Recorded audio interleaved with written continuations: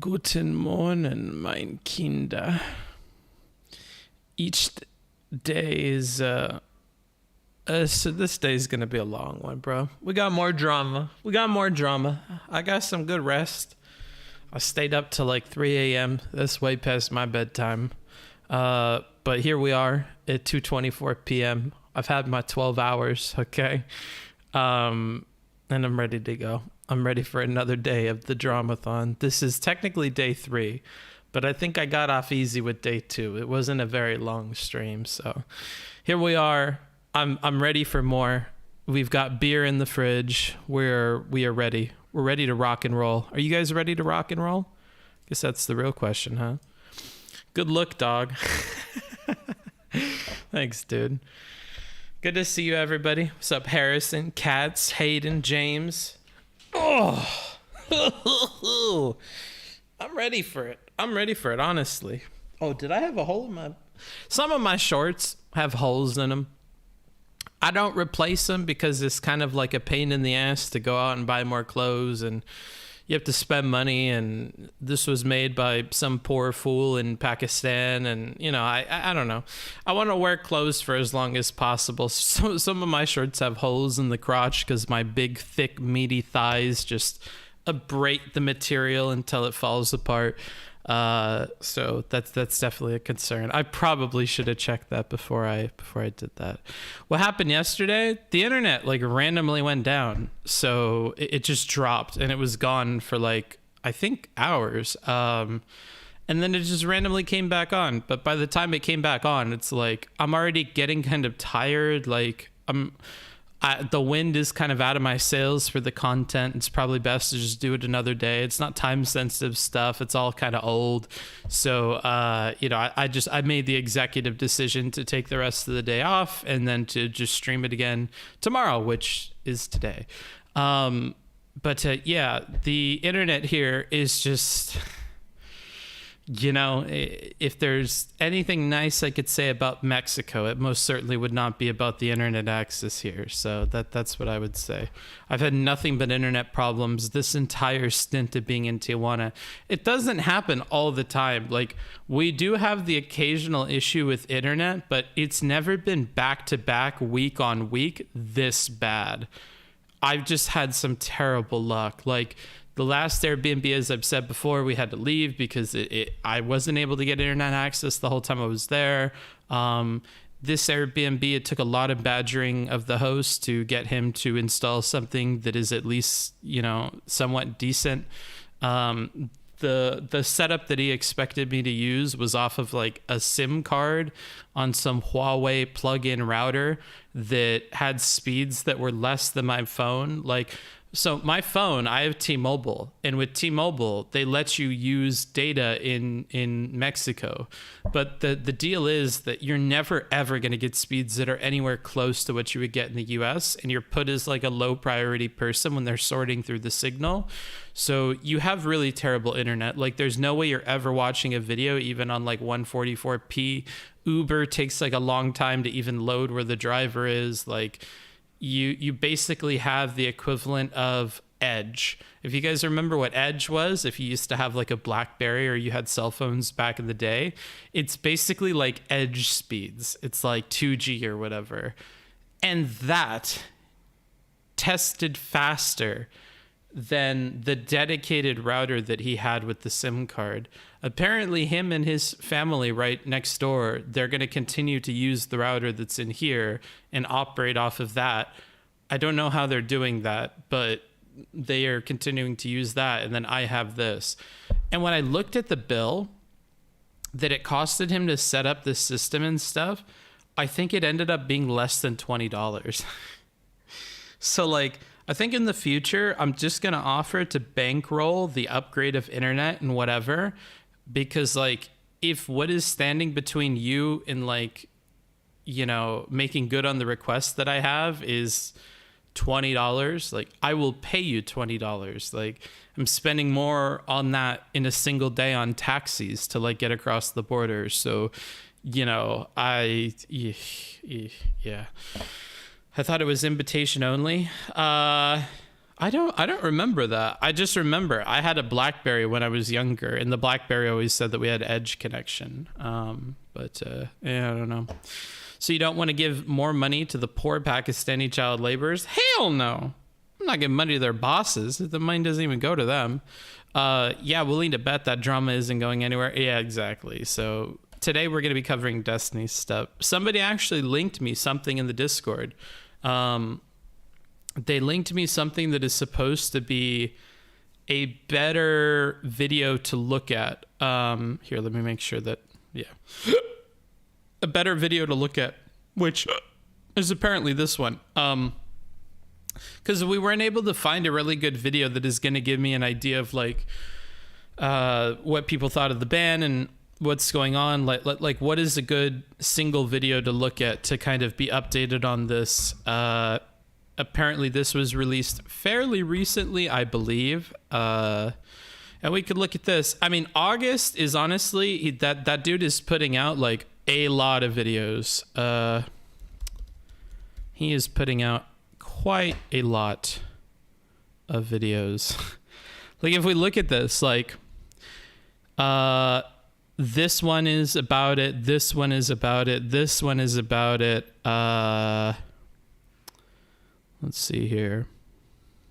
This one might be about it. But anywho, we have like, yeah, this one is about it. This one, or no, this one is about it. This one is about it. I think this one might be about it. Like, we have a lot of videos, so it's like, what am I going to pick to be the one thing that we watch that I'm going to use as like the reference? And I've been recommended this. So I think that's what we're going to go with for today. But if you have a better idea, let me know in chat. Hey, bless the people in the Discord. Yeah, for sure. Exclamation point Discord in the chat if you want to join. That includes you V Omega Lol D losers out there as well. So if you watch the VODs or you don't catch a stream live, that doesn't mean you can't participate in the Discord. If you want to hang out with people, talk Twitch drama, talk anime, music, manga, TV shows, there's tons and tons of different channels on there, and I've been told that compared to other people my size, our Discord in particular is like pretty active. I mean, there's people on there every day constantly chatting, at least in the drama chat, I know for sure because I checked that one. But it seems like in the other chats, like anime and manga and stuff, there are posts there like every day. So, I mean, if you wanted to engage with people, that's a place to do it. You could make some friends, you know? Shake my head, cats. We're all good people. Yes, some of you are good people. I don't know, bro. Some of the, you know, I won't say all of you are good people in the Discord, okay? I wouldn't go that far, all right? Oh, man, breaking news. Thank you for the sub. I do appreciate that. Breaking news. I'm gay. And he's 13 years old. He is a, you know, an LGBT minor. Good to know, Timad. Good to know. Is that Kowalski? Cool. Well, that's breaking news. You heard it here first. Tumad is gay. Good to know. Let's see. What was I doing? What was I going to do here? Here, let me exit out my calendar and stuff so I don't dox anybody. And put my chat on the right monitor. I'm skipping the intro phase where I play music and like sort everything out. Let's see here. Shake my head, book. Who would call you out? Who would you call out? I don't think it would be fair if I called out any particular users. But occasionally you guys do require me to like step in and moderate you. So if I have to moderate you, I don't know, bro. Let's see here. I'm looking at one other thing here, just trying to make sure we got our announcements in the Discord. We do. Good to go. Make sure we're live on YouTube as well as Twitch. Let me just check that real quick. Let's see here. We are. Okay, solid. Good to go.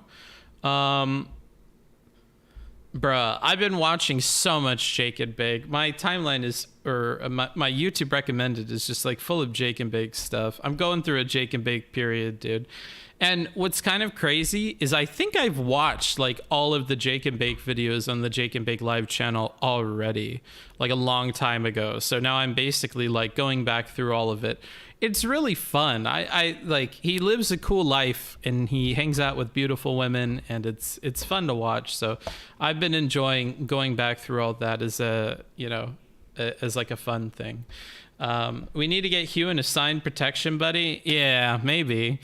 We had to time out Hugh today because he's saying suck my dick and shit. Like, guys, FYI, like we're pretty serious about like the Bing chilling nature and vibes of like the Discord and stuff. You can't be telling people to suck your dick.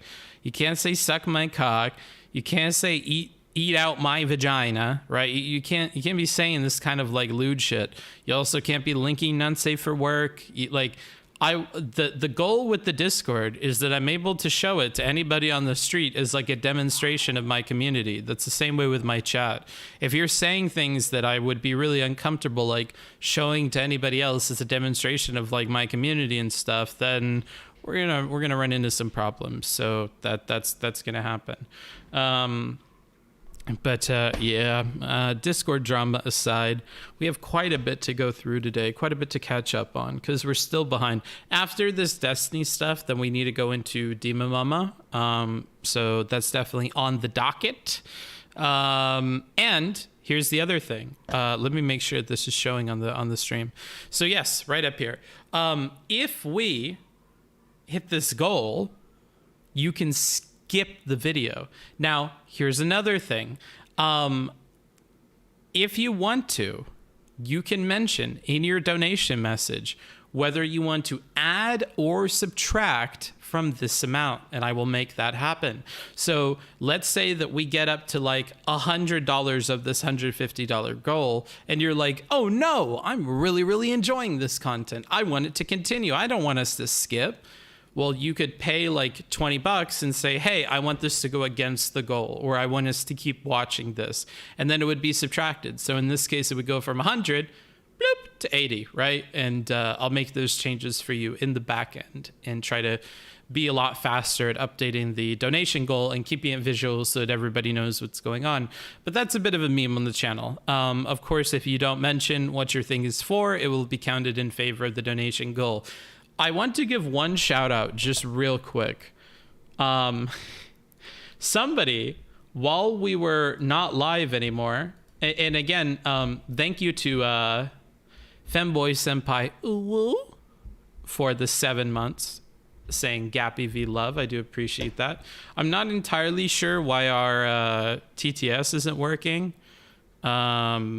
But I will be the TTS. I will say whatever it is that you wanted me to say.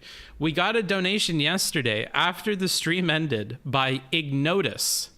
And Ignotus donated $200. And they said, I enjoy your perspective book. Sorry your internet has been shit. Hopefully this helps. Look forward to streams in the future or even your future YouTube content. Take care. Real class act, that Ignotus person. Big thanks, 200. That's huge. That's great. Like I've mentioned before, part of my motivation in doing this Dramathon thing is to offset the cost of my travel to Denmark. That is a over $700 ticket. So I kind of, it would be cool if we could at least make up for that ticket. There are also some IRL events that I will be doing in San Diego in the coming days. And so if there was a way to help pay for the Uber to the US-Mexico border, or for entry to some of the things that I'm going to be doing, that would be rad to have offset by doing drama stuff, you know, using the drama funds to kind of feel more of the fun stuff that I would like to do, like taking you guys with me on IRL trips. In case you didn't know, Denmark, yeah, that's happening. April 20th, I fly out. And once we arrive, we're going to hit the ground running. My host has been really, really cool, and we've coordinated the purchasing of a SIM card that's going to have 5G data, 1,000 gigabyte limit, so there's no way in fuck we're hitting that. And then they've made sure that their internet is good enough for streaming, that I'll have a place where I could set up. Everything is ready to go there by the time that I get there, and we'll be able to do IRL streams. I've actually kind of been enjoying doing IRL streams. It's something new. It's fun because I'm still learning how to do it. It's cool when people come out of the blue and I get to meet them. If you didn't see the last IRL stream we did in San Diego, these two guys randomly walked up to me on the street and they're like, hey. I'm like, hi. They're like, hey, I watch you on Twitch. I'm like, oh, that's weird. And they're like, yeah, like we live like in the city, and I saw that you were live, and I asked my friend who doesn't watch any Twitch, like, hey, you want to go see if we could catch this dude? And the guy was like, fuck it, dude, why not? And so they drove around the city looking for me, and they didn't expect that they would find me because they'd have to park and then walk, and there's a delay on the stream and whatever. But yeah, they ended up finding me, and then we hung out for a while. We walked all the way to the USS Midway, which is a big battleship that's parked in the harbor in San Diego, and yeah, it was cool. Then afterwards, I got to chat with them about a few things, and since then, one of those dudes has reached out, given me a few ideas of things I could do before I leave to Denmark, and given me a private opportunity that I will take them up on, doing some things that I absolutely could not in any way show on stream. I probably couldn't even show it on YouTube. But yeah, we're going to go out, we're going to do some fun stuff, and I'm looking forward to that. I will give no further elaboration or details about those debaucherous activities or whatever. But yeah, that was cool. I got to meet some cool people, and that's honestly a huge part of what I like about this channel. I like knowing that each and every one of you is an individual person who has cool stuff about their life, has lame stuff about their life, goes through hardships and successes and all sorts of other stuff. Last night, actually, I was talking on the phone with a friend named Cliff. If you are a real OG, like, I mean, you've been following me since the first month that I started streaming, which has to be very few of you because I had single-digit viewers back then. I did a YouTube video and a live stream with my friend Cliff. And he and I did like a quasi-podcast thing because I bought a set of 2 microphones and we chatted for a little while about life and Twitch and some other stuff. So he really enjoys checking in on me every so often about how the stream is doing, what's going on with my life, and what's up with his life. And we were talking about how weird it is to imagine the hundreds of people that are all watching at once, or for larger streamers, the thousands of people. And how do you balance this idea of like the responsibility of that? And like, do you just, at some point, do you have to treat everybody just as a number? Like, it becomes impossible to conceive of everybody that's watching as an individual person. And that's without even thinking about the VOD and the people that are going to watch not live, right? Yeah, like I've told him exactly what I've told you guys. Like, I like to, for as long as possible, think of all of you guys as individual people and give you every means of painting that picture for me. I have an open email where if there's anything on the stream that really, really helped you and you want to share a story about how that impacted your life, you're free to tell me. Like, if me talking about travel inspired you to go on a trip of your own, let me know about it. If some advice that I gave you helped you avoid an argument or get through some kind of turmoil with friends or family or whatever else, let me know about it. You know, I like connecting with you guys and learning about who each of you are. And then, of course, to my wonderful hosts that offer their houses or their time or in some cases a non-insignificant sum of money to like helping me experience your country or your hometown or whatever. Like, kudos to you guys too. That's crazy. Like, it blew Cliff away that I go and stay with random people or that I meet up with random people, you know, like, it's definitely a scary thing to some extent, or it's something that is like a risk, but the rewards I think are worth it. Like, I've been able to see parts of like the castle in like one of the main royal castles in Poland that nobody else has ever really seen that's a part of the public. Like, I've been able to you know, get a view of like the 3 language zones of Switzerland all within like a week because I stayed with that lovely dude in Switzerland. You know, I've been able to have some really, really cool experiences. I got to experience what small town Poland is like by hanging out and going out for drinks with this dude who is a Viking reenactor person with him and his friends. Dude looks like a Viking. He was wearing like a leather jacket like the motorcyclist people would wear, and we went out on the town and drank and stuff, and that was really cool. I've had cool moments of just smoking weed with musician people, and I've had so many cool opportunities that have been afforded to me by the people in my community, and that's why I think I just kind of want to focus on my community. I don't really want to focus on like having the most viewers or getting the most people in the door for drama. If I'm going to do that, it's not going to be explicitly for the viewership. It's going to be to help fundraise for the cool stuff that I want to do with my life and that I want to share with you guys and make memories with you guys. So that's what I'm going to keep doing. I think Jake and Bake is somebody that does a good job of that. So I've been watching more Jake and Bake to have some inspiration for like what I want to, the direction I want to take the stream in. So none of that is possible without you guys. I'm grateful to every single one of you, whether you financially contribute or whatever or not. Just being here in the chat right now is awesome. Being a part of the live viewer numbers so that more people are enticed to come in here.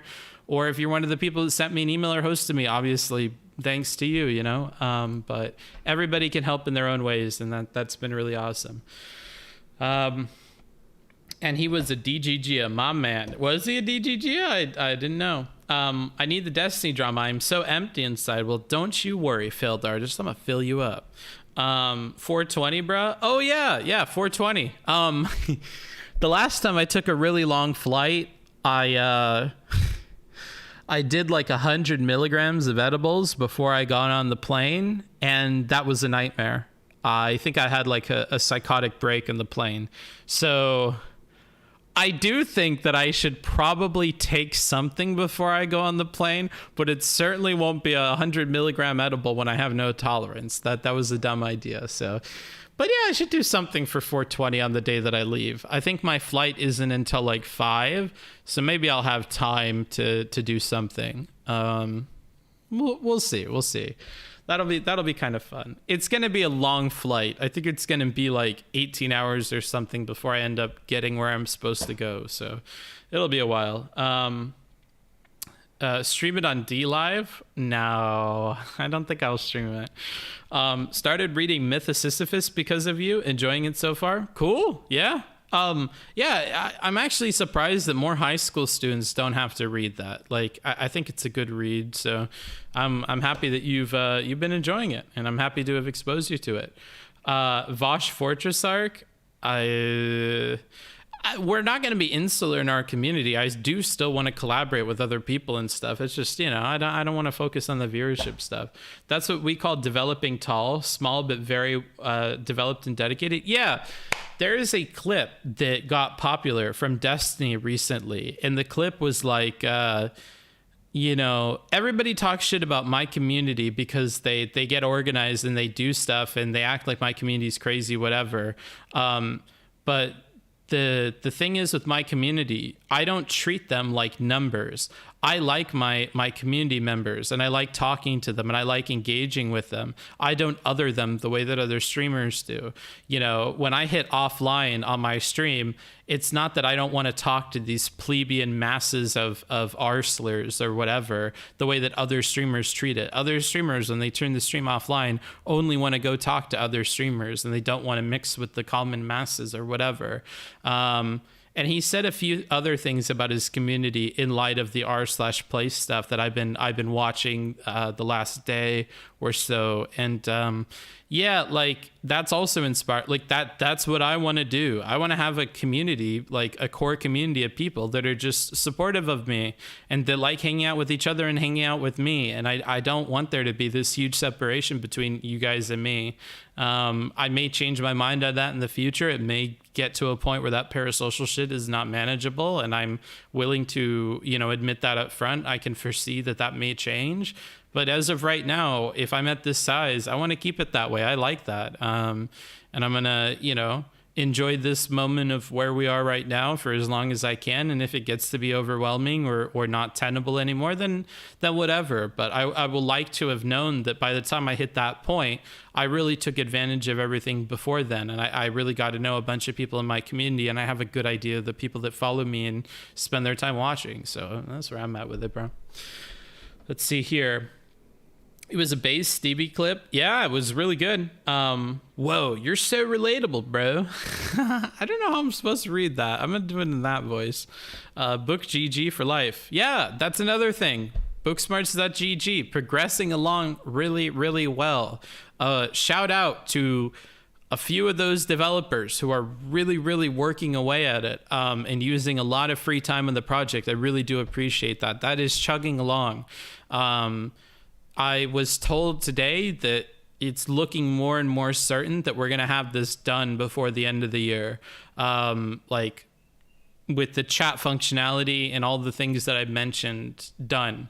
So that's really, really cool.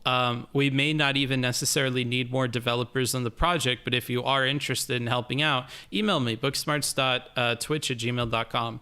But yeah, like we've kind of done a soft reset on the team where we're more focused and we're doing weekly meetings and really focusing on getting tickets done and working on different features and finalizing designs and having more meetings about stuff so that they know where I'm at with things. And everybody is pulling their weight and it's going along really, really well. So I'm excited for that, because once that's done, like I'm going to have a way more functional chat tool to engage with you guys quite a bit better. Way better functionality for like one thing that I really want to do is like save chat messages that I want to respond to. Like when I'm going through and I'm focusing on one chat message at a time and we got this buildup of other people who are like sending messages, I would really like to instead catch up to the bottom and quickly put people to the side. Like, oh, there's a question I can answer. There's a question I can answer. This is something I can answer. And even giving that functionality to mods so that they could set aside important questions or important points that I should look at.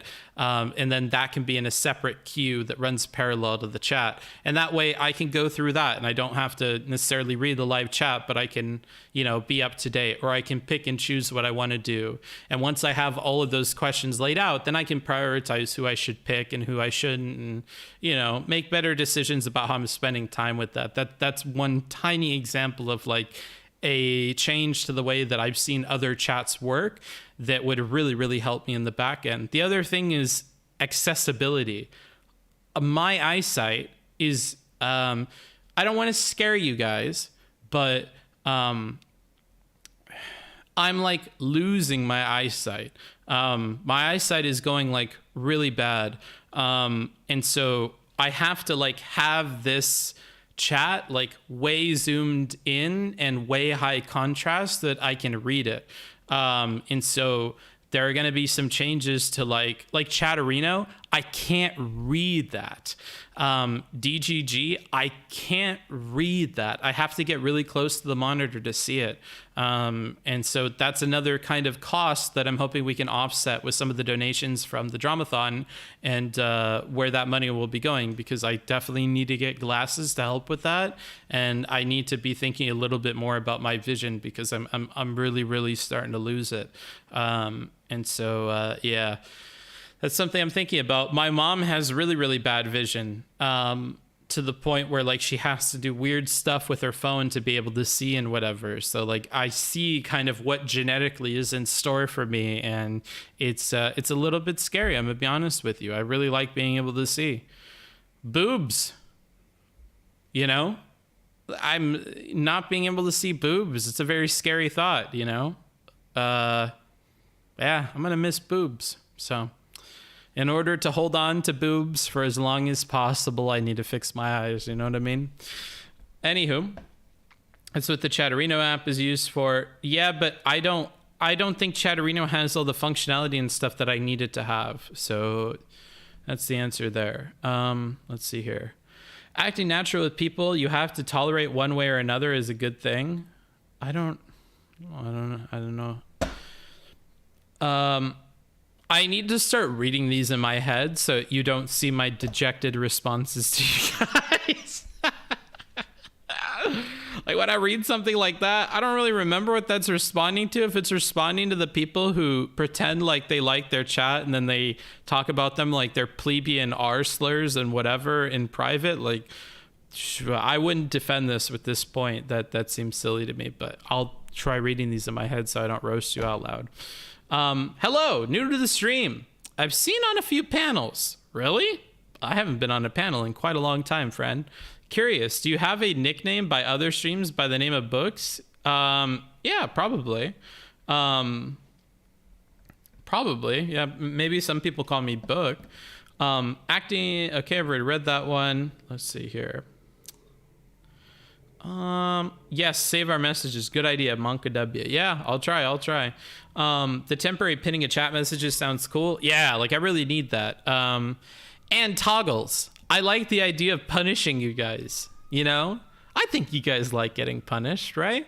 I like the idea of being able to toggle off YouTube or toggle off Twitch, or toggle only BGG or something. Like that's another helpful feature and something that should be accessible to you guys as well. So if you're somebody who only wants to see the people in the booksmarts.gg chat, you could turn that on. But right now the idea is to, if you would like to, be able to aggregate YouTube, Twitch, and booksmarts.gg all in one chat.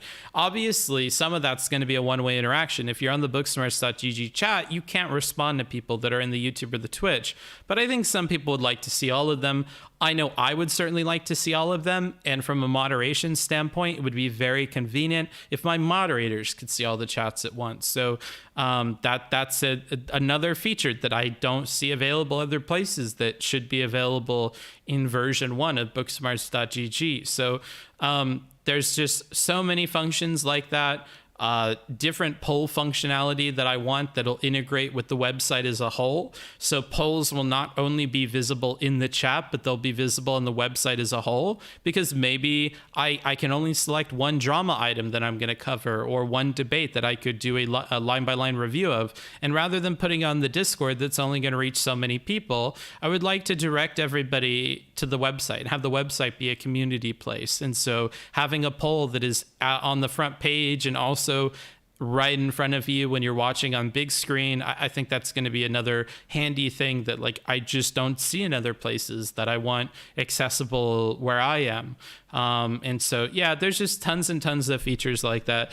And then there's going to be things that are a staple of a bunch of other GG chats, like having a bunch of different kinds of badges that go by your name in addition to sub badges. So maybe if I meet you in person, I could give you a badge that says that we've met in person, that you're like an IRL person. Or if you hosted me during the Euro trip 2020 or 2022 or whatever, then maybe you get an EU 2022 badge and you can toggle these on and off, and then you can display the badges for whatever you want. And when people click on your profile, they can see all the badges that you've got and maybe how deep into the community you are, right?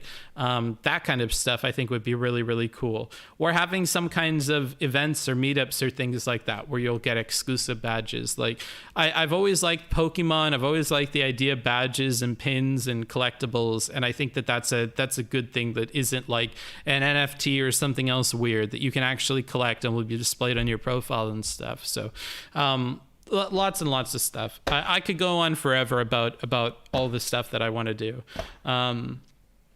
Let's see here. If you need someone to help with accessibility stuff, you let me know. I'm quite visually impaired and give you some tips and tricks. Email booksmarts.twitch@gmail.com. Wow, now I understand why books sometimes stroke out when you read my message. Yeah, that's the reason. It's definitely my eyes. Definitely not my brain or your brain or one of our ability to write.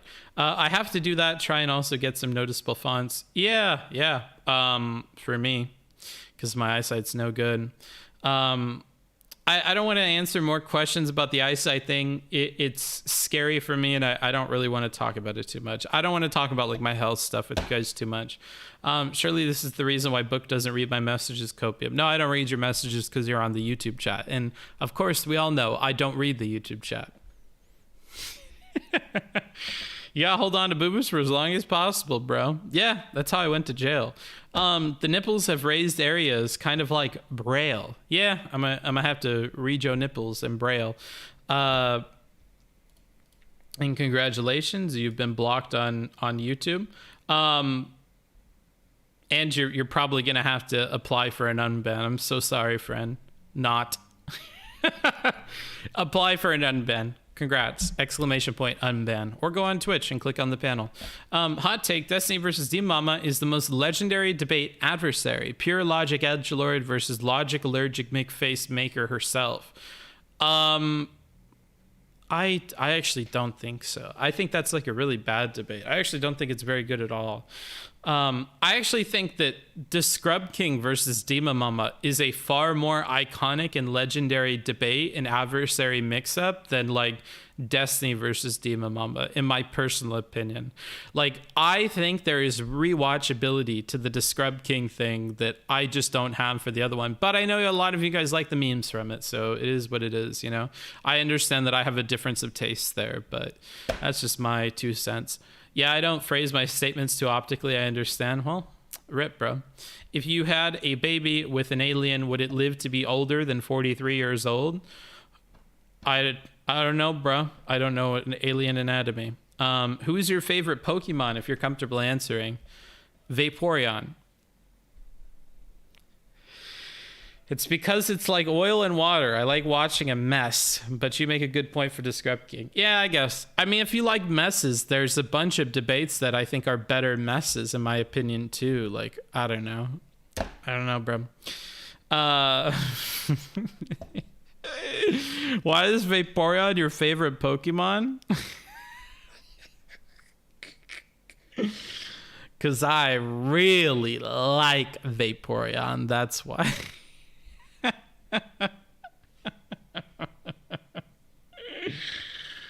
Okay, that's enough of that meme for today. Okay. Let's go into the vote suggestions and grab this video and get that underway, dude. I don't want to make you guys wait too long to get into this. There's no need for that. Hard disagree. Also, Vaporeon is hype. Don't even chat. All right, bro. He doesn't know the lore. Yeah, some people don't know the lore, bro. Unless you mean me, in which case I don't really know what you're talking about. All right, let us get into this. Let me exit my Spotify and other things that would leak people's private information real quick.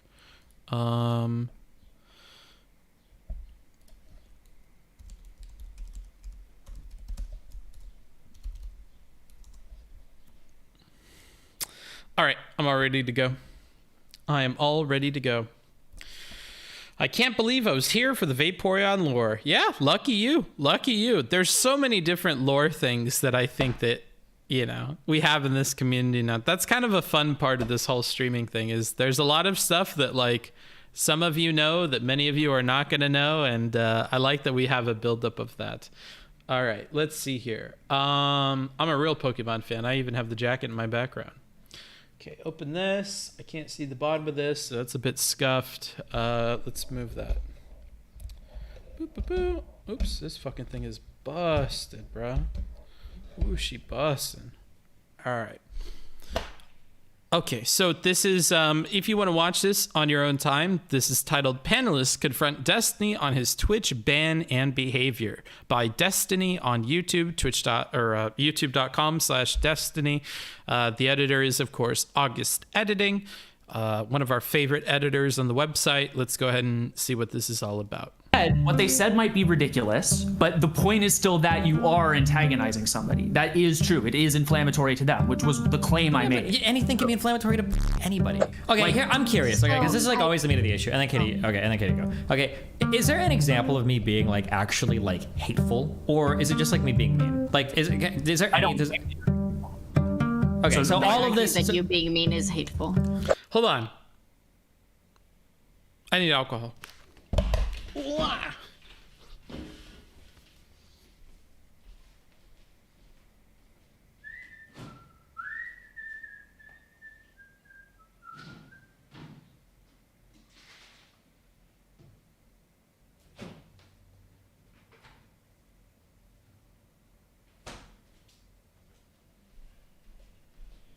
I fucked up. I fucked up. I fucked up. I fucked up.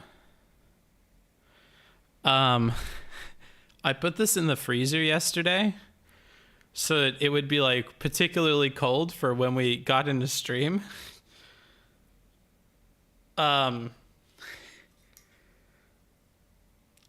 It's not frozen because like a lot of things in this house, even though it looks pretty, a lot of it's all fucked up and it doesn't work. Like the fucking dishwasher doesn't clean dishes. It's not frozen. So maybe it'll be okay. I'm gonna go get. I brought out chocolate milk just in case that doesn't work out. Oh, by the way, if you're ever in like downtown Tijuana, I would highly recommend. Let me make sure this is good. I highly recommend Viejo Chilaquiles. I've been munching on this shit, dude. It's so good. So very, very, very good. And it's like affordable too. So I enjoy chilaquiles. Hold on. I need to grab a bottle opener.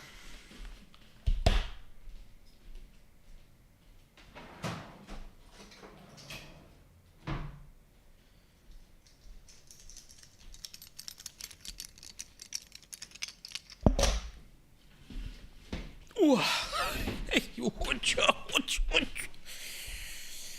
Put the hooch in the coche. Let's see here. Okay, hopefully it's not beer slushy, okay? Oop. And a oop.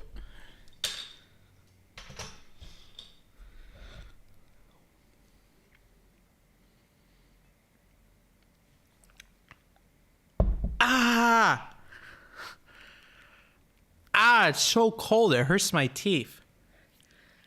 I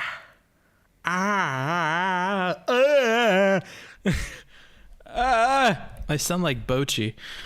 God, that's really, really cold. I guess that's okay though. It'll surely heat up as we go along here.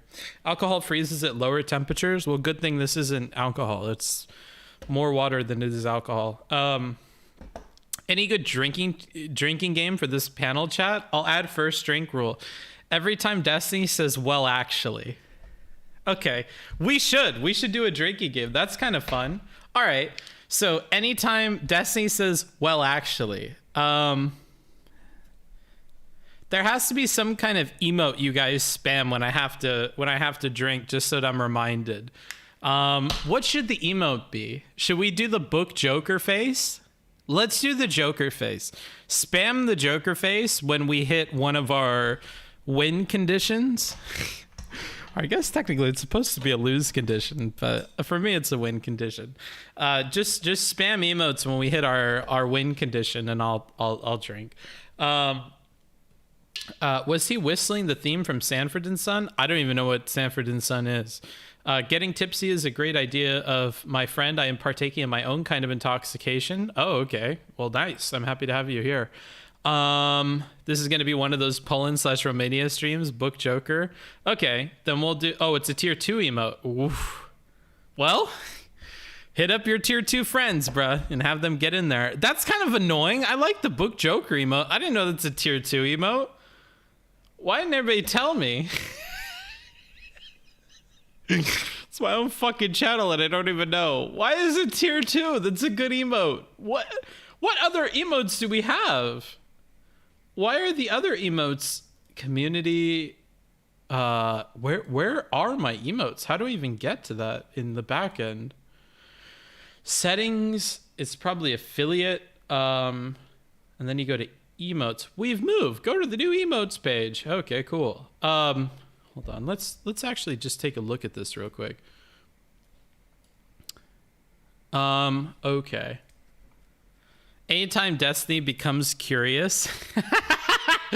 That's a good one. That's a good one. Anytime Destiny's curious, the curious thing should be a trigger for a drink. Bruh. Wait, I have 4 open slots? When did this happen? Wait, what? I can have animated emotes now? Bruh. Can I? Wait, why not? Bruh. The hello? The hello? Bruh, just let me click it. Why do you have click and drag if I can't click and drag? Which of these should we get rid of? I don't think we have to get rid of any, but... Huh. I didn't know I had this many emote slots. Pro streamer, by the way. I don't fuck around at the Twitch backend. I consider myself a YouTuber, bro. Oh, that's kind of a big rip. All right, well... Apparently I can't click and drag it, so big rip. There's no easy way to do this, right? I would have to like re-download this or whatever. Can I re-download this? Can I like open image in new tab? Okay, this is the 50. Is the 56 what I download? Okay, but 0. Okay, this isn't happening. Whatever. I'll put it on the list that I need to move society emote to the tier 1. Okay. What if you remove it from tier 2? Then I would have to re-download it. I don't even know if I have this file anywhere, so I want to be careful about this. I don't know if I have this file laying around somewhere. So if I don't have this file laying around somewhere, then we could get into trouble. Do you have a favorite dictator? Mine's got to be Michael Bay. I didn't know Michael Bay was a dictator, bro. That's a very mean thing to say. If I had to pick a favorite dictator, it'd probably be like Pinochet or something. I don't know. Like the descriptive reality aligns with my... Oh, it stays in your library even if you remove it from tier 2?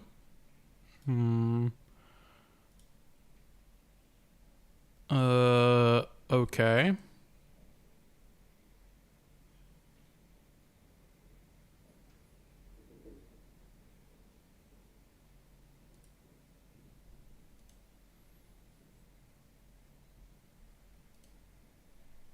Wait, what? Bruh! Where is it? Oh, shit. Well, there it is. Oh. Oh! Well, there you go. That's kind of cool. Wow, that's actually really cool. Okay. Okay. Well, there you go. Now you have society. All right. Sick. Do I have to hit save? I guess not. Go to the right side, bottom, recent downloads, drag it now. There you go. All right. Well, I think that's all fixed. I don't think I have to hit anything else. I think that just auto saves it. Why is there dragging if it's only for ordering? I don't know. That's fucking stupid. It should let you drag it between tiers. That's an example of like poor design, I suppose. I would rather you just not have that then. But whatever. I just unlocked one of the best emotes. Yeah, you did. Congrats. Tier 2 people are fucking fuming right now. Tier 2 folks are fuming. Don't worry. I'll find you guys something. I'll also find something else for the other 3 slots that we have.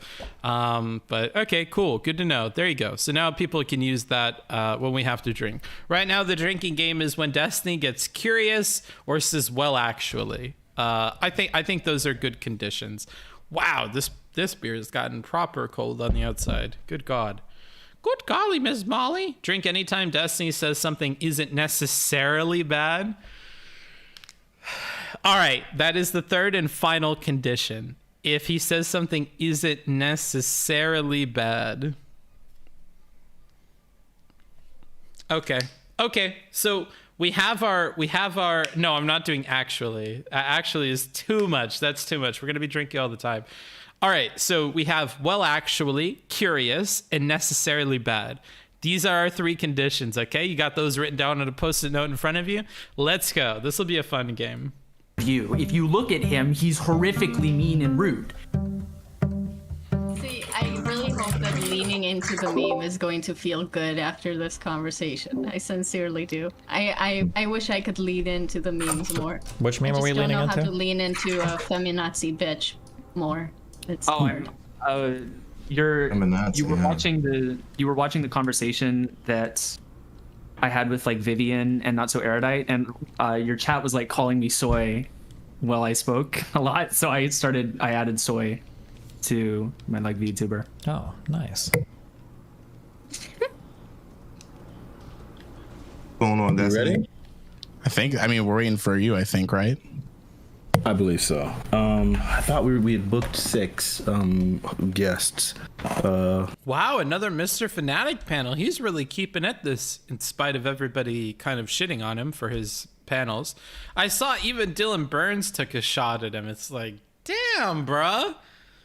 Dylan Burns must have blown out his fucking lower back having to reach that low to swing at a motherfucker. Like, bruh, come on. I don't know. It definitely got some lulls out of me that he took a swing at a Fanatic on like a huge hippy dippy where he has Vosh there and everything, but like, I don't know, man. Poor Fanatic, bro. But apparently we only did 5. Oh, do you want me to? I think Chud Logic is supposed to be here, right? Is he not on today, or? Maybe it's Doobie? Sometimes, you know, it's wild. Have you ever had a person that you respected but wanted to shoot at the same time? That's not an actual threat, by the way, but, you know, in a video game? It's all good. I'm used to it at this point. Don't worry. Are you referring to Chud there, Fanatic? He frustrated you that much? No, because I said someone I respect. But, all right, so we're going to open up the show, and let's start with our opening. Okay, I take it back. Maybe Fanatic deserves some of I can't feel bad for me when you're swinging at other people. But hey, bro, if you start swinging at the top, you can't complain when a tomato comes fucking hurling from up there and smacks you right in the face, bro. I don't know. You gotta be cuidado, senor. So here it is. Look, everyone, thank you guys so much for being on the Fanatic Show. I'm really working really hard to like try to improve things and make things as great as they possibly can and really match the vision that I had for the show. So I've taken the time to carefully speak to each person. Rhizome, however you pronounce your name, Rhizome. It got off the rails a little bit, and I didn't actually have the specific conversation with the piece that I was expecting to have with you, and that's my fault. Okay, so I don't know. Rhetorical critique while I have the brain cells to do it. Bro, if you're gonna invite people on, you should probably know how their name is pronounced. I don't know. That's I don't know, bro. That's a little bit. But I know you understand my intention and what the goal is of the panel. So that's really good because you called me out on that. So with that being said, I'm hearing background noise coming in from someone. Oh no. I'm hearing that too. My fault. Katie's having some weird feminazi mic issues. Feminazi audio. Yeah. Okay, we got it fixed. All right. So listen. Destiny is somewhat of a polarizing figure in Twitch. Some will testify to his graciousness, while others decry his community, DGG, and his actions as harmful, transphobic, misogynistic, and even racist. Destiny has no problem defending himself and his action, and has said that he would do so gracefully without blood sports today on the Fanatic panel. As such, we're here to first discuss him, then broaden the conversation to general platform responsibility as a whole. I want to address the viewers really quick and say that I have heard complaints about my interjections. Last week, panel was completely off the rails. Before we could even finish opening statements, someone was complaining that there wasn't any debate. This panel is not about debate. This panel is about conversation and discussion. While there are people on different sides of this issue, I'm hoping we're able to openly discuss these positions. And does this panel not do sound checks? You have very high expectations for panels and the people that host and produce them, okay? I don't know.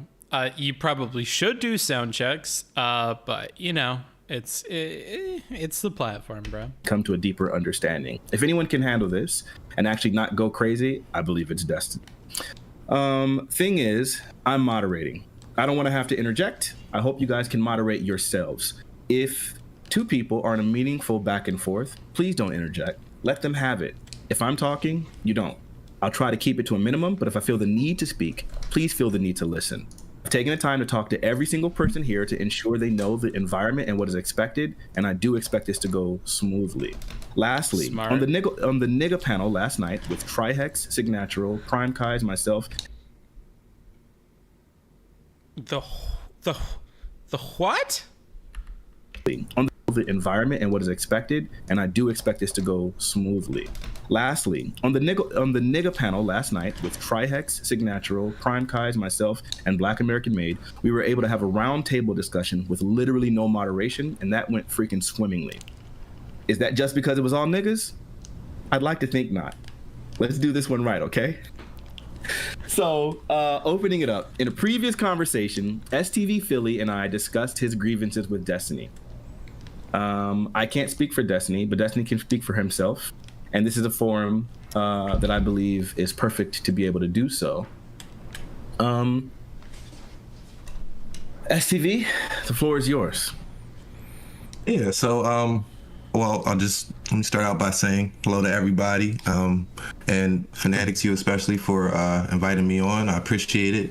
Hello to Destiny, hello to Rhizome, Katie, and Section. How are you, everybody? I'm familiar with everybody here, so that's a good thing. So I'm gonna keep this short and sweet because we got a lot of people here. So I'm gonna start out by New rule: anytime a gamer word is said, take a drink. Here, I'll add something for the Oilers at home to encourage donations. If you want to add a rule, donate $20. You donate $20, I'll let you add whatever rule it is that you would like to add. Okay, so that would be decent.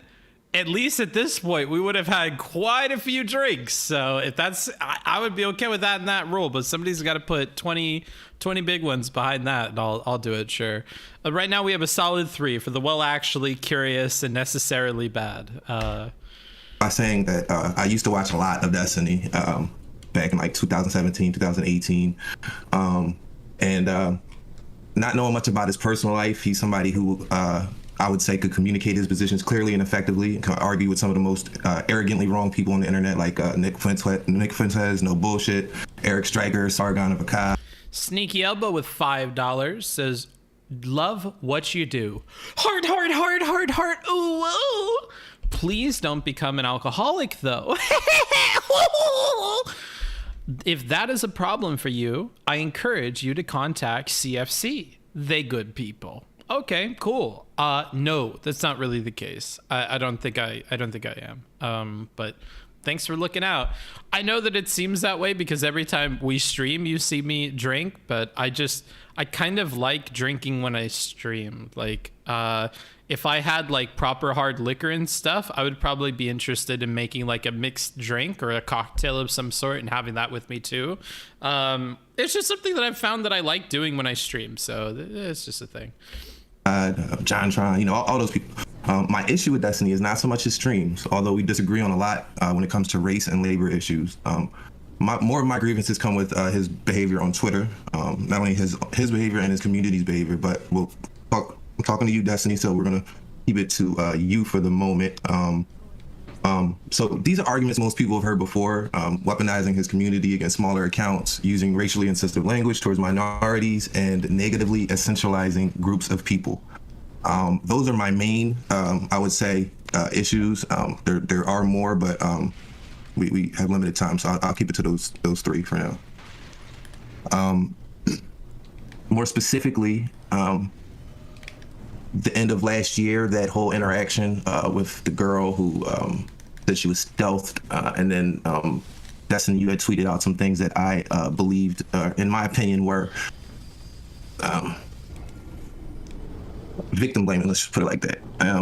Some people say it's rape apology. Some people use other language. The language I like to use, because that's what first came to my mind, was victim blaming. I've heard you have these conversations with other people, so I'm sure this is not a surprise to you that people feel this way, me specifically. And yeah, I think for right now, I'm just gonna leave it there. So I think that this fella has painted a target on his back kind of already, because we've heard Steven argue against these exact points in the past already. So I would assume that he would be jumping at the bit to kind of fight back against that narrative about victim blaming and stuff like that. And if I recall correctly, generally his approach to doing that is to get people on board with his broader argument about like the kinds of things that we need to advocate for in women. And more generally, it applies to all the genders, but women in particular. Nobody is really in these situations, giving them solid advice that would have avoided some of these situations happening. And it's not something as lame as like, well, don't wear clothes that are revealing or don't get drunk or whatever. I think there are more salient bits of advice that he gives around communication and things like this that I really find it hard for you to argue against, right? I think you can argue against the execution of that, the way that he did that, and the way that that's obviously going to make the person who is a victim of whatever feel. But the advice itself and the point itself, I think, is salient. And so he tries to bring you there, get you okay with that, and then go back to the other thing and hope that you give up on that point. Even though I think those are two very separate things. I think you can, on the one hand, have a problem with the way that he delivered that and whatever, and, you know, accept that the advice is salient, right? And the problem is that Destiny kind of pussies out of having a conversation about his rhetoric with a lot of people, insofar as what I've seen, by saying, oh, okay, well, if your problem basically could be reduced down to like, you have a problem with the way that I said it, then yeah, I guess you can have that problem, right? And I think that he gets out of a lot of serious conversations by using that and pretending that there's a dead end there, and pretending that is a very minimalistic thing for somebody to say, and it's inconsequential, and okay, well, let me just hand wave that. If your only problem is the way that I said it, then that's not that big of a deal, when I think it is, and that's why people get so upset. And I think he gets out of it in a way that, like, not to toot my own horn, but when I have, you know, talks with him about that, I try very hard not to let him off the hook with that, and really try to drill down on it and make him uncomfortable or make him look bad, because I think that that's what he does to other people when they have logical problems that they might want to hand wave in a very similar way, or when the consequences of their logical systems are gnarly and the people want to hand wave it away. His general approach is to keep pushing on that and make the other person kind of confront the evils of that. And so that's what I try to do when I talk with him, but I don't think everybody else is prepared to have that fight or even knows that that's something that's going on. So by the time they've already accepted all of the details about the point that he's making in general about advice, they're in a position where they're kind of like on the low ground and he's on the high ground, and it makes a lot more sense for them to concede on the initial point about the way that it's worded as well, because now they've already accepted the advice itself and a bunch of other things that led up to that. So that's kind of a meta level thing that I saw with those conversations. I don't know if we got to talk about that on stream, but there's my 2 cents on it. Being someone who watches Vosh and likes him are two different things. Oh, okay, you're adding somebody, but you put it at the end of your message so that nobody knows that you added somebody when they read it. Very, very, very smart. Book, please don't tell me you are a Bosch watcher. No, I don't. Salient is something that lots of people say. Salient is something lots of people say, I think. Anywho. Destiny, it's all yours. You can respond to that however you want. We're not going to go through everyone's intros. You can go ahead. Oh, I mean, I feel like if it's going to be about me, I feel like everybody should have an intro, right? Well, it depends, because so what happened is that different people had different positions and like different mentalities. So I figured you could talk to him a little bit, and then afterwards, then Soikshin has an entirely different position and for entirely different reasons. Jesus, now it smells like a fucking like an intervention. Booksmarts, okay, I'll change how I chopper. I'm just saying, bruh. I'm just saying. I got a machine gun with fucking, 500 rounds of ammunition, bro. I got one for every one of you motherfuckers in there. I got a rhetorical critique bullet for every single person, bro. I got a lot of rounds here, and I got 2 other fucking magazines in the back, okay? So, yeah, if I see the opportunity, if you're just sitting out in the open by putting this ad at the end of your thing, all right, here's a rhetorical critique for you there. Ba-ding! I got a lot more where that came from, bro. Well, you did say that you can handle it. You said that you didn't mind defending yourself in that regard. Don't you know what I mean? It's all yours. Go ahead. All right, well, hold on, Dustin. Let me just put it like this. Okay, some people say you should have been banned off Twitch. Some people say you shouldn't.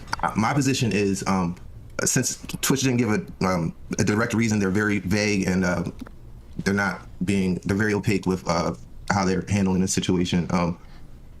For that reason, I don't think you should have been banned. But however, I am not surprised, because I was telling this to Fnatic on stream the other day. At like the end of last year, you don't know me at all, but we have some mutual acquaintances, let's say. So towards the end of last year, I was messaging some people that I felt you were friendly with and telling them, I don't know Destiny. I can't talk to him. I like the guy. I want to see him, continue. But I think, his behavior is going to get him, in trouble. I think some of the things that he's saying are intentionally inflammatory.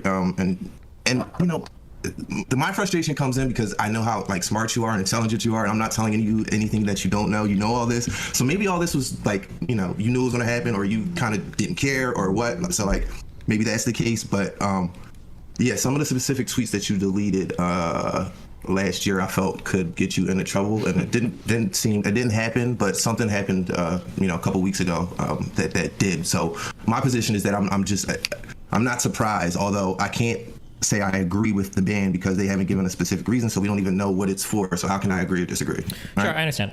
So I guess because I don't want to have a 50-minute discussion with everybody in their opening statements, I'll say that I defend all of my behavior on Twitter. I think people are huge fucking babies. I think that it's impossible to have any type of conversation these days without everybody instantaneously screeching victim blaming, racism, transphobia, blah blah blah. I think that for going forward, I want to set a higher standard for what we call racist or transphobic or misogynistic. And I don't think that one-off comments on me being mean to particular people on Twitter, where I'm not even talking about whole groups of people, I don't think that rises to that level. But I imagine we'll probably get more into specifics later on in this panel, so that's what I'll say. Yeah, and also in terms of, because you mentioned deleting tweets, a lot of people say that I delete tweets to hide from accountability. Everything that I say on the internet gets infinitely screenshotted almost instantly. I'm pretty sure there are some accounts that exist that are dedicated to backing up every tweet that I make. The only reason why I delete tweets is because theoretically the person on Twitter that says that they're not me might be banned. So anytime I leave past tweets up, people will just randomly spam report all of my tweets, and there's a higher chance of the account getting banned. That's why those tweets get deleted. It's like I'm trying to hide from accountability. I never deny. There's never been a time where I've been on a panel where I've denied something I've tweeted, or I've tried to get away from it. I just do it so that my old tweets don't get spam reported. But yeah. But okay. Well, look, STV, do you? Can I just note one little thing? And I doubt anyone on this panel will pick this up and respond to this. But they're not listening very keenly. So when he says I'm not evading accountability by deleting my tweets, and then we go all the way to the end of his statement here, and he says that ultimately the reason is so his tweets don't get spam reported. That is avoiding accountability. That is literally what that is. So I don't think that the way that the speaker intends it when they say he's trying to avoid accountability, I don't think that's what they mean by it. But ultimately, they're correct, because exactly what he said there is avoiding accountability. And beyond that, I think the very existence of his many Twitter accounts is in itself an avoidance of accountability. By Twitter's terms of service, Steven shouldn't even have a Twitter account. And I've had people that have been kind of upset with me for mentioning this in the past, but I don't feel bad when he's banned on Twitter ever. And I don't really go against the people who are trying to get him banned on Twitter. Steven shouldn't have a Twitter account. Steven breaks the terms of service anytime he creates a Twitter account. He's been banned on Twitter for what I think are very reasonable reasons, okay? So I don't think he should even have access to Twitter as a platform. And I think that the way that he uses Twitter every time he makes a new account simply demonstrates that he should not have a Twitter account. So ultimately, I don't think he should have a Twitter account. I think he's breaking the terms of service by having a Twitter account. And regardless of what he's tweeting, he shouldn't have access to Twitter as a platform. I think he should be deplatformed from Twitter. I'll bite the bullet and just say that that's what I believe. But I know that's probably not in line with what other Orbiter people think or whatever. And frankly, I don't care. But yeah, he is avoiding accountability by deleting those tweets. So I don't know. I think he has to just bite the bullet on that. Have any more specifics? Do you want to go into specific that thing? Yeah. So okay. So we had a whole conversation about this the other day, and I felt that Fnatic was still manning all of your positions and giving you the most charitable, or giving me the most charitable interpretation he could. And I told him as much. He disagreed with me, obviously. All right. This is really cool. So the last stream I talked about whataboutism, and that I don't like it when people do this. And I asked, what are some ways that I can, in a friendly way, point out to chatters that I don't want that in my community, especially when I'm talking about things that are very, very specific. And one of the pieces of advice that I got was to tell people that what you're saying is outside of the scope of what I am talking about. And it doesn't really have anything to do with the specifics that I'm talking about. And that would apply to Duck's Quack Quack here. So Duck's Quack Quack says, you are correct, but I think he would argue there are accounts that he is matching levels with that are not banned. This is a whataboutism. This is something that exceeds the scope of exactly what I'm talking about with Steven in particular. So I don't want messages like these. I don't really appreciate the whataboutism things. I think when you exceed the scope of what we're talking about, you really need to think if that's something that is particularly relevant to what we're talking about. And this would kind of hit the bar of, I don't think it is, right? And I just, and I don't even think this is a good argument if I were to choose to entertain it either.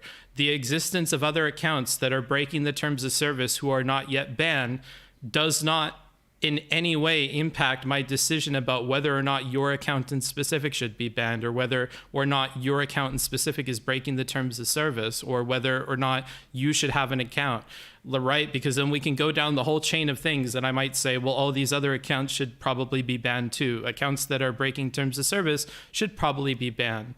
And there might be some bits of the terms of service that I disagree with, and I may personally want accounts to exist that are breaking terms of service. Steven, that's not the case for. I think the making multiple accounts and getting banned all of the time is like a pretty serious thing for me. I wouldn't like it if Twitch people did the same thing. So, that's what I would say to that, right? Oops. Didn't hear that. Yeah, no, that's totally fine. This is going to be like a cultural thing, because the other thing is we're in debate communities, and this is something that's going to happen like all the time, right? And I'm not like, I don't personally dislike you for saying this. I'm not like personally frustrated with that you didn't hear this in the last stream. That's kind of crazy, right? I don't expect you to. It's just that over time I'm going to correct this a lot more, because I kind of want to encourage chatter that is in a way that I think is going to be productive for what we're trying to do on the stream. That's it. That's all, dude. Okay, so this isn't like a prolonged back and forth between me and you, since there are other people here. I'm just gonna like read, I guess, like the ones with the most that caught my attention the most. Okay. Okay. So the girl had tweeted out that she felt awkward about saying something about the guy stealthing her, and then people hopped in with their opinions. But your main point was that if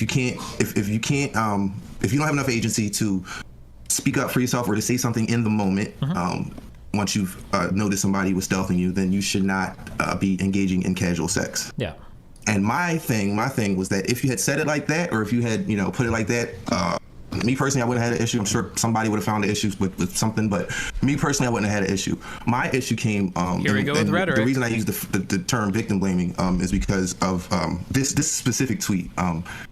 You said, okay, so you were responding to somebody who said awkward basically just means weird, and you said, quote, if this is your reaction multiple times, then stop having sex. Why would you subject yourself to potential rapes that happen just because you feel awkward? Question mark.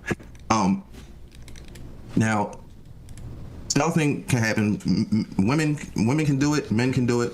Gay men can do it. Stealthing happens in a variety of different ways. And from what I could gather, this woman found out after the fact. Now, here's a question I do have for you before I go into this. You know way more about this than me. Obviously, you were engaged with this. Did this particular lady know beforehand, or did she catch the guy like in the act, or did she find out afterwards that With he had the stealthed her? initial tweet, it was a little bit ambiguous, leaning towards, it sounded like she saw it happen but didn't say anything, but later on she clarified afterwards that she didn't realize until after the event had finished. But at the time, you thought that she had noticed him doing it, like in the moment. Yeah, because of the phrasing of her tweet saying that, like, it sounded like she said, I didn't say anything because it was awkward. But apparently later on, she tried to say, well, what I meant was it was awkward to say anything after the fact, which I think is what she said afterwards. All right. So, okay. Now that, in theory, that's the sound. That is a sound argument.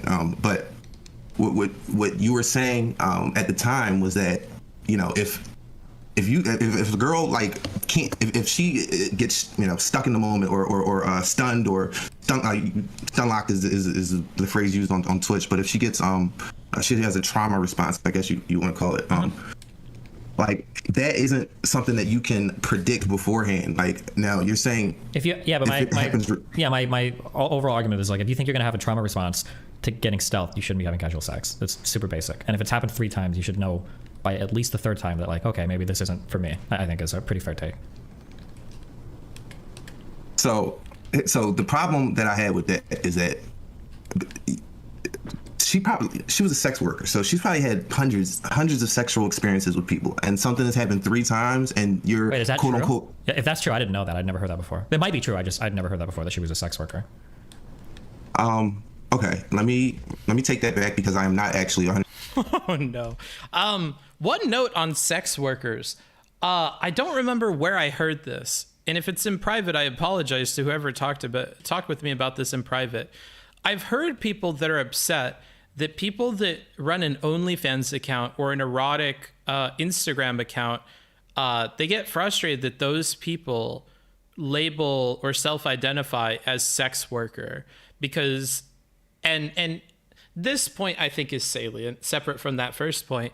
There is a huge difference between the experience of somebody who runs a OnlyFans where they post nudes of themselves, maybe only solo all the time, versus somebody who maybe films porn. And even those two things I think are way more closely related than somebody who does the OnlyFans thing and somebody who is a prostitute who gets paid to have sex with people like out and about in the world. Like I think these are very different things. And so I've heard that. I wonder what you guys think about that. Oh, this discourse? Yeah, like, do you guys happen to remember what conversation it was where this came up? Because I feel like this was like a Twitch conversation, but I don't really recall off the top of my head. Wait, is that true? What, is it true that people who are OnlyFans people claim that they're sex workers? Yeah. I have friends in real life who say that they're sex workers, and when I elaborated on it and figured out that they did OnlyFans, I will be honest with you, I had a bit of a shoulder shrugging moment of like, okay. Well, now I know what you mean by that, but I'm going to kind of overwrite your identification in my head with something different, because when you said sex worker, I definitely thought of something different than an OnlyFans person. So I don't know. Heard a similar thing from Destiny, I think, the sex work take. Maybe it was a Destiny thing then. Prostitute / porn star are different, in my opinion, to OnlyFans who do solo work, I think. I actually think that a porn star, in my opinion, is probably closer. I don't know. I can see why we put porn star closer to prostitute, but I would actually, in my mind, put porn star closer to OnlyFans person than I would to prostitute. I understand that at a mechanical level, you are being paid to have sex with somebody else, and so that's what you're doing. But I don't know. Maybe it's because I've known more prostitutes in my life, and their experience of doing their job is very different to the people I know that do OnlyFans or porn.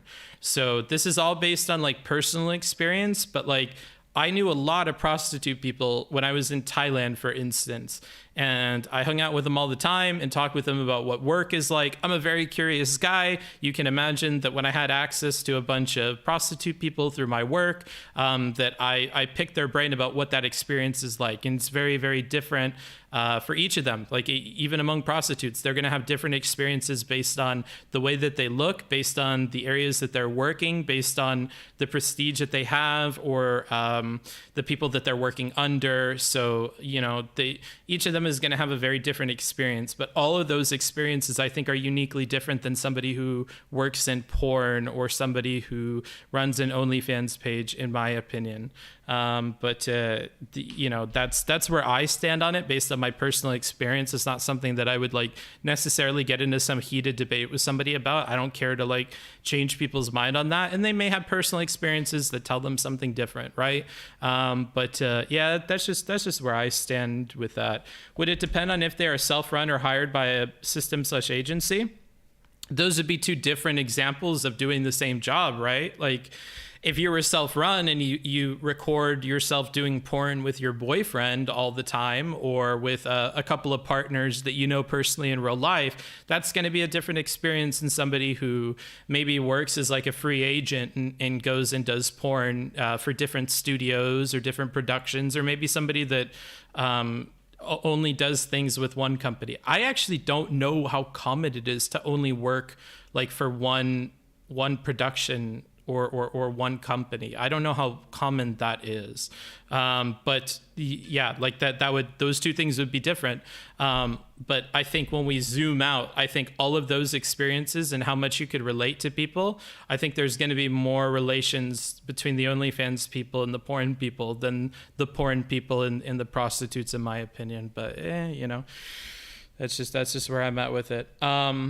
Hey, Bucky, just tuning in, so I have no context, but keep being reasonable forever. I will try. 100% sure. I thought I heard you say that, or somebody say that to you in a conversation or something. Let me take that back. But even if she's not a sex worker, let's just say she had 50 sexual experiences in her life, and she's had a bad experience 3 times. The advice I think that should be given to her is to pick her partners more carefully. If you can't handle these type of situations, it wouldn't be if you can't handle these type of situations, don't have sex. So when I say victim blaming, that's what I'm talking about, because you took the situation, you're talking to the victim of the situation, and your assessment of the whole situation is, well, if you can't handle it, stop having sex. Yeah, but like, how is it victim blaming? You're just assigning some agency to the person having sex. If you find that you are running into these negative situations over and over again, do you just tell the person, like, keep doing it, like keep getting raped, I guess, LOL? Or do you tell the person, like, hey, like maybe it's time to take a step back and reevaluate, like this isn't good? I don't understand why when we have conversations about anything in society, we talk about like defensive behaviors. Like when you talk about driving, you talk about defensive driving, or when you talk about going to school, you talk about being careful, making sure that you're... My man looks tired, bro. He looks so tired. It's so distracting. Like I'm gonna have to. I guess I'm gonna try and hyper focus on Rhizome's face, but this camera angle is just like not flattering for this guy. In the right areas at the right time, like you're not out past too late. Like we have all these conversations about being responsible, but for some reason when we talk about sex, I think the quote one of my earlier tweets, we're supposed to treat women like retarded children. Like you can't do anything to mitigate any risk, and if you dare say a single thing about it, you're like instantaneously victim blaming. I don't think that's the case. He's smoking weed during stream, so he's probably pretty high. Can I say something culturally that I got a problem with? I don't like when people smoke weed and they have debates. I think it makes you a worse debater 9.9 times out of 10. And I think this applies to Demon Mama. This applies to Aiko Rules. This even applies to I'm Really Important. It applies to every single person I've seen do it. You're going to perform worse when you're smoking weed and you're doing it. You can't keep track of as many things in your head. You are slower to respond. You slur your speech. There's just a lot of problems. Now, you could look at a benefit, like maybe you're more chill or less apt to go aggro or something like that. I don't think in most cases that's ever going to outweigh the detriment to like your cognitive game. And so it does frustrate me when people are smoking weed and debating. And I just, I don't know if I've ever like mentioned this on stream, so I just want to be transparent about that. I don't like that. I don't think you're like making for like a productive conversation. If you want to have fun and shoot the shit and whatever, then for sure, I think weed is going to help with that. But I think it makes you a worse debater.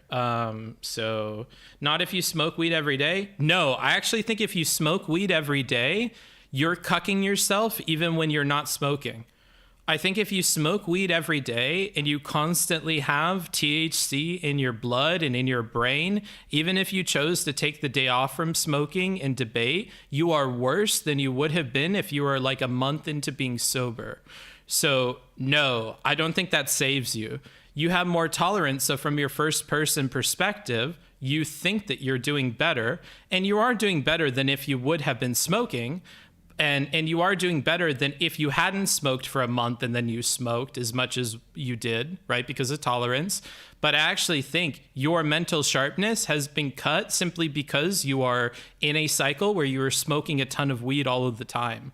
So, you know, I don't even think the tolerance arguments are working out in your favor in the way that you think that they are. And if you're in denial about your mental acuity kind of going down because you're habitually smoking marijuana, then I would exit out of the conversation with you entirely, because similar to like trans people in this recent discussion about trans people in sports denying any kind of biological difference between men and women, I think that you're starting behind the mark of like what is true and what we know through science. And so I'm just completely at a loss. You know, I don't want to engage with you because we're operating in separate like understandings of what reality is at that point, and we're so far apart from each other that I wouldn't even be interested in having the conversation. So that's kind of my TLDR on that weed stuff. You know, I saw a debate on Destiny's channel where one of the people said the debate they were in was only happening because they got high and talked shit on Twitter, then had to back it up. Yeah, there is a problem, right? Let's see here. Book's debate reviews get better when he drinks, though, but I'm not as sharp, and I'm willing to admit that, and I feel that. Same when I smoke. I'm not as sharp. I don't have that stuff. I think you'll often find that when I'm smoking and stuff, I take a lot more notes because my brain is simply not there. I need the notes because my mental RAM, how much memory I can hold in short term or medium term and then quickly access, that amount goes down when I smoke weed. So I need some kind of external system, a crutch to rely upon, because I've shot myself in the foot, you know, cognitively. So yeah, you know. Based on the initial tweet, for what I had to work off of, if somebody says that somebody's in the process of stealthing them, but they're too awkward to say anything, that's a person that probably shouldn't be having casual sex. If you're going to engage in sex, there's like a list of responsibilities that go along with that privilege. And if you're not capable of handling the responsibilities, then you probably shouldn't be having the privilege. I think that's a super basic take. I think most reasonable people would agree with that, like, instantly. I don't think that's that extreme. That's not that extreme, but that's not the way you... Like, well, yeah, you did say the retarded child part. That's the part like where we get into the victim blaming, like the language you're using to talk to this victim, basically. And my objection is every time this guy strays off the path of just confronting him about the rhetoric, he loses. You're gonna have to kind of focus on the rhetoric here. I'm almost getting blue balls waiting for the moment where we kind of specifically hone in on the rhetoric is the problem, but let's see if we get there through this loop. Yes, like when you're driving a car, you're taught to drive defensively. I tell my girlfriend all the time, you know, you're not the only person on the road. Drive like the person next to you is drunk or about to fall asleep. That needs to be your like automatic, you know, standard operating procedure basically when you're driving. Mm-hmm. However, when it comes to sex, there's a certain amount of trust I think that women and men put in their sexual partner. So when you have a conversation explicitly about wearing a condom and the person decides to stealth you, right? You don't know what else they're going to do. Like if they're willing to stealth you, if they're willing to, you know, take that measure, they may be willing to go further, or maybe they're just sneaky. Of all the things that somebody could do to you, stealthing is way down on the list of like sexual assault, right? But that's where it starts, right? I'm sorry. Yeah, that is the start. But like, so my question would be then, I guess I'll just flip it around. What would your advice be to somebody like that? Let's say that you have a friend and like, man, I got stealthed 3 times, but I didn't want to say anything because it was awkward. Another disappointing thing. I'm sorry to keep, you know, railing against STV Philly here, but to be fair, he's kind of taking up, you know, the whole first 20 minutes of this. It disappoints me that we don't seem to have any awareness of the conversation Steven's already had on this topic. We literally keep bringing up points without any knowledge of Steven's counters to them that are out there already. He didn't know a lot about this Twitter person before bringing it up, you know, like, I do find it frustrating when people are clearly uneducated on the topics that they're choosing to engage in, you know, and I'm sure I've been guilty of this myself, but I think you could criticize me if you see it happen just as much as you can criticize STV Philly. It's kind of, as somebody who already has listened to this discourse before, it's getting annoying that we keep running into those same things over and over again. And it's clear that we didn't do any kind of research about that. Like, I've got a Tinder date tonight. What would your advice be to that person? What would you say? not to go on that Tinder date. Yeah, or at the very least, like, don't hook up, because it seems like you have a problem setting and reinforcing boundaries or asserting boundaries. Like, maybe you need to like take a step back and figure whatever you have to do that out before. But now we're saying like the same thing, except maybe you could argue I said it's meaner. But like, why is what you're saying there? Why is that not victim blaming to tell somebody like don't go on the date? Aren't you blaming her now, telling her she can't date just because some men might be rapists? Well, because you presented me with a specific scenario. Your advice was like in general, don't go out and don't have casual sex. If somebody that would be presented me. That would be my thing in general. If any woman said that she got stealth 3 times, but she didn't say anything because it was awkward, my advice to that person would always be stop having casual sex until you can figure out how to assert those boundaries or reassert those boundaries. And so, yeah, all right. So they say, well, I have reasserted those boundaries, and well, no. Yeah, I could stream his videos. I just can't stream something that's within 24 hours or is live from Steven. And I can't have him on the platform live. This was a different one she was talking about when she said she got raped harder, and then you started laughing. That phrasing is really funny. I'm sorry. Getting raped harder is not funny, but that phrasing is just really silly. I think they said before this 1v1 that STV Philly wasn't very aware of Destiny's conversations about this stuff. The funny part is I wouldn't have even needed to have heard this prior to the conversation to have arrived at the exact same conclusion, because STV Philly's performance demonstrates that he wasn't aware of much of anything about Destiny's conversations prior to engaging with him. And that's my whole point. Silly. But this is also like, well, that's not what you said though. Like if you would have said if you would have said that's a silly way to phrase it and then laughed. Wait, hold on. You laughed and then went on to say, well, then you went on to continue with your argument. Like, well, I feel like I explicitly say like that's not funny. It's just a funny way. You to phrase did. It. I did. I remember this. Okay, yeah, I did. Like, it's not funny when somebody gets raped, but when somebody's like, I got raped harder, that phrasing is like very like ironic. It's like somebody you laughed and then you were like, sorry, I shouldn't be laughing at that. Yeah, like, it was it's just like somebody saying like silly. somebody was like murdering me and then I tried to defend myself and then they murdered me harder. Like just the phrasing is funny, but like it's not funny when somebody's getting raped, obviously. Yeah, but like I mean, yeah, go ahead. Sorry. But no, I'm glad to hear. I'm glad. Not that you needed to say that, but like it comes off a lot less. Oh, there's rhetoric again. Like I said, I'm pretty edgy and like I'm kind of an asshole. I agree with that, but I think fundamentally, I think that my advice is solid, and I think that. And there's the swinging of the tip of the sword for what's waiting for STV Philly if he chooses to engage in the rhetoric angle. Most of the talk on the other side is incredibly irresponsible and really silly. The idea that like women just have no agency, if you get raped, like it's just gonna happen over and over again, and there's nothing you can do about it. But it's okay because like freedom of choice and you can do whatever. Like I think that's really stupid. Like I think that advice is harmful. Yeah.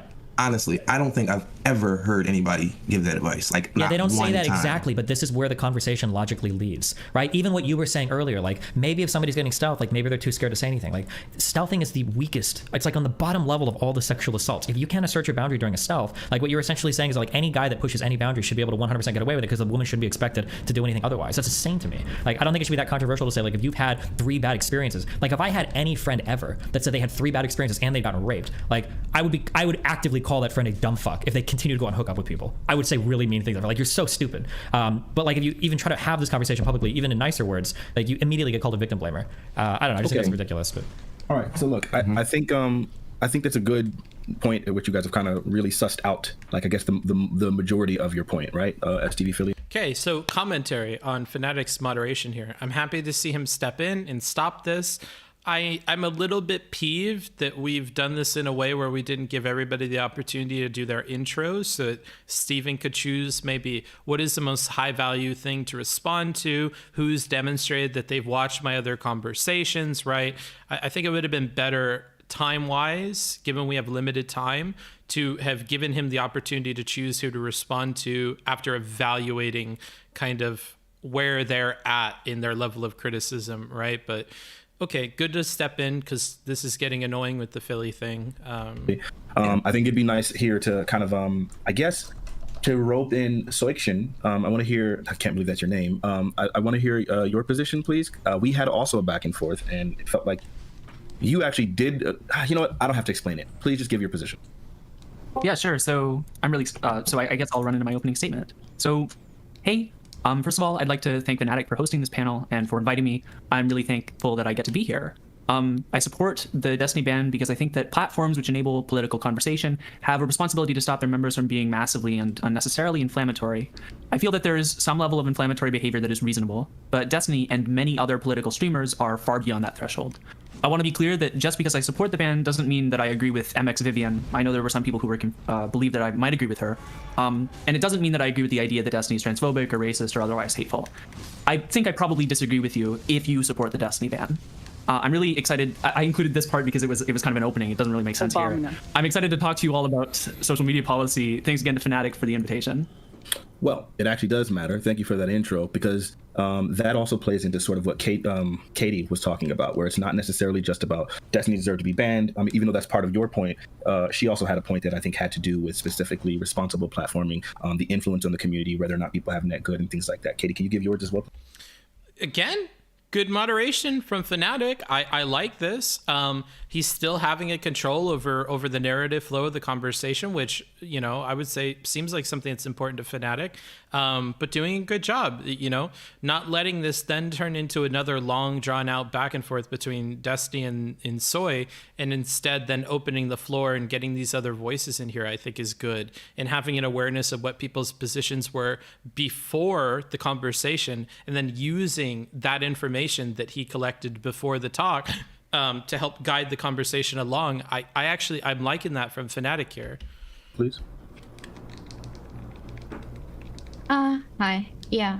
What I wanted to talk about was a bit different. I wanted to, when Destiny Okay, so he's smoking weed. Nice. caught the entail of a panel that Soy. Can I call you Soy? Would that be weird?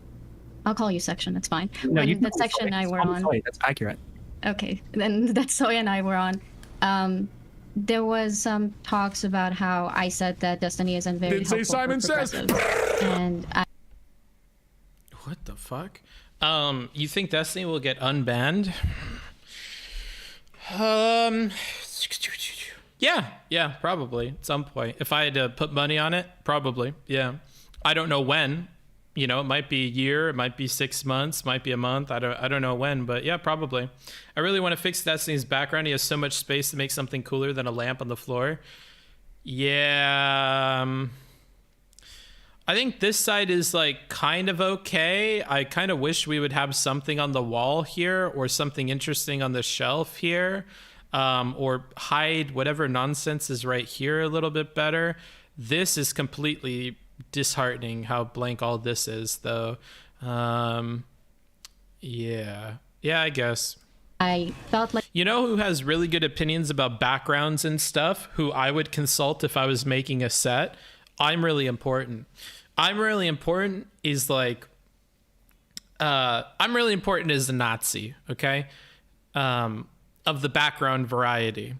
And he he is very, very particular, and very, very he definitely has strong opinions about, you know, the care that goes into people's backgrounds. And yeah, if I was setting up a set, I would definitely consult with I'm Really Important about it, because I think he has a lot of really good insights, and he pays attention to that on everybody's channel. And yeah, he would be definitely the person I would go to. And then beyond him, probably Rhizome, somebody who is already in this call. Rhizome is another person who I think would be really good to go to for like creating settings, or ideas about what kind of clutter to put on the shelves and stuff like that. So I think some combination of those two people would be the dream team for the background stuff. like he took issue with that. So I mainly came to suss that out, because I think any interest in living in a spare room of a frat house in Montreal? That's where they speak Francais. Oui? Yes. Email me. booksmarts.twitch@gmail.com. Give me the details. Give me the availability and stuff. We'll talk. Yeah, I would be interested. I've never been to Canada. That would be a cool thing to do. And that's in a more Frenchy part of Canada, which is, you know, also kind of interesting. I would love to learn some French. Because in my experience, French people are quite impressed when you know at least a little bit of French. So if I had some of that under my belt, that would probably be useful in my life. So yeah, I would definitely be interested. That'd be cool. Email me. And you do ! email to get that. Or again, it's just booksmarts.twitch@gmail.com. And if you live anywhere in the world, let's say like one person lives in Dubai. They're a photographer who lives in Dubai in a skyscraper, and they're like, hey, I'm a pretty successful dude. I got the space. I'm a cool guy. I do cool stuff. You're a cool guy. I like you.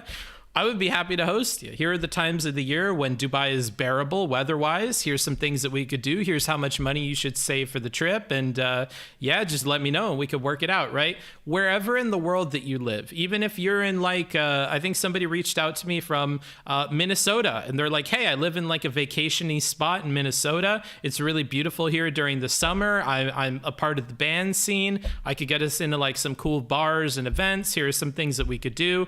Just, yeah, let me know. I am very open to all sorts of opportunities all around the world. And it's just about making sure it fits in with some other events that I know that I need to be at, like TwitchCon. But yeah, I'm super open to all kinds of experiences. Think we can. Or if you work at a place that is like interesting and you're like, hey, I can get you like behind the scenes access at a museum or, you know, at this laboratory I work at or whatever. Like, I think tons and tons of people that watch this show probably have something weird that they've shared with other people who they thought was interesting, that to the person might be whatever. Like if you work at a lab, maybe it's not interesting to you all the time, but maybe you've brought a friend or somebody before and they're like, oh, this is really cool. Maybe you work at SpaceX and you know that they do tours, like stuff like that. Yeah, if you guys ever think of a cool opportunity, just run it by me. The worst I can say is that I can't make it or I'm not interested, or I'll put that on a Notion list, and if I'm ever in the area, I'll reach out to you, right? But one thing that Andy Milanakis does that I want to do as well is to create a Rolodex of viewers and contacts all across the world, so that if I'm in a certain part of the world, I just reach out to those people and say, hey, I'm in Denmark for the weekend. If you want to do anything, if you want to go out for drinks, let me know. And if you're working or you're busy, then it's whatever. But, you know, having that list of contacts and people to hang out with is really, really cool. When I was younger, that's always something that I wanted to have with my travels. And I did accomplish that with a lot of countries in Asia. I have some good friends that live there, and if I ever happen to stop by South Korea or Thailand or Japan, I have people that I could go and hang out with, and that's really cool. So yeah, I'm down with all that stuff, dude. I will only email you about coming to Florida if you could take me to visit Destiny. Well, I can't make any promises, buddy. Can actually reach an agreement on that, in terms of what Destiny is or was to like the Twitch community, in terms of like his political advocacy, and in terms of what responsibility big platform owners have, someone like Destiny's size or Bosch's size, in terms of their online engagement, Twitch or Twitter or whatever. That's also something that I would like to discuss, and Philly already kind of touched on it. It's like Destiny already admitted that he's kind of a dick on Twitter. I think that if you're going to be a dick and then ask for nuanced conversations, that's kind of contradictory. I think Destiny can have like nuanced conversations, but I also think it depends if he feels like it or not. And with the size of his platform, I think that there might be some questions worth asking there. But I'll wait my turn. Oh no! Should I just like muted. say the opening? Oh no, he's muted. I have, or you're muted, Fanatic. Sorry, Rizom, I was going to say that you also had something like kind of along those lines as well. Please go ahead and give your opening. I mean, to be honest, the only thing that I think Destiny should be off the platform for are his food takes. Like, the issue for me is that people are way more concerned about how things sound than what's actually being said. And I don't understand what separates Destiny from just a gamer bro giving their take on Twitter. Like, we wouldn't go this far with some other gamer bro. Just because he does political work doesn't mean that he's chained down to it, or that everything that he does has to serve a specific political goal with his online engagement. Like, and the other thing too is, like, earlier STV was like saying that Fnatic was steel manning his takes. It's like, should we not be charitable with someone who we know like has good takes or is capable of like having nuanced discussion? Like, so yeah, really, I don't know. My issue is like how quickly this turns into us speculating on harm that can come from shit, which is just nebulous as fuck. And really, Did the first Dramathon VOD get sent to Patreon? I don't see it. No, I have to cut up. I don't think it was the first one. I think the second one is the one that got deleted. The second one, we watched anime stuff, so I've got to cut it up and post it. it can't be shown, and we'd have no idea like what the harm that could be done by a community like this is, and that people just act like it's like this like given that like Destiny, because he's so big, has harmful factions in his community. I mean, I just challenge you to find anyone who's a large creator on Twitch who doesn't have a transphobic faction in their community. I don't think this is the good argument here from Rhizome. I think that the best argument, and again, this might come from my personal experience, is to advocate for people to get in contact with RTBA or somebody on the mod team from Destiny's community, because they will excise any person who is being outright transphobic, who is sending death threats, who is, you know, doing a lot of these egregious things that people are accusing his community of. And, you know, like, I do agree, yeah, you're going to have some transphobic people in your community or whatever, but in the Destiny situation in particular, we can go a lot farther in this argument, and we can say that, like, there is an infrastructure there that will punish people and get rid of them if they're doing this. And, like, these people are really on top of that, in my experience at least. Like, and I know from behind the scenes talking to other creators, RTBA will reach out to you if he hears of you being harassed, if he hears of you on your stream talking about, you know, members of his community being transphobic to you or harassing you or doing these sorts of things. And I think that that is the best argument against this, is like, no, he's not simply accepting that there are going to be transphobic people in his community. You know, like, I can get why that would be an argument for other creators who take less of an active role in policing their community, but we can go a lot farther, because it's not the case for Steven. He's a unique case where he has people that are actually dedicated to doing these cross-platform bans. And, you know, we don't have to do the cop-out of like, well, everybody has a few transphobic people, right? Like, they go above and beyond the Call of Duty to get rid of those folks. And I think that's notable. Like, that's a very mainstream way of thinking, because people aren't like fucking woke on trans issues everywhere across the board. Some normie ass motherfucker is going to also have people in their audience who have some like non-progressive takes. It's just, I don't know. Yeah. So that's where I'm at. Can I engage with that? Sure. Is that okay?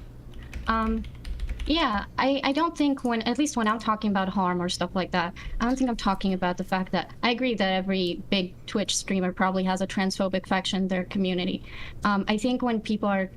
I think what separates someone like Destiny from any other gamer bro isn't the fact that, oh, you do political content, therefore you're 100% always responsible and should always be on your best behavior, and you should always be consistent and logical and like ideologically aligned or whatever. I don't think that at all.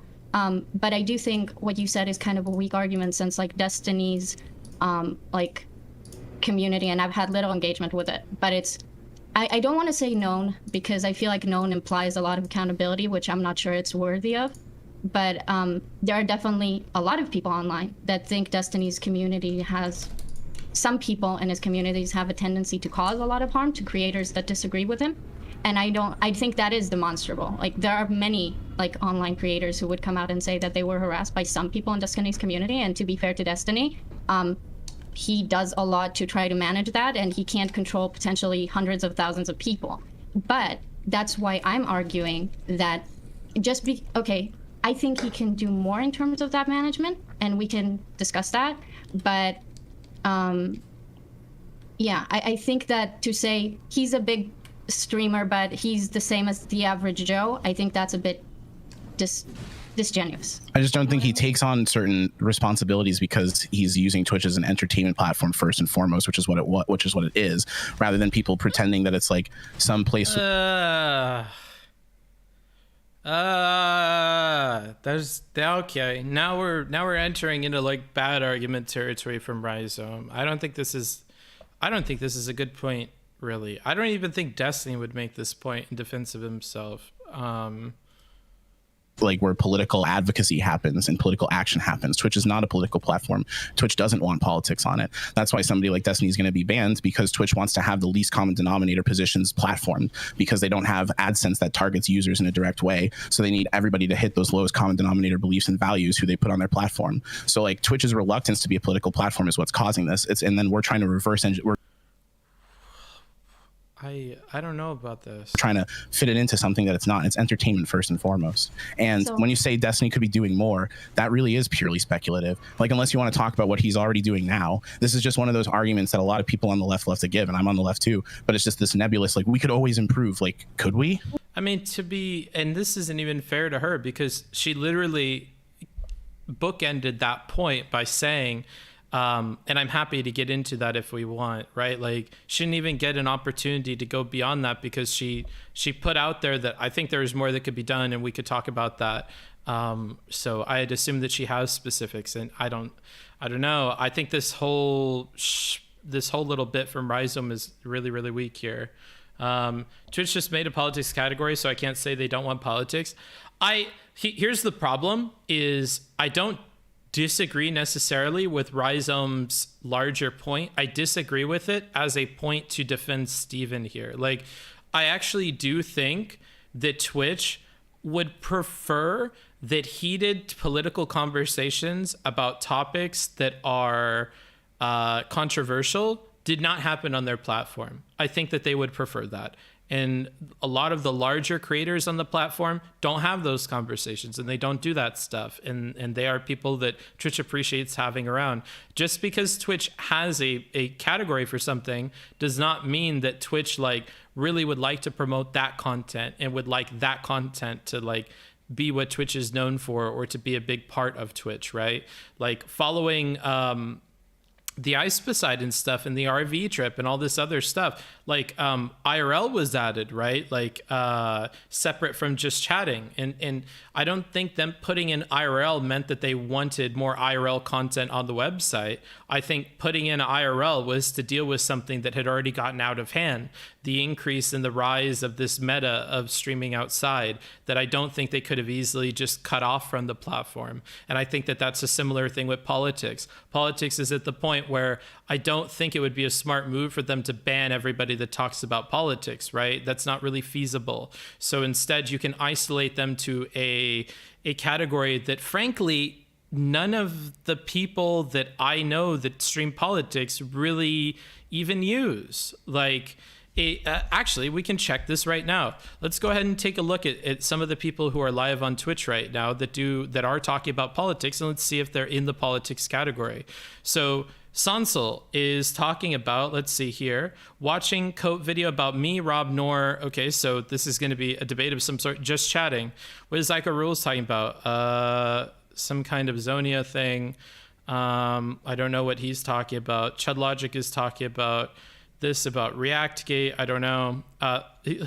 I'm really important in streaming live. Trump rally in North Carolina, and he is streaming and just chatting, right? Like David Pacman is streaming Donald Trump Save America rally in North Carolina. He's streaming and just chatting, right? Like, these larger creators are not even using the politics category to stream their things. They use just chatting because the politics category is a ghetto.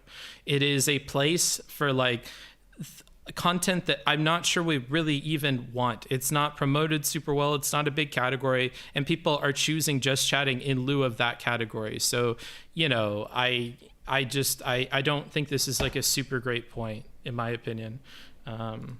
No, I have concrete ideas for it that I don't mind. Okay, sure. But like, what I want to say was, again, I'm not saying that Destiny is owed anything because he uses Twitch for like political content. My general overarching main idea to talk about on this panel is the fact that maybe when someone's community reaches a certain size and certain level of influence in a sphere, this person is no longer held can be held in the same regard as someone who has like 80 followers like I do, you know? Maybe someone... To be fair, and again, more points where I don't feel like these are super great. Like, who here is making the comparison between Steven and a smaller streamer? Nobody's made that comparison.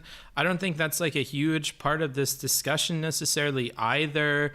I don't know why we have to frame everything in terms of an argument that you don't even like. I don't know, bruh. I'm actually getting to a point where I'm getting sick of this and I don't really want to watch it anymore. Like, it looks like we have a lot going on coming up here, and I certainly hope this gets more interesting, but I've been really disappointed with everybody's performance so far. Obviously, I've already explained at length why I'm disappointed in STV Philly. Rhizome has disappointed me with all the arguments that he's made thus far. Now Katie is going into territory that I don't feel is very interesting. Soy spent more of their talking time praising Fnatic and talking about how appreciative they are of being on the stream than they did actually talking about anything relating to Destiny. Like, I don't know, this is kind of very boring. Like Destiny, who had over like 500,000 followers on Twitch, is not the same as like a really small creator in terms of their level of influence, and maybe we should hold them to different standards, you know, like we do public figures, for example. Just why are we having this conversation about Destiny and not XQC? Like, I just don't get it. It just feels like we're just like picking a fight with somebody who has.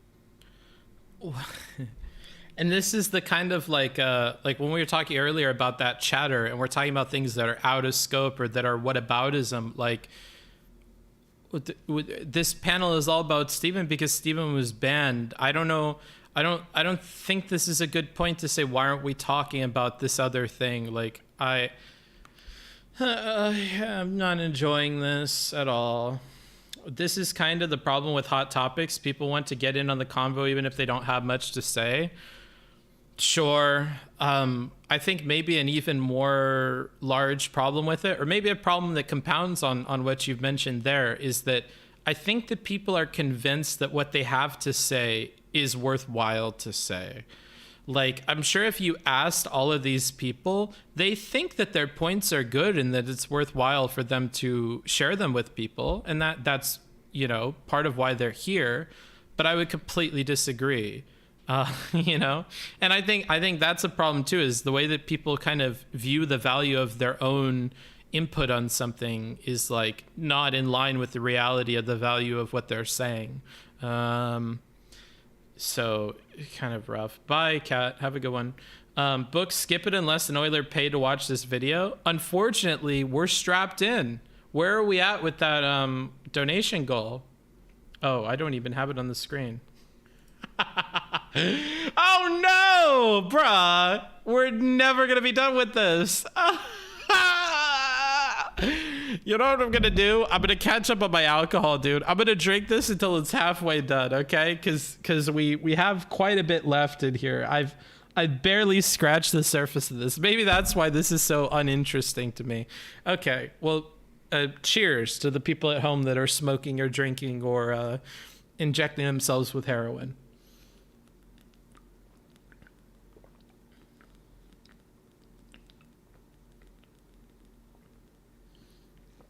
It's cold. It's so cold. You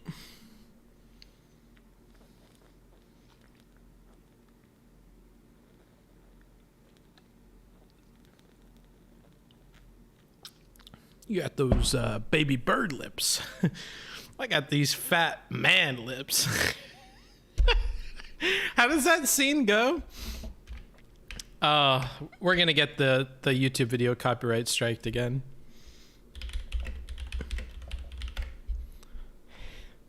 No, this isn't what I want. 1,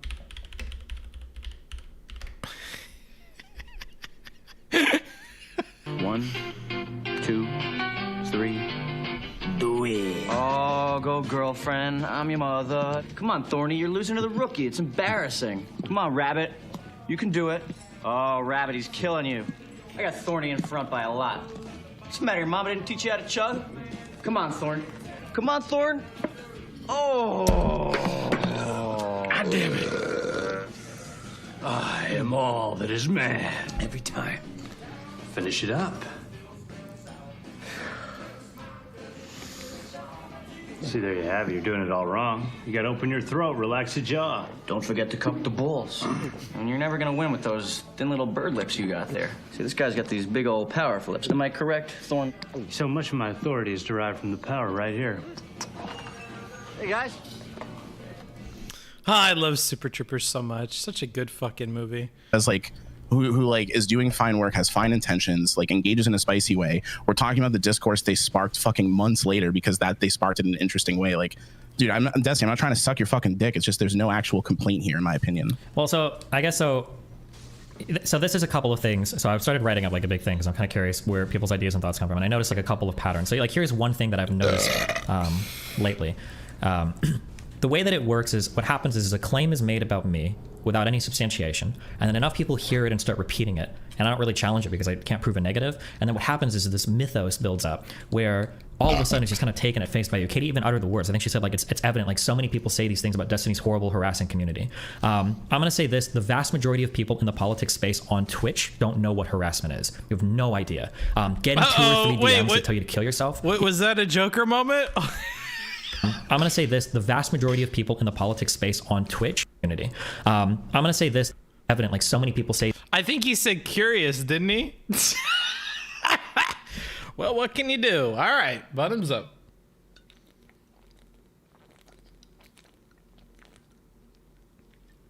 Ah, ooh, that's some good shit. These things about Destiny's horrible, harassing community. I'm going to say this: the vast majority of people in the politics space on Twitch don't know what harassment is. You have no idea. Getting 2 or 3 DMs that tell you to kill yourself it's not even worth mentioning. If that type of stuff is like dissuading you from being in the space, you shouldn't be in the space. You should go do something different. When people say that, like, my community is involved in brigading, or that, like, we direct, like, hate raids or whatever, like, I have thousands of people watching at any point in time. If I was directing hate raids, you would be getting hundreds or maybe thousands of messages, depending on the dedicated level of hate that I decided to send your way. Like, the reality is we do a lot in my community to make sure that people aren't being hateful towards other people. We do cross-platform bans. We've asked people multiple times to compile lists of people that are being rude or disrespectful.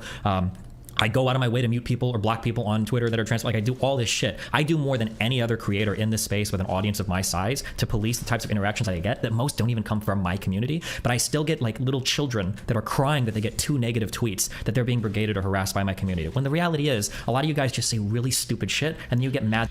Kind of a personal anecdote to share on this point. We were in the drama part of my Discord, and I'm gonna plug my Discord here. Yes, I am. Oh gosh, what was it?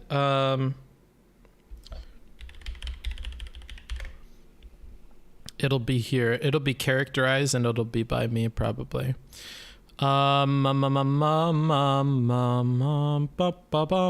you guys remember when there was this trans person that had a conversation with Steven on stream, and they were talking about they were kind of complaining about the comments that they were getting under his YouTube video. Does anybody remember this? Fuck, I have no idea where it would be or how I would find it. Is that how you spell characterize? I think it is. Fuck. Oh, I know. This is where I'll find it.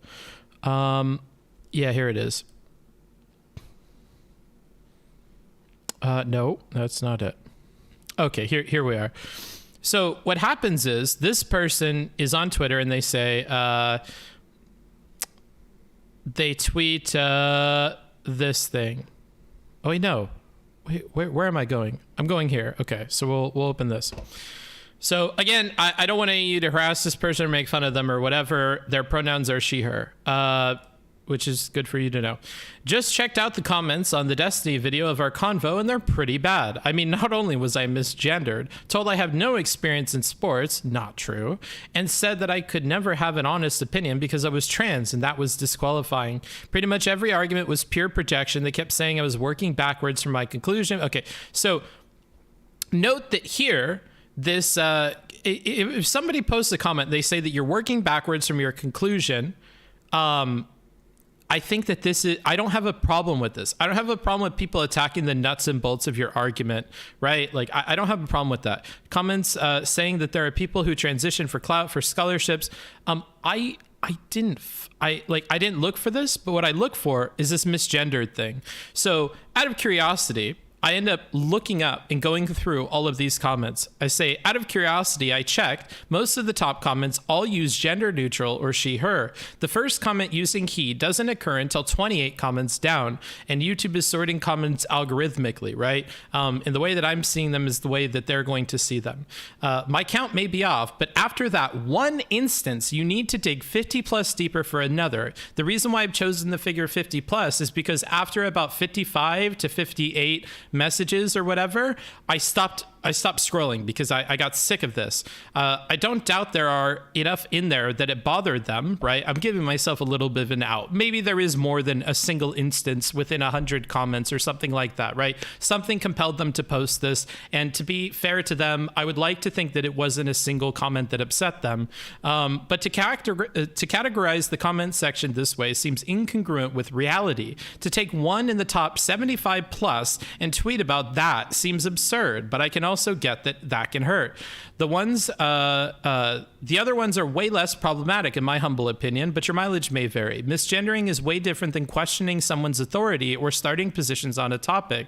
Like the other things are nuts and bolts issues, so I don't care about their prevalence. Discrimination and intentional misgendering is another story entirely. Destiny's response about the voice is stupid as fuck and probably comes from a knee-jerk reaction. So he says that, well, if your voice is going to sound this way, I don't know if you can necessarily be upset but I completely disagree with that, and we'll explain why here. Because they open up the conversation discussing this person's background and the work they're putting into their voice. Any casual listener was introduced to the idea of this person's transness from the jump, in my humble opinion. I am so sour on how basically everyone has acted this arc, from the Keffels person to Lauren Southern, Steven, and Vosh. It's just so messy and poorly done. Sorry, rant over, whatever. Like, I think when you categorize all of the response that you get to something based on a single response, I think that you're actually kind of like misinforming people here to an extent, and it bothers me. It annoys me. If I go and check this and I find that this isn't really happening in any prevalence or to any huge degree, I feel like that's worthy of calling you out. I think that's some fucking bullshit. And now anything I ever see from Ashley Jubilee, I will take with a grain of salt because of what they've pulled with this tweet here. And that kind of bugs the fuck out of me. And I think it's something that plenty of people do. And the more that I'm kind of tuning into creators doing this, the more I'm being kind of turned sour on like criticisms of people's entire communities. Yeah, I would call that lying, to be honest. Well, I mean, we draw lines differently, but that really bothered me. And it's something that you can easily check, right? This is something that you can Control F and easily look for to confirm or deny. And that's why I took the kind of leap of doing that.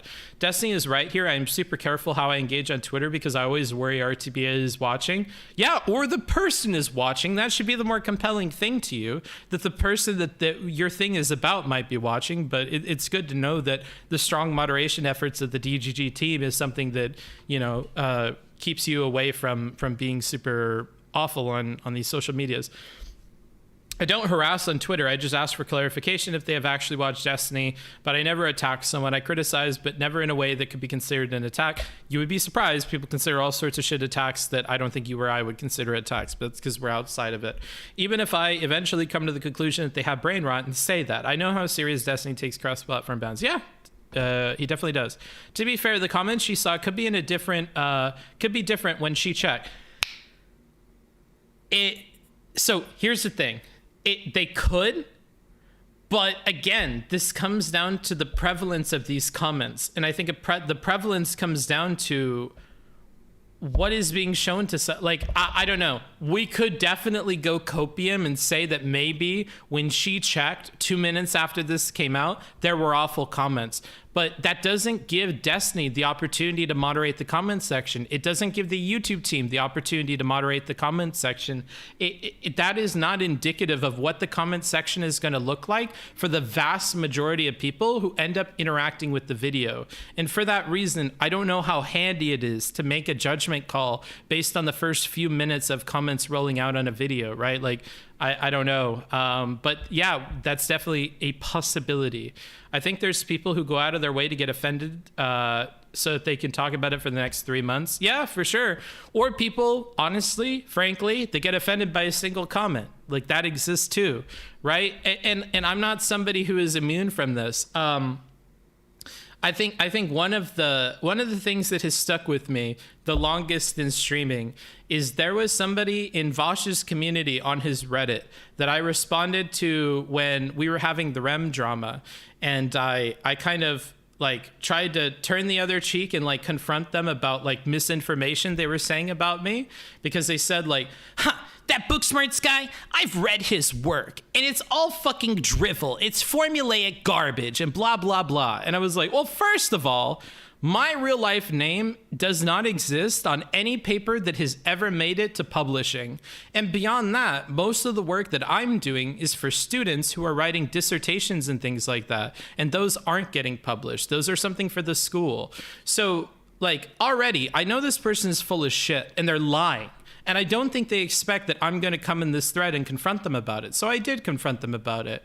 And then in my DMs, they threatened to dox me. They threatened to make my life hell or some other thing that they said. Like, you know, they gave me all these threats. And when the message that I sent them was basically like, hey, if you want to talk about this, we can. I don't think I'm like the awful guy that you think that I am.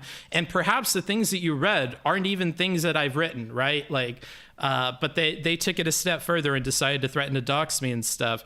And, you know, like, that stuck with me for a while because it was like, I don't know, the way that I handled this, I think, was amicable. And I gave you the opportunity to talk with me if you had a problem and whatever. And it was not the response that I had expected from this person. Another person who, like, I was really, like, blown away by the way that they spoke to me was Gay Fesh. This Gay Fesh person on Twitter, I think I have them muted. I may even have them blocked. That person is incredibly toxic. I don't know why anybody chooses to engage with that person on Twitter. They're completely awful. And they're another frightening person that I think is like a little bit delusional. Like, I don't think that they're a normal, well-adjusted person. I think that comes off in the way that they tweet and the way that they talk. But there's lots of people like this. There's lots of people in all of these communities that are like that. I think that these politics internet communities, unfortunately, attract people with mental illness, attract people who are not well socialized, attract people who don't have a lot to lose and are willing to kind of go out on a limb to do evil things to people in their life. One of those people is a person who took credit for ruining the Omaha campaign that Stephen, you know, tried to help Mark Gudgel with. And that's another one that really sticks with me as a particular person who I would actually define as like evil. I think what they did was evil. I think it was evil for the community that they claim to have cared about. I think it was evil to Stephen. And more importantly, I would say the community is the most important to the Omaha community by removing a choice that they could have voted for. Leave it up to the community. The community should be able to choose the person that they want to elect. You shouldn't go over their heads and try and get that person canceled or whatever. I don't think that's fair. And I don't think that Mark Gudgel deserved it.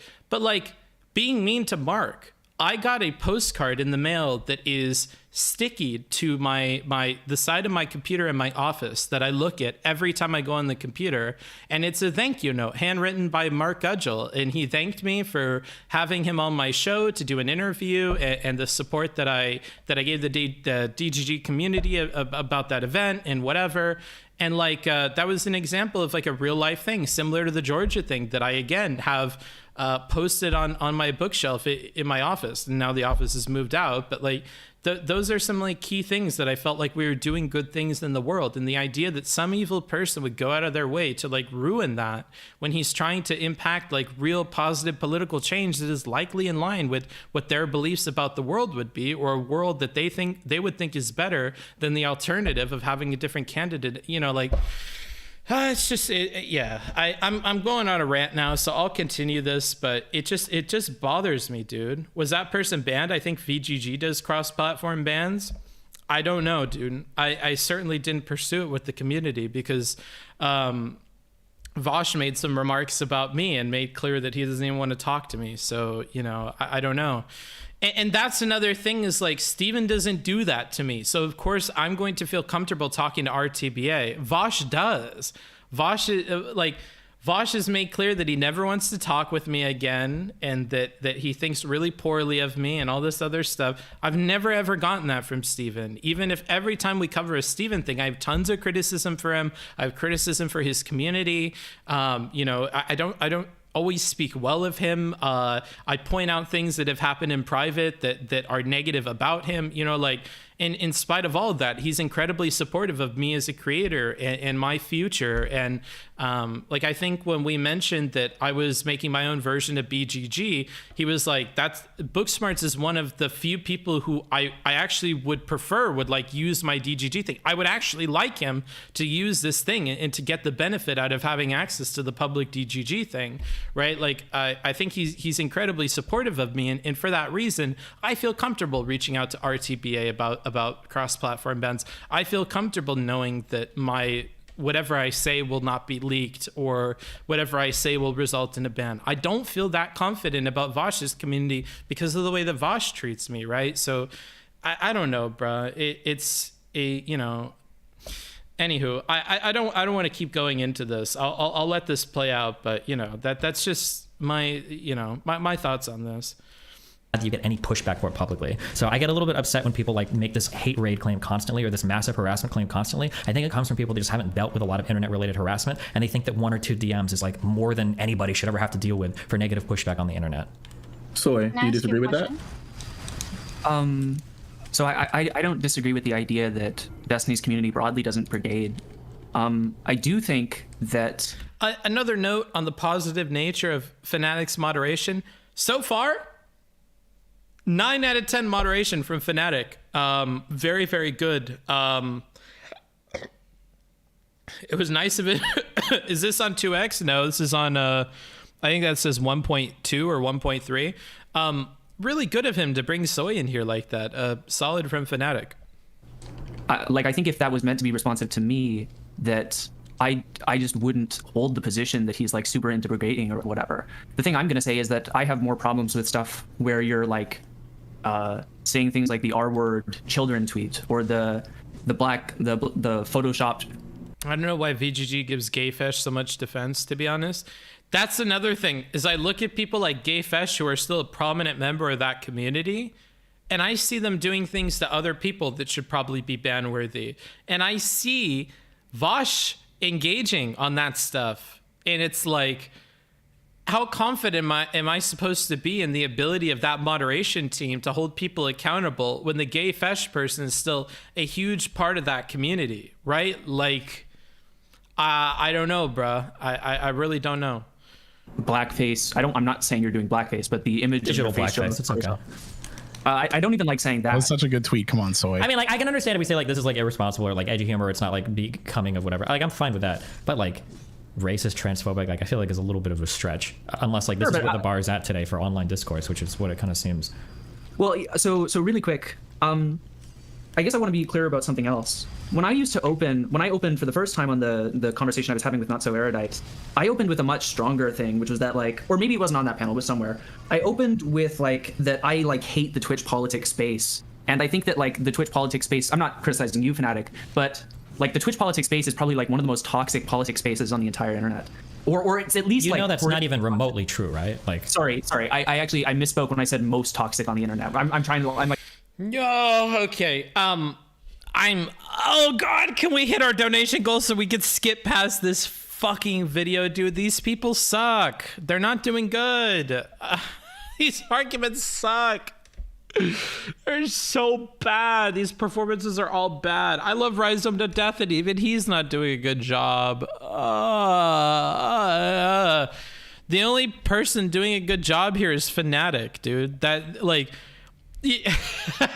not to be more mean than I have to be to Fnatic, I've been nice to you this entire stream, but like, you know, it's bad when like the only saving grace for a panel is like Fnatic's moderation capabilities, right? Like, given the reputation he has in moderation and in debate in general, like, when he's the only person who I'm able to give praise to and the only person I'm looking forward to the performance of, it speaks to the quality of the other people on the panel, dude. This is where I made it to, and when he said Twitch politics was the most toxic or one of the most toxic, I couldn't continue. Yeah, dude, I'm just kind of getting over this. I'm basically waiting for Fnatic to do things I can praise and for Steven to respond to things, and that's basically it. And Steven's responses to things are responses I've heard a gazillion times, because he's, like, at least with STV Philly in particular, like, he's just using arguments that we've already heard before. Rhizome, honestly, I don't even know why Rhizome is here.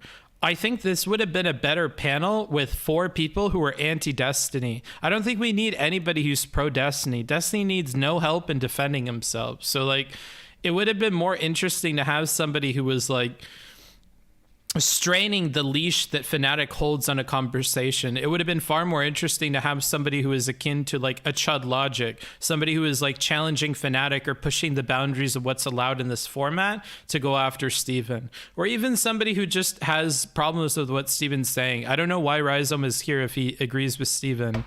Because Steven doesn't really need help defending his stuff, and most of the defenses that Rhizome has put forward so far are like subpar versions of what I would expect Steven to put forward. So I don't think he's helping this conversation along at all. I don't know. Like referring to people like Vosh, or not Vosh, sorry, like Hassan. Like these people who are like making false predictions about like Ukraine or whatever, we're having like constant. Yeah, but even that like every single politics space on the internet is unfathomably toxic. Even the people in the SJW areas, like Something Awful or Reset Era, are. I like this. The whole talk feels like Destiny is holding up pads for everyone to take jabs at. Yeah, it kind of did. Like pretty toxic. And then when you go to places like 4chan or Kiwi Farms, like to pretend that like Twitch is like exceptional here is just you're wildly outside of what is actually happening, unless you just haven't spent. Yeah, I agree, Femboy. Like, he definitely doesn't need help in defending himself. He could do it all alone. And beyond that, I think you actually hurt him. It's like in the anime.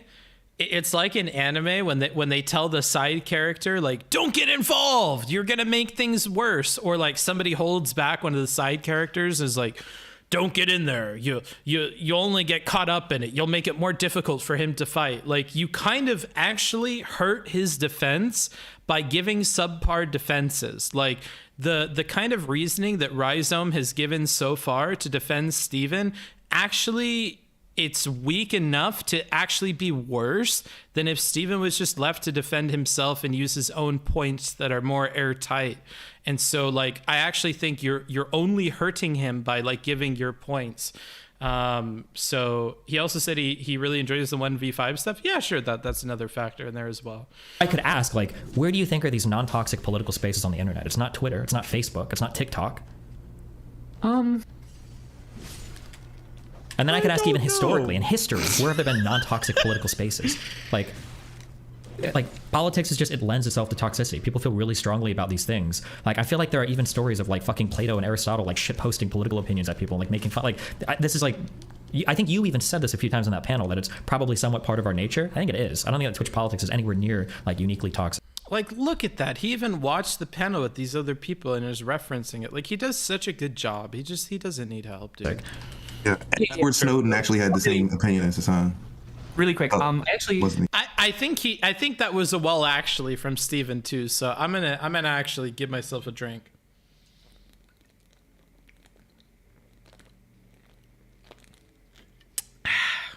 Ooh, mama. But, so I want to correct what I said, because I think I misspoke, or it's not even I misspoke. I was just wrong. I don't think that Twitch politics is uniquely toxic, and I do think that it's part of our innate psychology that we are incredibly moralizing about our politics, because it's almost necessary. Necessary in the sense that it has to be kind of true. Like if we're not moralizing about moral views, like political views, then it's just not clear what moral even means, I guess. I think that when we look at the internet, that there's this really massive problem on the internet holistically, where communities have become maybe like more toxic than I think they have been in the past. So I think that internet communities broadly are like really insular. I think that like it's really like popular for people to like spam each other with porn, and I'm not saying you're doing this. And I think broadly, the way politics works on the internet is, I just think I have like a massive problem with it generally. And I understand what you're saying. I swear to God, this sounds so bad faith, but I don't mean it to sound that way. How old are you? I'm 19. Oh boy, I don't like this. He watches their shit, but no one on any of the panels he's on ever really watches his stuff, and they admit to it sometimes. Yeah. That's annoying. You know, like the larger and more self-important people get, I think the more that upsets them in a way that Steven has already like kind of grown past. Like you saw that happen with me in the Richard Wolf review. You saw that happen with Chud Logic in his video on Mr. Girl. Like I think when streamers get bigger or they start to have more value in themselves and their stream and in the content they put out, it is frustrating to engage with people that want to argue with you about something or want to talk with you about something, but then they don't take the time to watch your content about it. But it's something we all kind of have to get over, right? And I think it's a mark of a good streamer to get over that and be able to work with people from square one and repeat yourself and all that. Okay. That's awesome. Okay, that's super great. I'm not trying to attack you on that. So I'm 33. To say that like the internet now has gotten more toxic, oh man, like I don't know what stories you've heard, but like Oh, Destiny. oh man, like even the early days of Xbox Live, like it wouldn't surprise me if the N-word was used. And he got so lucky on that age reveal thing that this person was what, like 18? Like like first of all, like how long have you even been engaging in politics on the internet if you're 18 years old? Like your brain's not even done growing, bruh. Like I know 18-year-old me wouldn't be happy with this argument. He'd be like, but bruh, I'm an adult and blah, blah, blah. And I'm traveling and I do stuff I think very good. Like, but yeah, I don't know. When he revealed that trap card and you're 18, he kind of wins the point there. Used in the time span of 1 month in Xbox Live more than in all of U.S. slavery history, like by like 11-year-old kids. Oh my god! Yeah, like Jesus. I'm just saying, like, and again, I'm not trying to say, I want to be really clear, okay? Like, we should all strive to something better. We should all try to do better. We can all, like, push towards better things. I think that's great. I think that's awesome to do that. But I think it's really important that we keep a perspective. Because a lot of times, and lefties are really horrible about this, is they always act like we're at the worst stage for race relations. We're the worst. Okay, I disagree with this. And I'm going to be focusing on my chat because this conversation, frankly, just sucks. 18-year-olds have very little to add to conversations, should largely be listening. On the whole, I'd probably agree with you. However, 18-year-olds have a perspective that only 18-year-olds have. We need to kind of respect that. The problem I had here was Soy Action was appealing to their understanding of the history of the internet and the history of politics over time when they don't have the means of understanding that. That's where the problem is they're appealing to their own experience with politics on the internet and its development over time when there's no fucking way in the world that they actually have the experience to make these kinds of claims. And that's why the call out works. But in general, if 18-year-olds have opinions about politics, I don't think that their opinions about politics are like without value or merit or whatever simply because they're 18. Perhaps they're going to be more ignorant. Perhaps they're going to come from a place of being less informed about the world, but they're more informed about their world. They're more informed about what the young people think. They're more informed about perhaps where the country is going to be 20 or 30 years from now, right? Like, I think that there is still value in their perspective because it's a perspective that only they have. It's very, very difficult for somebody like Steven to go into the shoes of an 18-year-old right now and really understand the intricacies of how everybody's viewing stuff. That's actually part of the problem, I would say, with like people criticizing the way he's speaking about stuff is he's felt like the internet has always been a toxic place and a lot of stuff was allowed that's not allowed anymore. And things are trending in a direction that is very different than where Steven would probably want it to go, or the internet that Steven was familiar with when he was younger, right? A lot of this toxicity and stuff, at least political people on the internet are trying to rally against on the left and are trying to reshape on the left. And so that is a cultural shift that is unique to the young people coming in and influencing the space. And so, you know, there's still value to the perspective of an 18-year-old. My problem is when an 18-year-old appeals to some, you know, understanding of history that they simply don't have. That's kind of the problem for me. Yes, and there are some extremely intelligent Zoomers like Dylan who add a lot. Yes, though you want to be careful. I've always sung the praises of how much Dylan Burns knows about Middle Eastern stuff and whatever. But at the same time, I worry that just because Dylan Burns knows more than the average 18-year-old, or frankly, even the average, middle-aged adult about these topics, don't treat Dylan Burns as an expert. Just because Dylan Burns got a spot working for a campaign as a foreign policy advisor does not mean that Dylan Burns and his skill level is comparable to political advisors. It's not. I think you guys need to be really careful with that as well. 18-year-old me knew a lot of shit. 19-year-old me knew a lot of shit and was dealing with topics at a very high level and would know a lot more than the average person about things like behavioral psychology. But 18 or 19-year-old me compared to 25-year-old me now, I know a lot more, and I know a lot of the pitfalls and stuff. And by no means should you ever even compare 25-year-old me to somebody who has gotten their doctoral, they've been through everything. They work as a researcher. They work clinically every day with patients. I should not be compared to that person in terms of my experience and stuff. In much the same way, Dylan Burns' foreign policy experience should not be compared to a foreign policy advisor who's worked on multiple campaigns and has boots on the ground experience in these different countries, or has worked in the private industry, or has worked for maybe Lockheed Martin or something like that, right?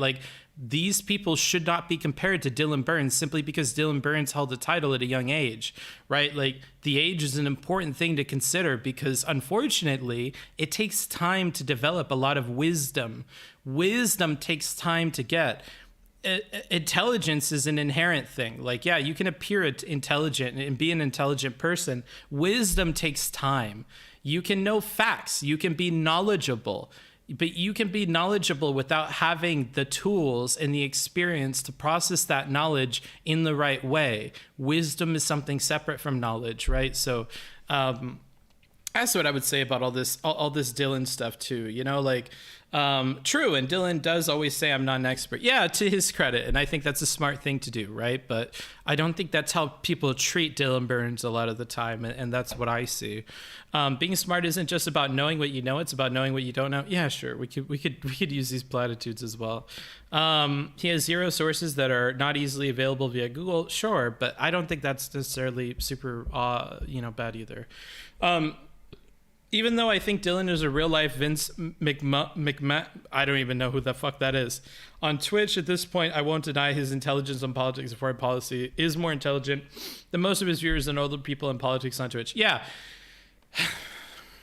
And that's all it takes. But remember, not comparable to experts in the field. And that's kind of the problema.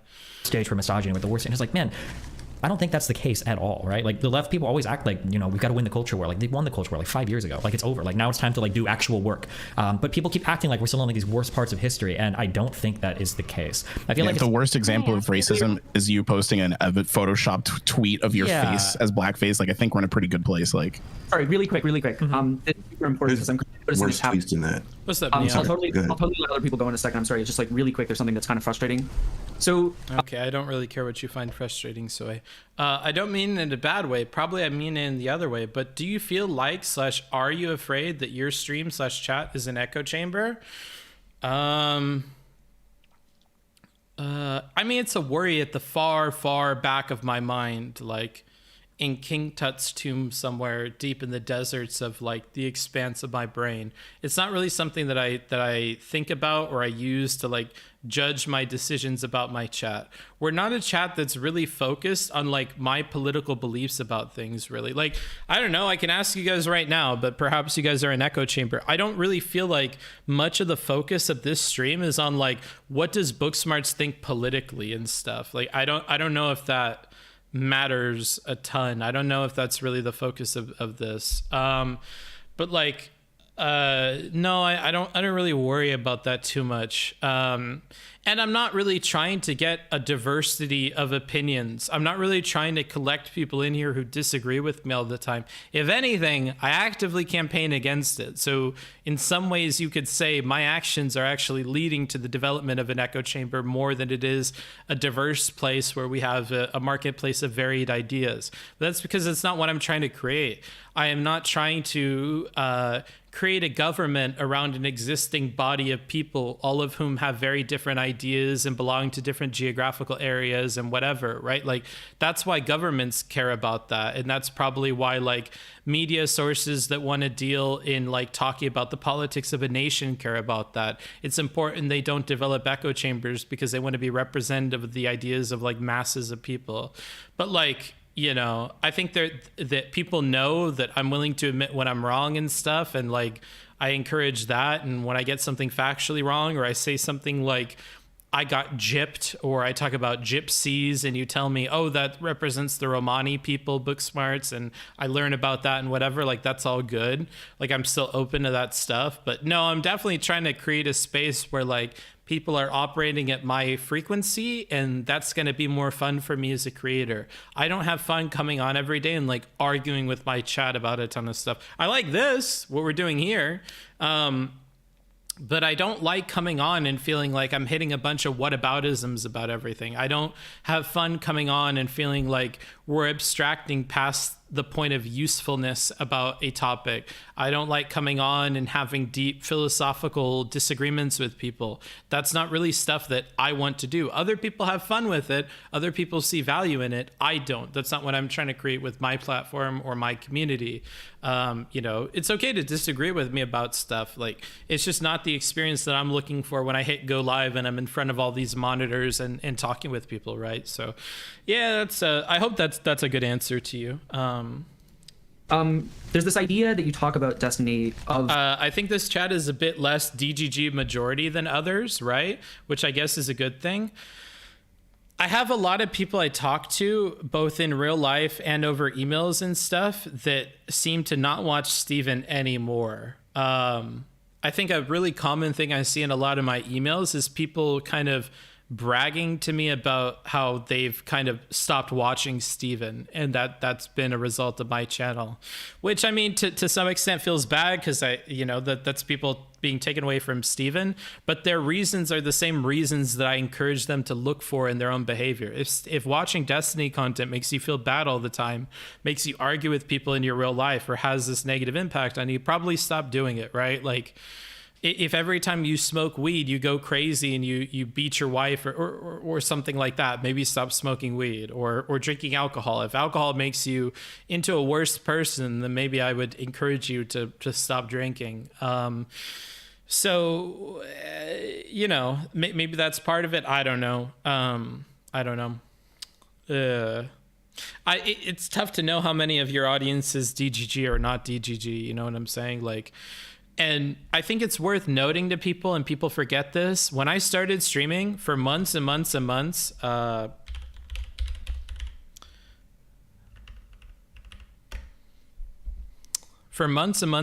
of like my Twitch career. Let's see, go summary, let's go to more, let's go to, we can go all the way back to November. What are my streams like? Actually, how do I view like the all time? Yeah, if we go back to here, let me see if I can actually get it zoomed in. Like, look, February, March, April, May, June, July, August, September. Like, it wasn't for several months. Like, 3, 4, 3, 4, 3, 4. Like, you know, I didn't start out with like a gazillion people watching me and stuff. And it was a lot of people who were like, weird and are not necessarily all from the DGG community. Like, we've built this on more than just DGG. I think some people think that I started here, that I started with 3-digit people and that I grew from there, and that I always had these like things because I covered Destiny content, whatever. That's not really the case. We have a bunch of people who have been around, you know, from a time before. And Destiny hasn't always been like the main focus of this channel's content, nor has agreeing with Destiny on stuff. So like, I don't know. I think sometimes people have a different idea of my rise as a creator or my start as a creator, and that gets frustrating. Like, even Supreme, like the reason why I actually bring this up is because I had a private conversation with Supreme where it came out that I realized that he thought that I started with like a bunch of viewers that came from Steven. And I was like, no, for months and months, like I didn't have shit. Like my average was just awful. Like, it took a lot of building to do that, right? And the comparison was between me and him because he started out with like no viewers and stuff. And I'm like, well, same for me, bruh. I don't know. I started out with nobody watching my shit. So, you know, the Discord is definitely not an echo chamber. We have some pretty varying opinions on things. That's what I think of when I go to this, is that, and I get a lot of emails from conservative people that hate Destiny too.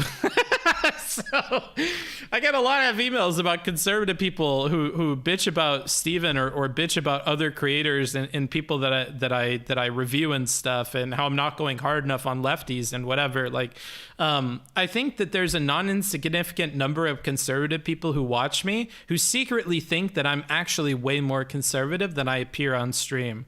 And to some extent, I definitely am. On a lot of social issues, if you actually pin me down and I have to give you my honest opinion on stuff, a lot of you may be disappointed with where I'm at socially on things. But like, the way I behave in public is going to be different, because I think that like a lot of the prescriptions that lefty people give us about social stuff, we have to follow, because that's where people are at and it's better for everybody. But yeah, I don't know.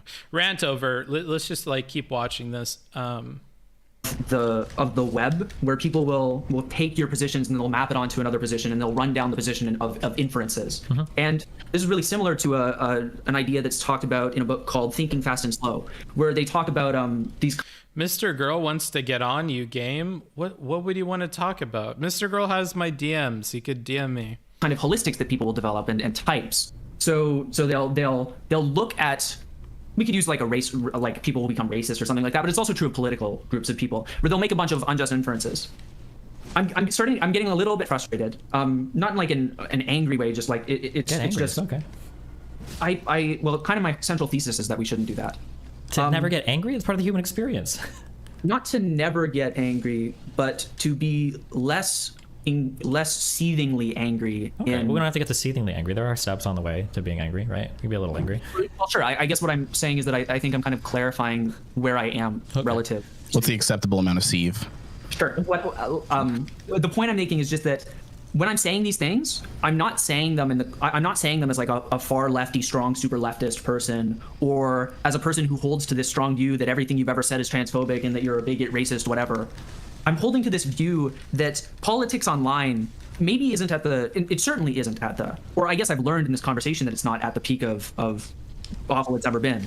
But on the flip side, it's also the case that politics and the internet broadly has been, like, I think, really negative for our political engagement with each other. Like, we are more insular, I think, than we have been in a long while. Internet community is like, there's the meme about people who like, the toaster meme, where people will go online and find like 1,000 other people who want to F toasters, and they'll sit in those communities forever, and that happens with politics. I think that these internet platforms like Twitch and Twitter, etc., have a responsibility to like try and make us more politically like willing to participate with each other. Why? I guess because I think that if they don't, that's going to be like really damaging to the structure of politics globally. I don't think so. What I would submit is Mr. Hans of Harkir.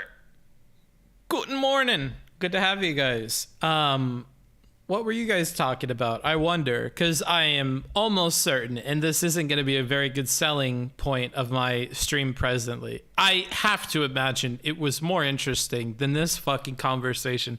How boring. To give you a TLDR, this guy didn't watch anything prior to coming here about Steven's conversations on this topic prior. He has to give up on every point. And on the topic of giving up on every point, we're currently listening to Soy, who has had to do that throughout this conversation, and spent the whole first part of their intro basically like thanking Fnatic for even allowing them on. This person, basically anything they say, Rhizome fights against, so it's basically between them two. Rhizome really shouldn't be here. I don't think we need a second person on Team Pro Destiny. Destiny does a good job of defending himself, and frankly, I compared it to like in an anime, when two characters start fighting and they're at a very high level, and then one of the low-level side characters tries to jump in, and somebody has to like grab him by the collar and hold them back and go, no, you shouldn't go in there. You'll only make it harder for the main character. Like, you kind of only fuck things up by going in there because you're giving points that are less good. That if the right viewer is listening could actually harm Destiny's position. He doesn't need help with this, and you're kind of hurting him by playing defense. So I don't know. I don't think Rhizome should be here. Yeah, so this has just been incredibly boring for me. The only highlight is like Fnatic's moderation is getting better. I've enjoyed seeing that. I've enjoyed seeing him grow as a moderator. He's actually performed pretty well as a moderator so far. And of course, Steven's performance, he is using the same arguments he's used in other conversations to kind of fight back against everybody. And a lot of the tried and true classics, like checking the age of the person you're talking to, have been checks that have happened successfully and have come up fruitful for him. Like asking this person, how old are you? And they respond that they're 18. After they just made the point that like internet politics has like gotten worse over time, you know, like everything is working out for Steven in this conversation, and nobody here is providing like solid challenges to him. So it's like this entire thing is just incredibly boring. I'm basically spending all of my time like looking at my chat and replying to stuff more than I am like actually watching this. Let's see, what is Hans saying? What kind of shit is this guy talking? We watched the Demon Mama vegan gains debate. It was hilarious. The Noah Samson Vosh takedown. Oh, okay, cool. Tomorrow I'm doing Demon Mama vegan gains, so I'm sure none of the 25 people you brought with you will show up for that tomorrow. But in case you want to go through that again, that'll happen on here. The Noah Samson Vosh takedown. I've said it once and I will say it again. I don't know why anybody is listening to Noah Samson about anything related to Vosh. In his very first video, he creates a kind of juxtaposition between streamers and YouTubers, and he talks about how streamers are often talking off the cuff, and that's going to come with its own problems, and it's not super well researched. Whereas like with YouTubers, like they're having to put a lot of research and thought into their videos before they put it out, and enables them to look through a bunch of perspectives and compile a much stronger, you know, group of arguments or set of arguments for their video. And the irony is that Noah, in the compilation of these arguments, fails to research a bunch of the key points that gets him in trouble. He instead opts for the behavior of Twitch people, despite the fact that he is acutely aware that the benefit of being a YouTuber is being able to research the points that you put forward. Nobody has a gun to your head and is forcing you to put out the video quicker than it needs to come out. And so it's crazy to me that he will have to sit there and write a script, and in the script he will write, I don't really watch a lot of this content, so I don't really know, but here's a strong take that I have about it. Like, what are you doing? You wrote a whole script where you recognize that the distinguishing factor between Twitch people and YouTube people is the research that goes into the content. Then you went into a whole thing where you broke down a bunch of lefty YouTube people, and that was a recurring point about what made them good and what you aspire to be. And then you didn't do that. So, and then he continues to not do that. And it would be different if his debate performances were interesting to watch, but those suck too, because he just concedes on everything and walks everything back. So it's like, why are we paying attention? Why are we giving so much attention to Noah Samson? You know what I mean? Like I won't watch that on my stream. And this isn't to say that you shouldn't have or whatever, but just like, I'm not going to give this kid time until he starts working on his content. His content isn't at a point where I think streamers should be reacting to it and giving it attention, because it's clear that he is not putting the effort that should be expected for like a lefty YouTube creator. And I don't care if lefty YouTube creators spend all that research time to create a precarious argument that if somebody did live react to, they could pick apart instantly with even a little bit of knowledge on the topic. I don't mind that. I'm an essayist. What I care about is that people are properly sourcing things and looking for references and materials outside of their own understanding or opinions on a topic to add on to put together into a larger thesis, in answer to something, right? Like, and he doesn't really do that. So it kind of sucks. Anywho, it's funny how poorly researched he is. Yeah. And I think it's even funnier because of the irony of his like awareness that his platform and his medium is supposed to enable him to do better at that, and he chooses not to. And it's like, Jesus Christ. Let's see. He is just lazy. Then don't make content. I don't know. Then why do something you're gonna half-ass? Like, then go work at fucking Walmart if you're gonna half-ass something. Go work at Amazon and half-ass something. Give a finger to the man. I don't know. Why do this if you're not gonna take it seriously? But that's a trait of a lot of content creators have. So many of these people have political commentator as basically their job, yet just by listening to them, you can tell that they have never read any serious text above high school level. I don't think they have to read texts. I don't think that's necessary. Just like, I don't know, bro. I'm not like gatekeeping this and saying they have to read books or something. Change the dono goal and do something people want to watch. Then pay up, bro. I'm sorry. We're fucking strapped in, dude. I'm like a prostitute, all right? Somebody, you know what? I'm here, and I gotta do it until this guy comes, okay? I have to do it until we're done with this. And if you don't want me to be done with it, then you have your donation goal. And that's all I'm gonna say. I don't think a platform can do this. They could try to facilitate better discussions, but I think that's largely gonna fall in the culture, right? Of like the country or that particular part of the internet, and like a platform might have like, I haven't done cock and ball torture in a long time. I gotta build up my tolerance, guys. I gotta get used to dealing with how awful all the conversations on this site are. So I've been gone a long time, and I need to build back up my tolerance for how awful this website is. So nope, I'm gonna have to endure this. It's a good thing. It's a character building experience. Some moderating effect on this, but I don't know how much they could truly control that. Again, a platform is incentivized to just maintain traffic, right, and clicks, and just maximize its output. So there's never going to be an incentive on Twitch to make for fair political discourse. It's going to just run counter to their bottom line, and like, that's not what it's supposed to be. And like, if you want to make your thing a political stream, then sure, it could have that angle to it. This video is on April 7th. But the incentives just aren't built into the platform, and the platform itself is not trying to be a political platform. So STV Philly, really quickly, STV Philly, you said that you felt that there were like significantly worse tweets. So yeah, Rizama said like if that the tweet of the N-word, if that. I want to check something here. So you felt that there were like form. So STV Philly. Good. Again, I'm scratching the bottom of the barrel for good things. Good to interrupt here and not let these people keep having this like back and forth and back and forth and back and forth. I'd like Fanatic's interruption here to get STV Philly in here with a claim that STV Philly has made before.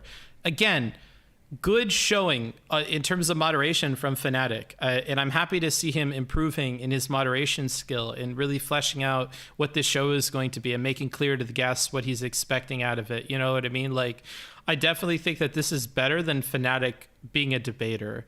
Think what you will of Fanatic. I don't think it's controversial to say he's a much better moderator than he is a debater. I don't like hearing a ton from Fanatic. I think he's really long-winded. I don't think he's like uber great at making his points, especially compared to other people. I don't think any of that's like super great or admirable. But so far, he's turning into a good moderator. You can disagree with what he's trying to do for the show and that he's not letting spice happen and whatever. But for what he's trying to accomplish, I actually think he's doing a good job. And I think that's worthy of praise. Really quickly, FTV Philly, you said that you felt that there were like significantly worse tweets. So yeah, Rhizoma said like if that the tweet of the N-word, if that was the worst tweet, then we're in a good space. And I was saying, that was the worst tweet in terms of if that's where racism is at now. Okay. Yeah, we've got our Destiny's gotten a lot better on Twitter over the years, but I just don't get why we're nitpicking. I just don't. No, nitpick. well, this Fuck is it. Let's nitpick away. This is the nitpicking. This is why we channel. were brought on. Yeah. And this is what I mean by like Rhizome isn't helping by being here. Like we're nitpicking because the entire fucking purpose of this panel is to nitpick things about Steven. Like I just don't know. I love you to death, buddy, but I'm not happy with anything that you're contributing to this conversation. Okay, you know what? I'm leaving. I'm gonna watch something else. This conversation sucks. What else is there gonna watch? I can't. I'm gonna start being so mean to Rhizome if this keeps happening too, and I don't want to. We're starting to be friends. I want to be friends. Let's see. Not drama content. Conference presentation on creating art with computer code.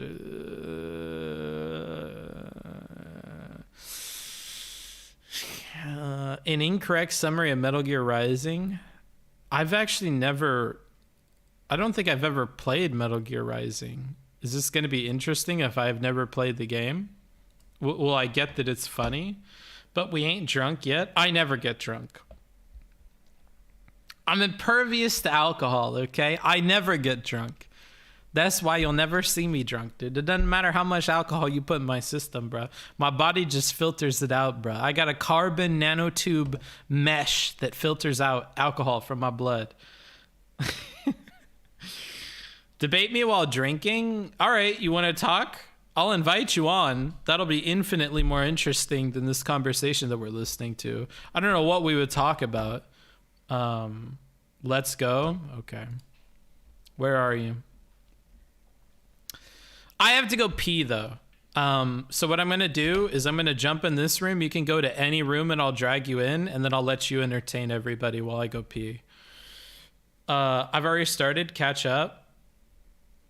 What do you mean you've already started, dumbass? My Discord, not yours, Arsler. Okay, maybe the alcohol is getting to me. I'll be right back. The level of disrespect before I even got here was just absolutely. Now he's leaving. Fucking run away, Bookie. I see you. Oh, I don't get fucking drunk. Copium. Get the fuck out of here. Run away. That's right. All right, you soy bitches. Did you fucking miss me? All right, I already destroyed your streamer, daddy. He ran to the fucking piss and shit himself in the tub. What are you gonna do? How's it going? No, I fucking love Bookie. What's up? Oh my gosh. What a fucking day, dude. We are living right now. What a beautiful day. Yeah, I'm Mr. Peanut Butter. Is this a crossover episode? Right now, I'm about to destroy Bookie in the battlefield of fucking ideas. And I'm also currently playing a Masters ranked game of TFT, alright? You've seen Destiny cope at League. I never fucking cope when I play these games. I only win. Because I'm just the best fucking person there is whenever it comes to anything in regards to TFT. I'm better. Alright? It's a real fucking game. I'm not already slurring. No, call me Bookie. I never get drunk. I'm completely. TFT is just League for people who don't play League. Dude, it is hardcore tactics, all right? No, I will always rag on League, all right? League is garbage, okay? The only thing you can say about TFT is that it's slightly easier than League, because if you're Destiny and you're playing TFT, it's 1v7, but if you're playing League, it's 1v9. 2v8 if you count Moot.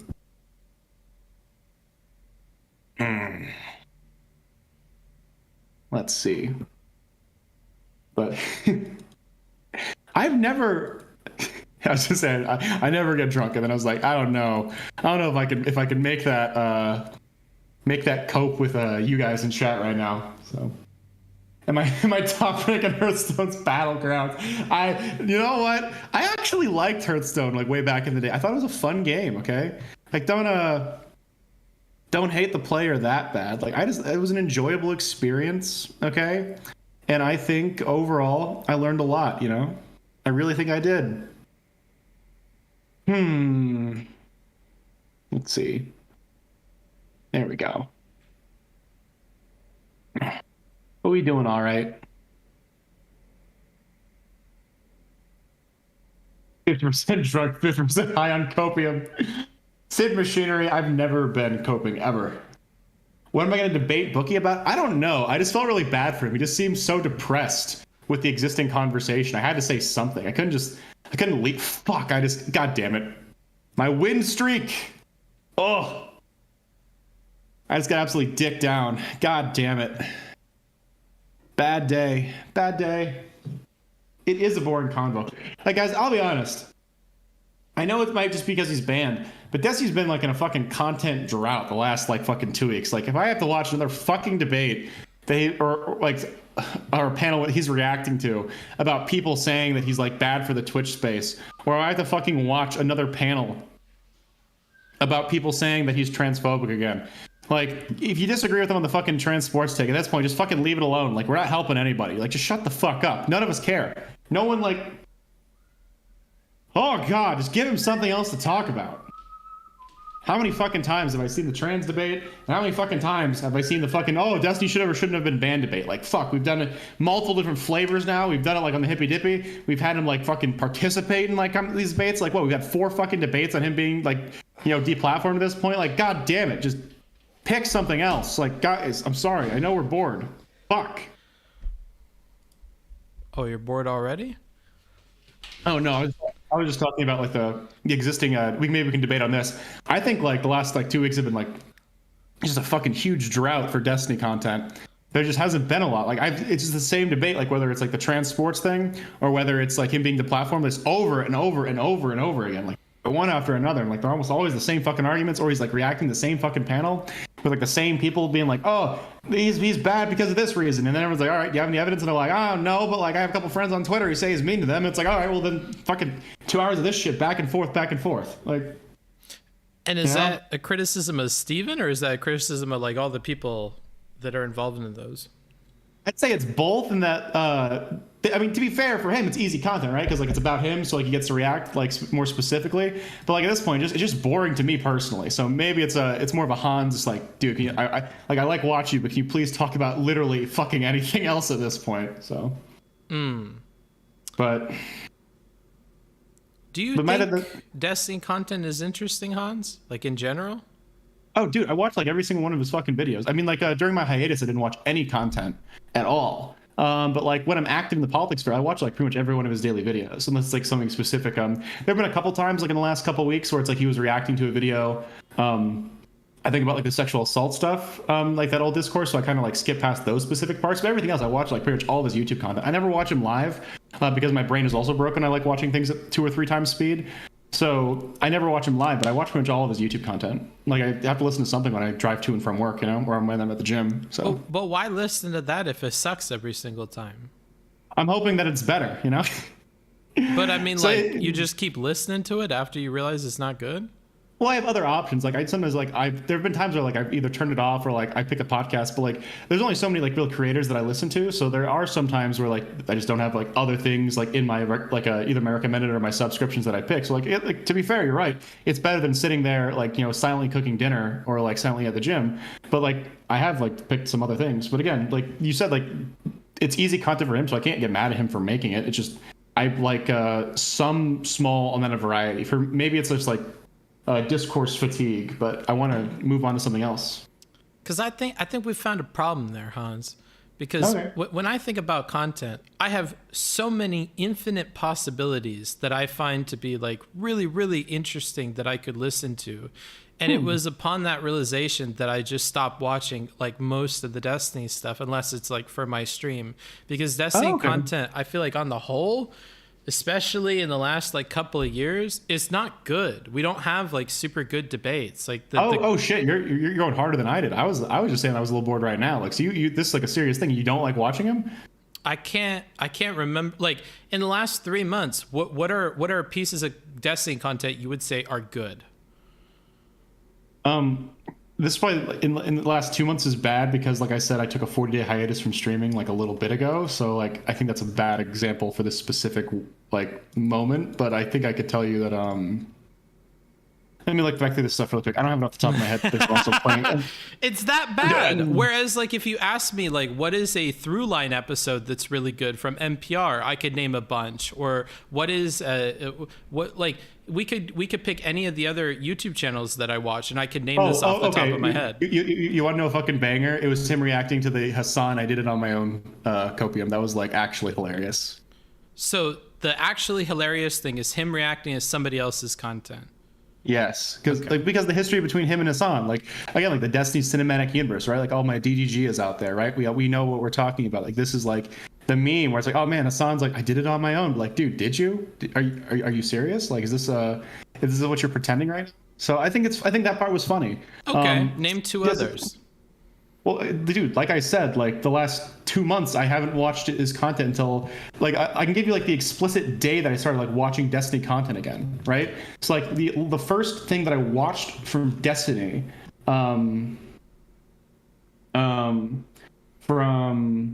I just care about what's good, like. So yeah, him so reacting to Hassan. Is all I have so far. So I mean, watched like the Anna thing from like a couple months ago. It was like so the last Destiny video that I watched was Destiny defends his positions against leftists who made things personal, which was February 7th. And then I took like a huge fucking 40-day break from his content. So like if you're asking for the last 2 months of his content, like I started watching again regularly 3 weeks ago with the Vosh Demon Mama debate react. That was the last time I saw something from him again. Well, we could talk about not in the last 3 months then. Like what are these good things? Like, okay. I thought the conversation with Infrared at in-person debate, that was hilarious, like in the memes around that, where like he was taller than Infrared, and Infrared just constantly talks about like how like tiny Destiny is. I thought that was really funny. But aside from that, the corn debates were hilarious too. That one was really good. I enjoyed that. And then the content between there was like a stream where Vosh was like he tried to save Destiny, which I thought was really funny. That reaction. And then let me see. Those are like the most memorable for me in the last, say, like 4 or 5 months. And I think those are good. But like again, like when I listen to Destiny, I'm not looking for I'm looking for something in the background the same way that like when I turn on a podcast. So what podcast do you normally listen to outside of or what do you listen to or you watch stuff? So for me personally, right, a lot of my hobbies or a lot of my work, I can't have like videos playing. So like when I'm at the office, I can't watch YouTube videos, right? It's just not like part of like what I can do when I'm in the office. And then I can't watch picture videos while I'm in the car driving to and from work, right? Because like obviously that's unsafe. So I can only get audio, right? Mm-hmm. And so it's either Destiny or podcast, because there are some my two favorite content creators actually aren't political people, they're gaming people. I like Mortdog. He's a TFT streamer. He's like the head developer for Teamfight Tactics, and I think he's really, really funny. I really enjoy his content. He makes a video pretty much every day, and he says like that, that sarcastic dad energy that I absolutely love, and I love watching every single one of his videos.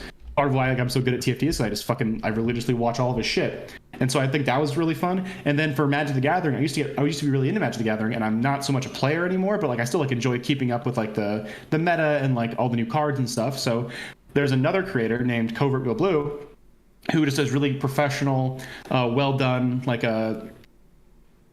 different decks, like a different deck every single day. It's like a 45 to 60 minute video that he puts on YouTube. So those are like the content that I watch that's my favorite, that I watch like pretty much every day. But aside from that, I listen to a couple, political podcasts, not like lefty political podcasts. I listen to, say, like The Intelligence from The Economist, or Pod Save America stuff, or I just like lib normie stuff. So, like trying to keep like a basic pulse on like what like regular political people talking about, and not like super online political people are talking about.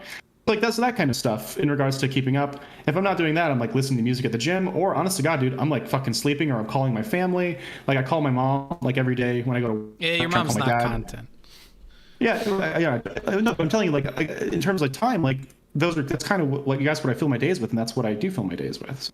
No, I'm asking like what content, like besides Steven, because like it sounded like there's not like a bunch of other good things that you could be listening to. So instead, you like soldier through awful content. Oh, okay. So here are all like the YouTube videos that YouTube channels that I'm subscribed to, right? I'm subscribed to Destiny, Covergo Blue, who's the Magic the Gathering guy I told you about. My third favorite gaming YouTuber, his name is Mega Mogwai. He does Legends of Runeterra content, which is like the League card game. Mm-hmm. And then Swim, who also does Legends of Runeterra content.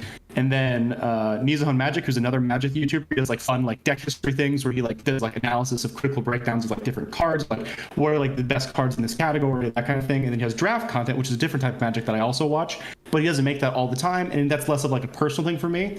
In regards to, and there's a third Magic channel that I watch called Strictly Better MTG, who's like more like commentary on the state of the game, right? And then my non like gaming stuff, I watch Cosmonaut Variety Hour, who's like just like basic like pop culture, video game analysis. I listen to Buddy Muffins, who also is like a TFT streamer. He does a lot of tier lists and like ways to get better at the game.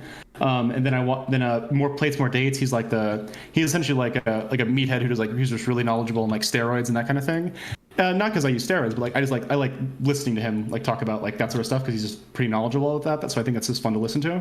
And then so I have that. Then ProZD, he's the guy who does like the funny skits on YouTube. He's like a voice actor. I think that's pretty good. I got into the JXC, like his YouTube videos for a bit, but like but most video essays only upload like say like once a month. And then I like subscribe to the basic like old trinity of like YouTubers. I listen, H Bomber Guy, Lindsay Ellis, ContraPoints. I'm subscribed to Sean too.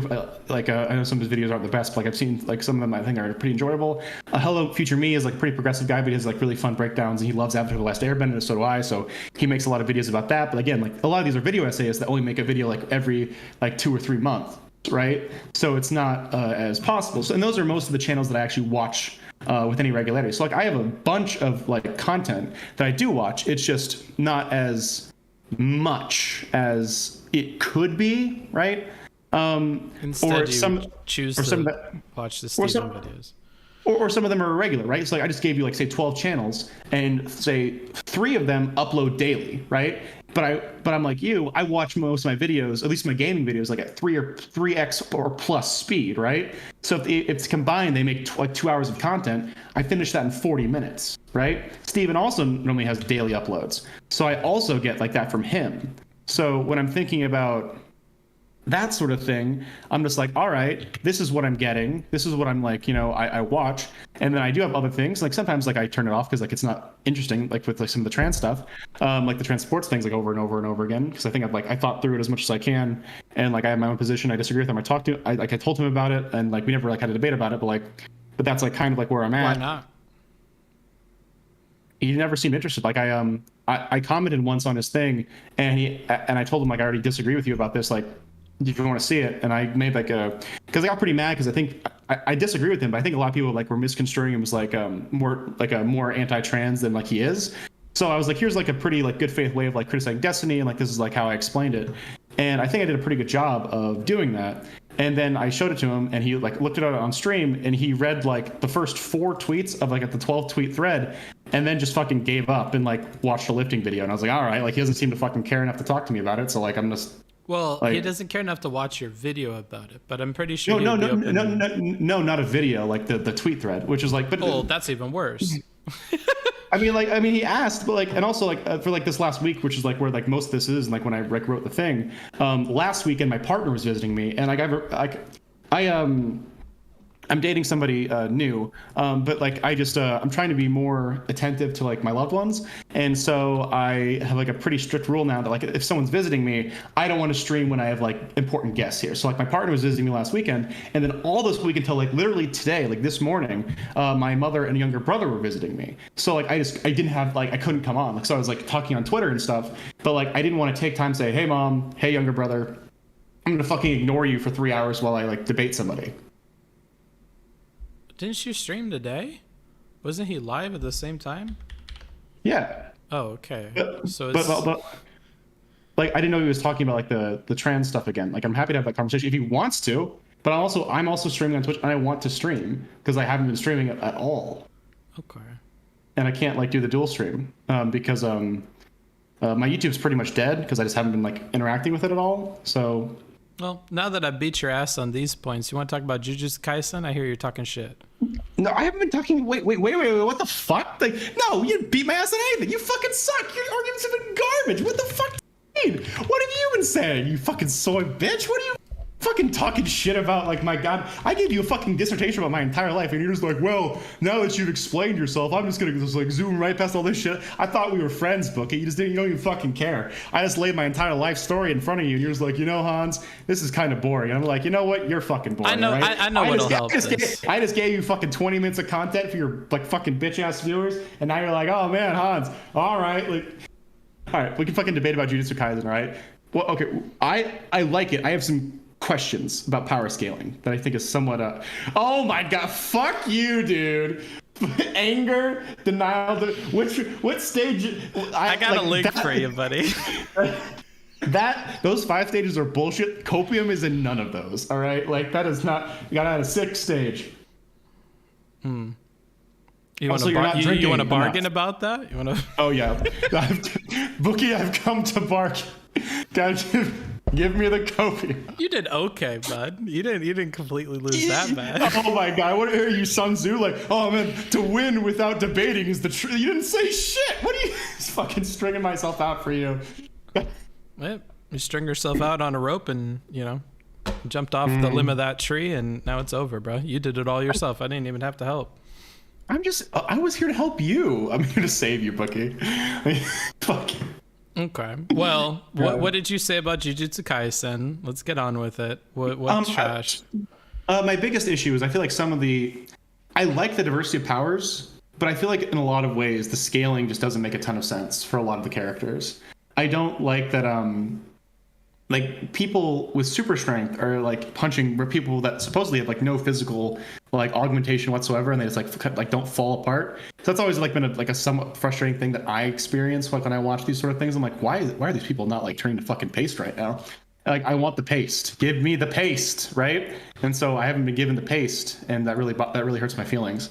So what are you comparing it to then? It's just always like it's just like a personal pet peeve of mine. Like, there's no like perfect. Yeah. So it's not like in respect to other things in its genre or other things in anime. It's just like, man, I want to see people fall apart. True. I want to watch people get fucking obliterated. To be fair, I have a similar criticism for My Hero Academia that like there's no way that like Midoriya or All Might can like actually punch people and not have them like turn to Ludicrous Gibbs. But like, I just wish they would acknowledge that more, or they just say like that in general people have like augmentations that keep them from like dying. That's like a personal like preference thing. So okay. I understand that. Yeah. But overall, I like the diversity. The one thing that I am actually extremely frustrated with is that it doesn't explain the systems of magic very well. They're like, everyone just has a gift. And they talk about like some people being like more powerful. They talk about like the ceilings and stuff. But like I want to know more. I love magic systems, right? So it's very important for me when I see the sort of stuff that I can engage with the system and feel like it's like it matters or it's important, right? That's something that's very frustrating for me, is watching this where I'm like, all right, what is actually going on? And I just don't feel like it really gives me that, so I'm just a little bit disappointed for that, because I love hard world building. I like knowing how like the power system works. I want to know how the scaling works. And Jujutsu Kaisen, they give you the grades, but they don't really even go into that so much. because as soon as like the show starts, all like the enemies are all, you know, special grade curses. So like I'm like, all right, so like is there no scaling level for like the protagonist to fight? Like some of them are just better than other ones. And then in regards to some people, I don't know like how some like sorcerers square off against each other, which can be fun, but it really just feels like extremely haphazard, like who's better than who other, like who's stronger than who else, how do physical augmentations work. I think that like a really good example is the who's the chick that has like the special seal, and she needs the fucking glasses to see curses, and everyone's like, oh, she's really like, you know, bad, but like there's plenty of like, you know, higher grade curses I think she's more well equipped to like deal with than like the chick with the nails, right? The chick with the nails seems extremely And do you remember why she's so underranked? Because they explained that. Well, it's because she can't see, right? Well, there's more than that, but I don't blame you for not paying attention, buddy. Oh my god, it's I watched it fucking once like 4 months ago. Give me the details, all right? Like I'm sorry, like I didn't know this is an impromptu debate. And now you're challenging me on specific details, all right? Like okay, what is this? Okay. Do you want to bargain on that one, bro? Is that the stage we're at with this one already? Oh my! What are we bargaining about? I'm asking you to fucking do. You all right? You are talking about being a bad faith debate, bro. My fucking dude. You come at me on the day of like my father's wedding, and then you just like fucking tell me like, you know what, Hans? All right, give me your opinion on this. I'm gonna fucking nitpick the fuck out of you, and I'm not gonna say shit. And then when you ask for clarification, I'm not gonna give it to you. Are you fucking demon mama? What is this level of like? I nitpicked while not saying shit. Gotcha. Let me write that one down because that didn't make any sense. So I'll probably forget it. But actually, so what have you been up to? Because I've been out of space for like a good amount of time. This is like one of the first times I've seen you live. What have you been up to? Fucking prostitutes and drinking beer and what else? I've been doing like a lot of studying. I've been taking like classes online and stuff like that. That's what I've been up to. I haven't had internet, so I've just been dealing with what I have. Watching a lot of anime so that I don't have bad takes like you about things. Okay, what is your takes on Jujutsu Kaisen? Like, I like some of the creativity of like the characters. I think it's as far as shonens go, I'd say it's like probably like at least a B. I heard the new movie was pretty cool. I haven't seen it yet. I want to see it, but like, I don't hate it. Okay, so it's a B. What are 3 shonen that are better than Jujutsu Kaisen? I saw the first season of Hunter x Hunter. I know someone said it in chat, and I really enjoyed it. Do you want me to give time for chat to fill up with answers for you? Or no, shut the fuck up. I don't mean to put you on the spot. No, for fun ones. I really enjoy like the Misfit of Demon King Academy. It's not good, but it's a guilty pleasure. I really thought that was funny. The first like 3 seasons of My Hero Academia were really, really good. I think how they handled the villain arc in the anime was like absolutely atrocious, and I'm really, really frustrated about that. I think it's done better in the comics, even though the comics are kind of like flailing a little bit right now. I thought that was pretty frustrating. So those 2 are better than Jujutsu Kaisen, to be clear. I enjoyed them more, if that makes sense. Are they? Because you gave a grading system. You said one's a B. So does that mean those 2 are A's? I'd probably give them like both like B pluses. Although the best anime I've seen in a while. Demon Slayer, easily better than Jujutsu Kaisen. I'm sorry, it's awesome. I love it. That's a straight A. Because of the magic system that's really well explained in that one. I think the sword styles are more realistic, and I enjoy that. And they haven't explained the power system for the swords, right? So that's frustrating. But I think they do a pretty good job in terms of the power scaling system. That Tanjiro, even like being the main character with this instance of like a sister who's also like a pretty powerful demon, still couldn't beat one of the lower moons, like as like an early part of the arc. What's and like up? The best thing he did was like a momentary victory and stalling for like someone more powerful to come. I really enjoy that aspect. I like that the main characters, and I don't want to spoil people for people who like haven't read the manga. Like I like that they don't become like the all-powerful, most powerful member on the hero side. I really enjoy the concept of like multiple heroes working together against enemies that are more powerful than any of them individually. I think they do that really well in a way that very few animes have ever done. So I think that's really, really unique in regards to how they do that. So I really do enjoy that. And then I would also say that in terms of the most new anime that I've watched that I thought was really, really good is, have you seen Ranking of Kings? Yeah. It's not a shonen though. It's not a shonen? What would you classify it as? I don't know. I gotta go real quick, Hans. I'll talk to you later. No worries, buddy. Enjoy the raid. Bye. All right, people. I don't want to subject you guys to weeb talk. If I would have known you were coming, I wouldn't have started that. I feel bad for Hans because I do actually want to continue this conversation in a real way with Hans, but it'll probably be at another point. I have a feeling I'll blow him out of the water though, because Hans doesn't seem to understand anime super well, but that's okay. We all start somewhere, you know what I'm saying? Just kicked me, I'll beat your ass. Yeah, well, you know. An ass beating can come at any time of the week, bro. We could do that later. I could kick your ass at another time. How did the Trump rally go? I know that IRI should be going and meeting up with Supreme after that stream, so that'll be cool. I hope he enjoys that and has a good time. I wish I was in Orange County so I could hang out with them, but I'm not, so. Big rip, I'm in Tijuana. Of course I'm chimping out, because I'm a human being, and you're a little soy boy wee bitch. You fucking say that you know more about anime than me, and when I make a point, you fucking challenge it, and then you ask me questions about other stuff, and I can't answer it. Oh, Hans, cope and seethe, my boy. How was it though? How was the Trump stream? I saw one little clip that was about like asking the kids what they thought about the Trump stream, and they said they were excited for Joe Biden or something. Like, what's going on with that? Like, are people still pumped about Trump? Does it seem like the same Trump rallies you guys saw before? Because IRI's done a pretty good job of covering like all those rallies and stuff for a while. So I'm wondering if like the same fervor and like positive energy and like excitement that I saw when I went with him and Steven to Beverly Hills and we went to that Trump rally. I wonder if that's still exactly what we're seeing here. But what we went to was like a march of sorts, and all of these seem to be like events that are like money making things where we're trying to get a bunch of people and cram them in, and then they listen to a presentation or something and then we move on. And that seems kind of lame to me. It seems less exciting than like the kind of like political rallies that I've been to both for Bernie and for Trump in the past, where we're kind of walking around and we're doing stuff and whatever. It seems much more like an event that you sit down and experience than something that you're actively a part of. And I kind of like the ones where you're actively a part of something a lot more. No, Trump rallies have been slowly declining. Oh, that's unfortunate. Unfortunate for the Republican Party.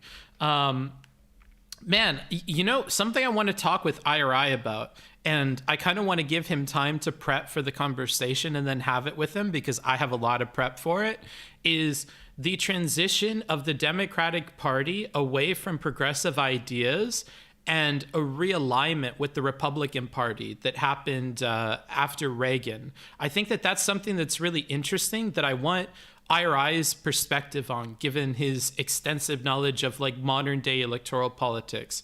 And I think because he has such a good understanding of where things are at on the political game board right now, he's in a better position than most to like go 2 steps backwards in the game state and look at that major change away from the policies of FDR and these kinds of socialist tendencies. Because I think that's really interesting. There's a Throughline podcast, which is a podcast by NPR, and it's about Milton Friedman and his ideas and about this transition in American political thought from the government can be the solution and people are expecting it to be the solution to things like widespread poverty and unemployment and economic decline to actually, I don't think that we can use those solutions to solve those same problems anymore. I think that the American people should expect the individual and corporations to be the solution to that, and that the solutions of the 30s aren't going to solve the problems of the 70s, and that kind of way of thinking that the Reagan administration brought in, and then how the Democratic Party kind of had to change all of what they were as a party to kind of meet this change in in politics, and I want to talk about that change and learn a little bit more about that change from a perspective that isn't NPR, because I think Throughline in particular, they take a very lefterly slant to things, and I can see why, as progressives themselves, they would be a little bit upset about the Democratic Party's move away from those sorts of policy solutions to societal ills. And so that's something I've been considering asking IRI about. But if I ask him to research and stuff, I feel like that's asking a lot of the dude. But that's the kind of thing that I want to talk with him about. And I would look forward to that. Actual neoliberalism. Exactly. I want to talk about this move to neoliberalism. I want to talk about this shift that we saw with Carter and what is probably better demonstrated by Bill Clinton. And I want to talk about this move. It's so interesting to me to listen to the political advertisements for Bill Clinton and how eerily similar they sound to like the Republican talking points and where they were at. Long baseline historical interferometry. I don't even know what that would mean. That would be an interesting talk. I'm not super educated on like the broader things around this specific like period of time. So I don't know if I would be as interesting, but I think IRI would for sure be interesting to talk about this.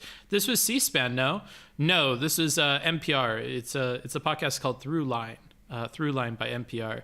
Throughline is a podcast that looks at historical events through a historical lens and talks about how that has impacted the modern day. So they look at some kind of problem or some kind of observable fact about the modern day, and they talk about what has led us to that right now.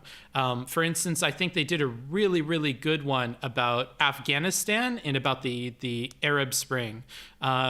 A really, really good show about that.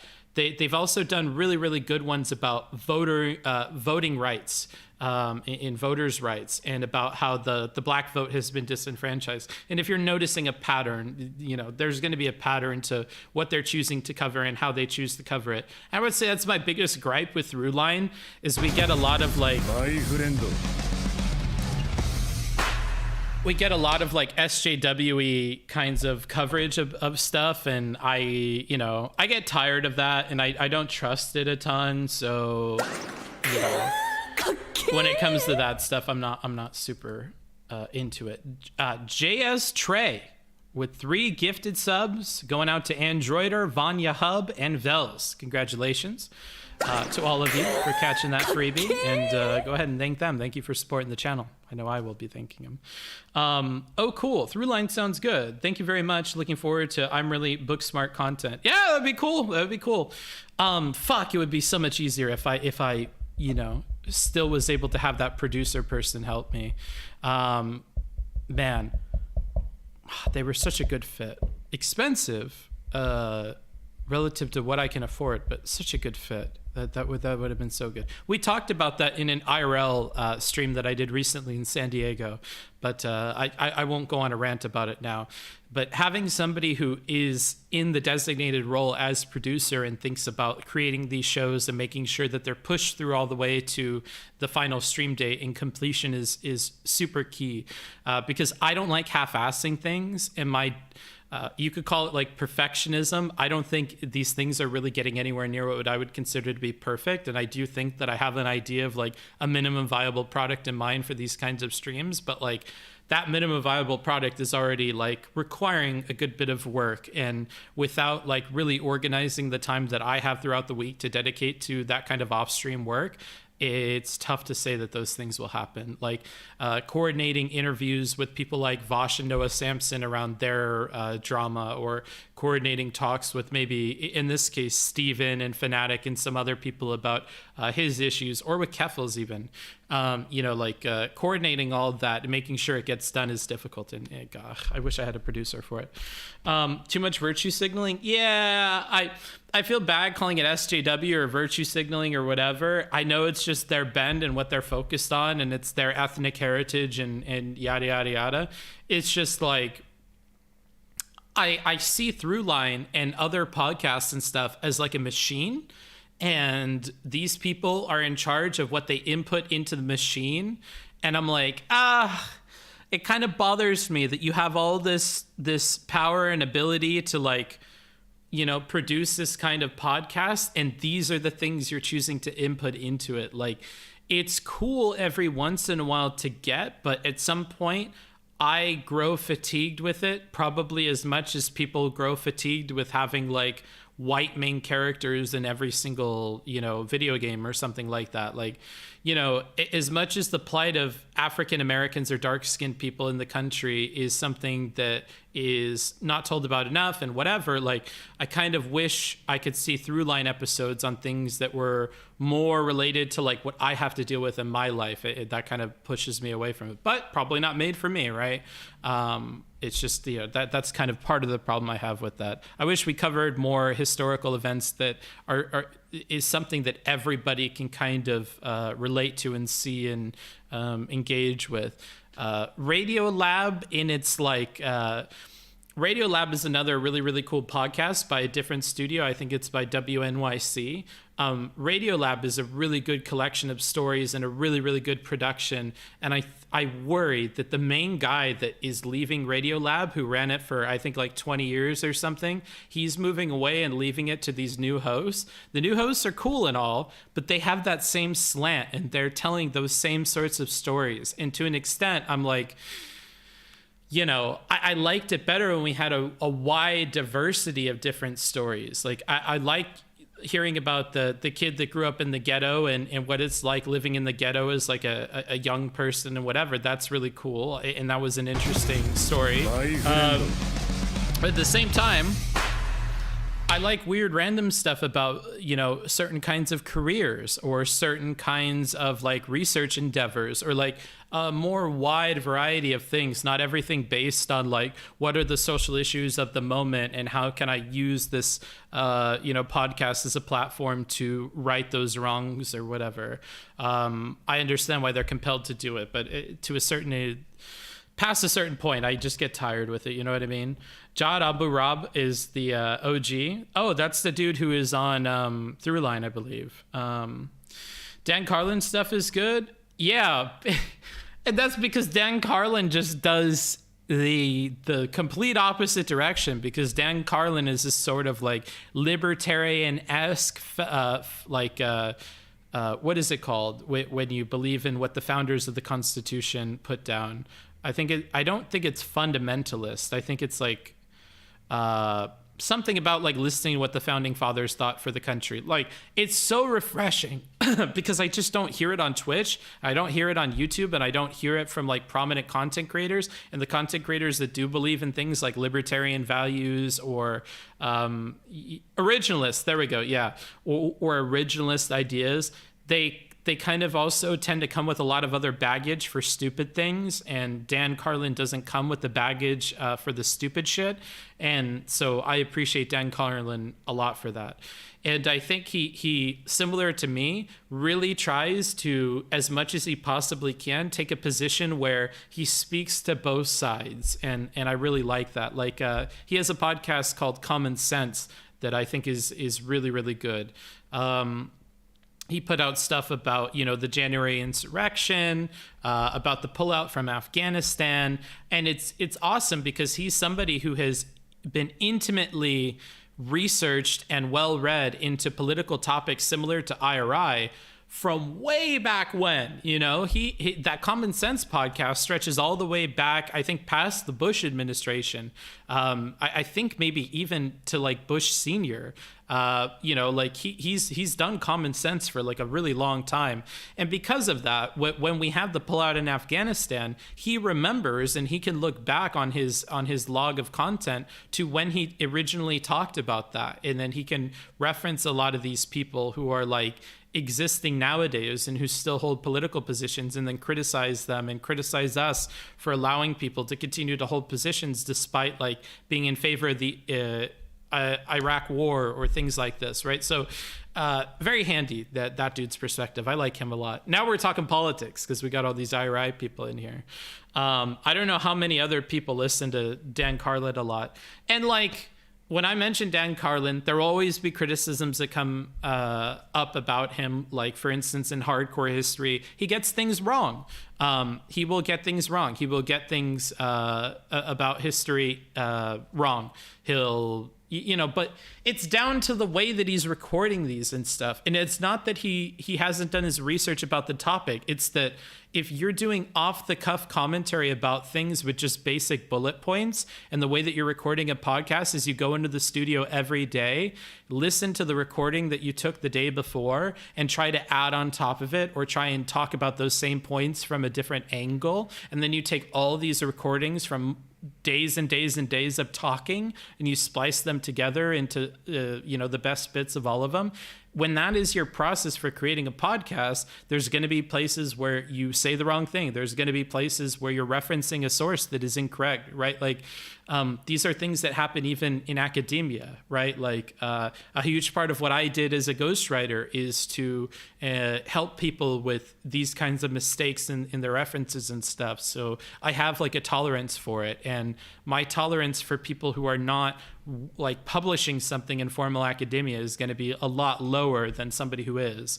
And nowadays he's fairly upfront about like his lack of chops for doing that kind of stuff, and he's upfront about what are his sources and where is he getting this from, and sharing the books that he's read. And I think he does a good balance there, and I think people are sometimes overly critical. It's also nice that he's really humble and acknowledges the limits of his own knowledge on all the historical topics he covers. Yeah, exactly. Like, I think that is very refreshing, and it's tough to strike this balance of trying to be an entertaining personality who is confident in the narrative that they're putting forward about things, while at the same time making clear to the audience parts of the story where you're uncertain, or parts or on the whole, like, you are not a researcher and you're going to get things wrong, and preparing them for that. And so, that's the thing. And beyond that, I think he does a much better job at the things that he is qualified to talk about. So Dan Carlin in particular, I believe, has a degree in military history. So when he talks about military history, when he's recalling things like the 6-part series he did on the war with Japan, between the United States and Japan, that part of World War II, the Pacific Theater, he does an incredible job. And that shows in the pure length of that series. So you have a 6-part series, and each of those things that you're listening to is anywhere from 3 to 5 hours long. so you have to imagine that is a lot of hours of content of sitting there and listening to it about that particular war. And sometimes I'll go on a long walk at night and just put on a random episode of Supernova in the East, which is the name of that podcast series, and I'll listen to it. I'll also listen to the one that he did about the Mongolians, which I find incredibly interesting. He did another one on the Assyrians, which I found really, really great. And he has just a lot of good shows, dude. It's a lot of good shows. It's like 24 hours long. Yeah, it's super long, dude. Do you like Pod Save America or Pod Save the World book? I know that Hans mentioned this. I remember listening to one episode, disliking it, and never ever trying it again. But I'm not saying that it's bad. I'm not saying anything about it. Like, I just don't listen to that. I found other stuff that I like, and it's already tough enough to keep up with the podcasts that I listen to. Like, that's why I was telling Hans, you said it only a little bit in passing that I like, I sit through the Destiny content that I hate because what else am I going to listen to? Careful with that. I think you need to be really careful about wasting your time listening to or engaging with content that isn't good. Like, if you're constantly aware that like the reality TV show you're watching is shit and you're not really getting enjoyment out of it or whatever, there are so many other things that you could be watching, even in that same genre of reality TV, that you shouldn't be bothering or wasting your time with something that isn't good. There are so many other political creators you could listen to that if you're 5 minutes into a Destiny video and you don't like it, stop listening to it. Like, this is a marketplace of entertainment, and he has to be doing a better job to keep you as a viewer, keep you as a listener. If it's something that you don't like, I would highly encourage you to couple that instant feeling of like, I don't really like this isn't very interesting or whatever, with therefore I'm going to change it and listen to something else because my time is valuable, right? And that's something that I've preached since day one of being on this platform with you guys, is if at any point you don't feel like that about my stuff, click on something else. You don't feel like that about Destiny stuff, click on something else. You notice it's having a negative impact on your life, click on something else, because it is the constant turning of a blind eye to the way that content or the things that you're consuming is making you feel that leads people to get stuck in incel circles, that leads people to be stuck in like the worst parts of 4chan or Kiwi farms or these sorts of things. You know, like I think you really need to be paying attention and responding in kind to like not enjoying whatever it is that you're listening to or whatever it is you're engaging with. You need to kind of have more respect for your value of your time, you know, like, so I don't think you should waste time on stuff that you're not liking. So long story short, no, I don't listen to that, but maybe it's good. I have so much other stuff that I'm not, you know, jumping at the bit to give it a second try. What kind of stories can everyone relate to that isn't too focused on minorities for you? Well, like, here's the thing, is like, you can write it in such a way where like it relates to everybody, but still talks about the plight of minorities, you know, like, I think that these things can happen at the same time. Throughline just doesn't do that, though, and that's the thing. And I think that's a problem with Throughline. But I used to like Pod Save America. Cringe, feels bad. I don't know, dude. I don't like, if you ask me anything about it, I can't even tell you anything about it. I really want to stress that I know a lot of people like that stuff. I don't know anything about it. You know, the crooked media content was good in a way, a beginning, but okay. I assume that's Pod Save America stuff. Hi, I just joined the stream, so sorry this is already discussed. The Booksmarts comment on the building drama between Abba Preach and Hassan. I don't even know who these people are. Isn't Abba Preach the dude that like Destiny makes a fool of every time they talk about relationship stuff and whatever? Like, is that the dude?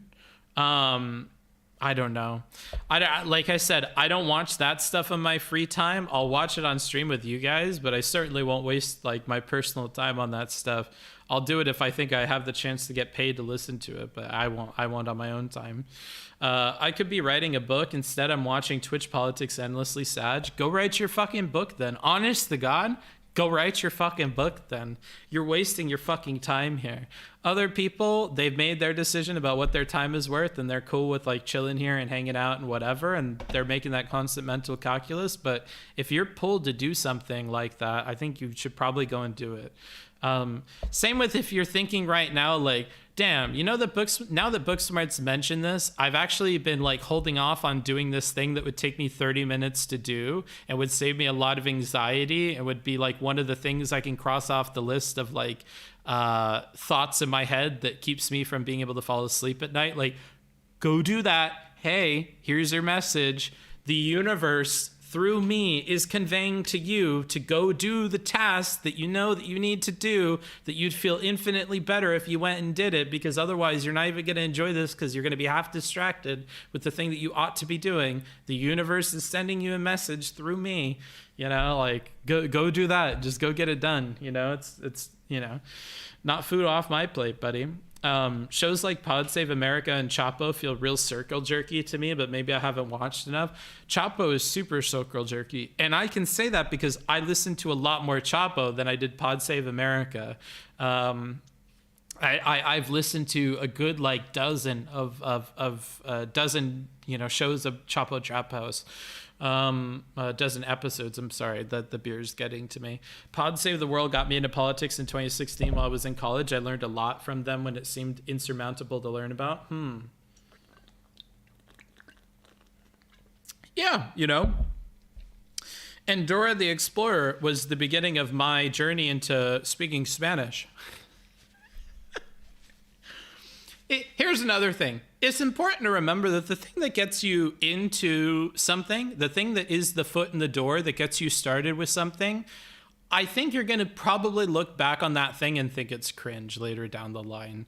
Very few things will stand the test of time throughout your life, and you constantly keep looking back on it and you're like, wow, that was a really good influence, and it continues to be like the compass by which I guide my journey into this field or interest or whatever. You know what I mean? So like, also keep that in mind. You don't have to keep watching Naruto because it was the first anime you ever watched. At some point, you're going to realize that Naruto is a little bit trashy, and then you're going to have to make a new evaluation. Do I keep watching this even though it's trashy? Like, what am I getting out of this, right? Like, and that's a decision you have to make. And same with this, like maybe some people really got into particular content creators on YouTube because they were the foot in the door for leftism or for political advocacy or whatever.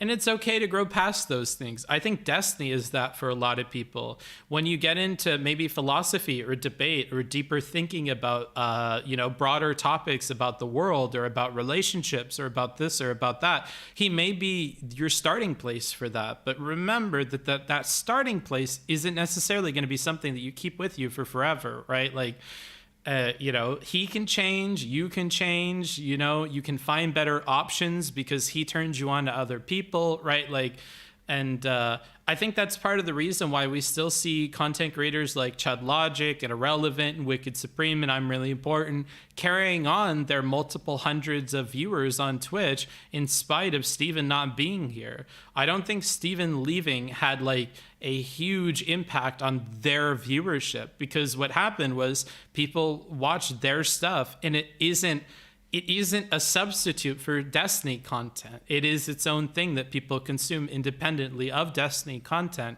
and that's why him leaving didn't have some huge impact on them.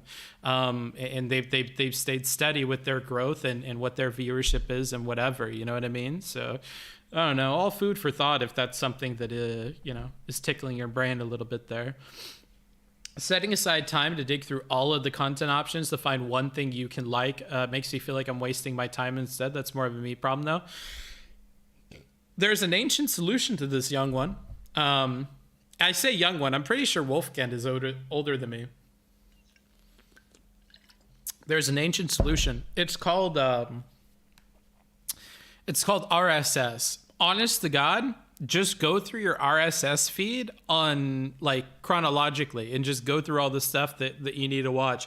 Don't waste time or like decision-making energy or whatever, or because I think that right now we think that there's fatigue in decision-making. When you constantly have to make decisions, there's a fatigue associated with it. If there's decision-making fatigue, don't waste it on your content options. Then just have an RSS feed that is well trimmed and is going to be a lot of stuff that you're going to want to hear, and then just do that. And then if you're not feeling whatever the episode is that you're on or that you're watching or listening to, then go to the next thing, and eventually you'll hit something that is what you're in the mood for, I think. Off topic, but is that an Imagination Foundation shirt? No, it's from Into the AM. You can get more information about them by doing ! Into the AM. They were a previous sponsor of the channel. We're still trying to work out a new sponsorship thing, but I gotta, negotiate it with them.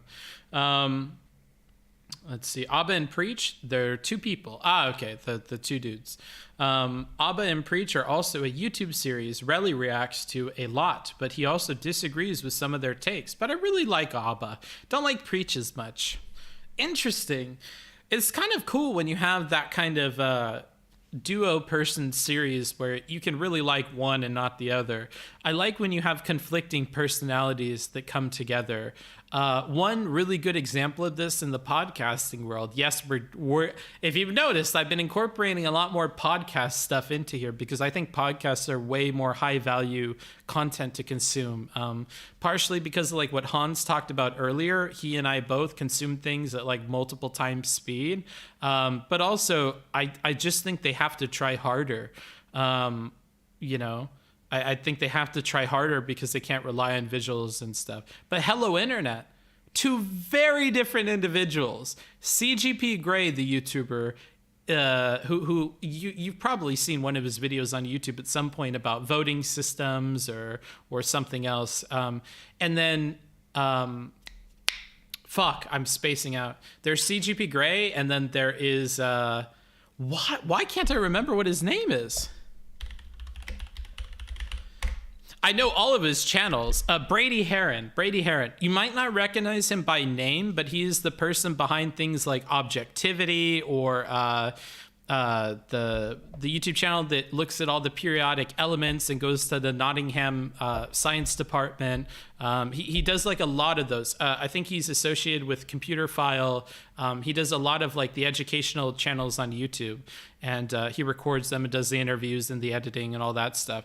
Two very different dudes. Brady Heron is a dude who's like super hyped on life and very sentimental and soft-hearted and you know, but tries to be a manly man and whatever.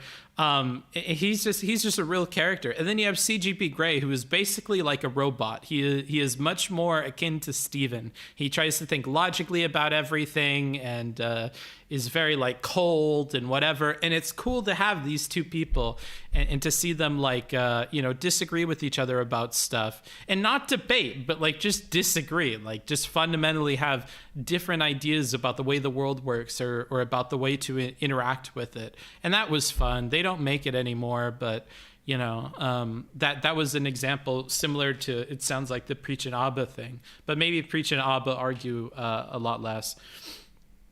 Let's see here. A lot of people adding Mind Waves. Clearly Mind Waves is saying some shit. I'm gonna go clean my room. Yeah, go clean your room, bro. I bet your room is a fucking mess, you stoner fuck. Oh, stoners in their rooms, bruh. Stoners in messy rooms. Name a more, you know, more iconic duo. Booksmarts. I 100% think it's cringe now, but I still look back on it fondly. Haven't listened to it in years. I feel the same way about Naruto. Naruto is trash in a lot of ways. I still look back on it fondly, though. It's plenty nice. But I certainly wouldn't say it's like one of the best shonen or anything crazy like that. Watching the poorly animated episodes of different anime is peak culture? Maybe, bro. I don't think so. Folks on Twitch seem to think that our streamers stay crystallized in their realms of thought forever, when that just isn't the case. Life happens. People get old. They experience new things and incorporate that into their values and principles. Yeah, for sure. I think for better or for worse, I think you guys on this channel in particular have to unfortunately confront that all the time. I am very much so like, you know, open with you guys about my moment to moment differing opinions about all sorts of things in life, which is why I wouldn't make a good political streamer. I don't like the idea of being stuck in my ways about a particular way of thinking and having to like edit a whole logical system to incorporate some addendum or amendment to the way that I view the world, right? I have a much more fluid experience of reality, and I just don't think I would fit well into that.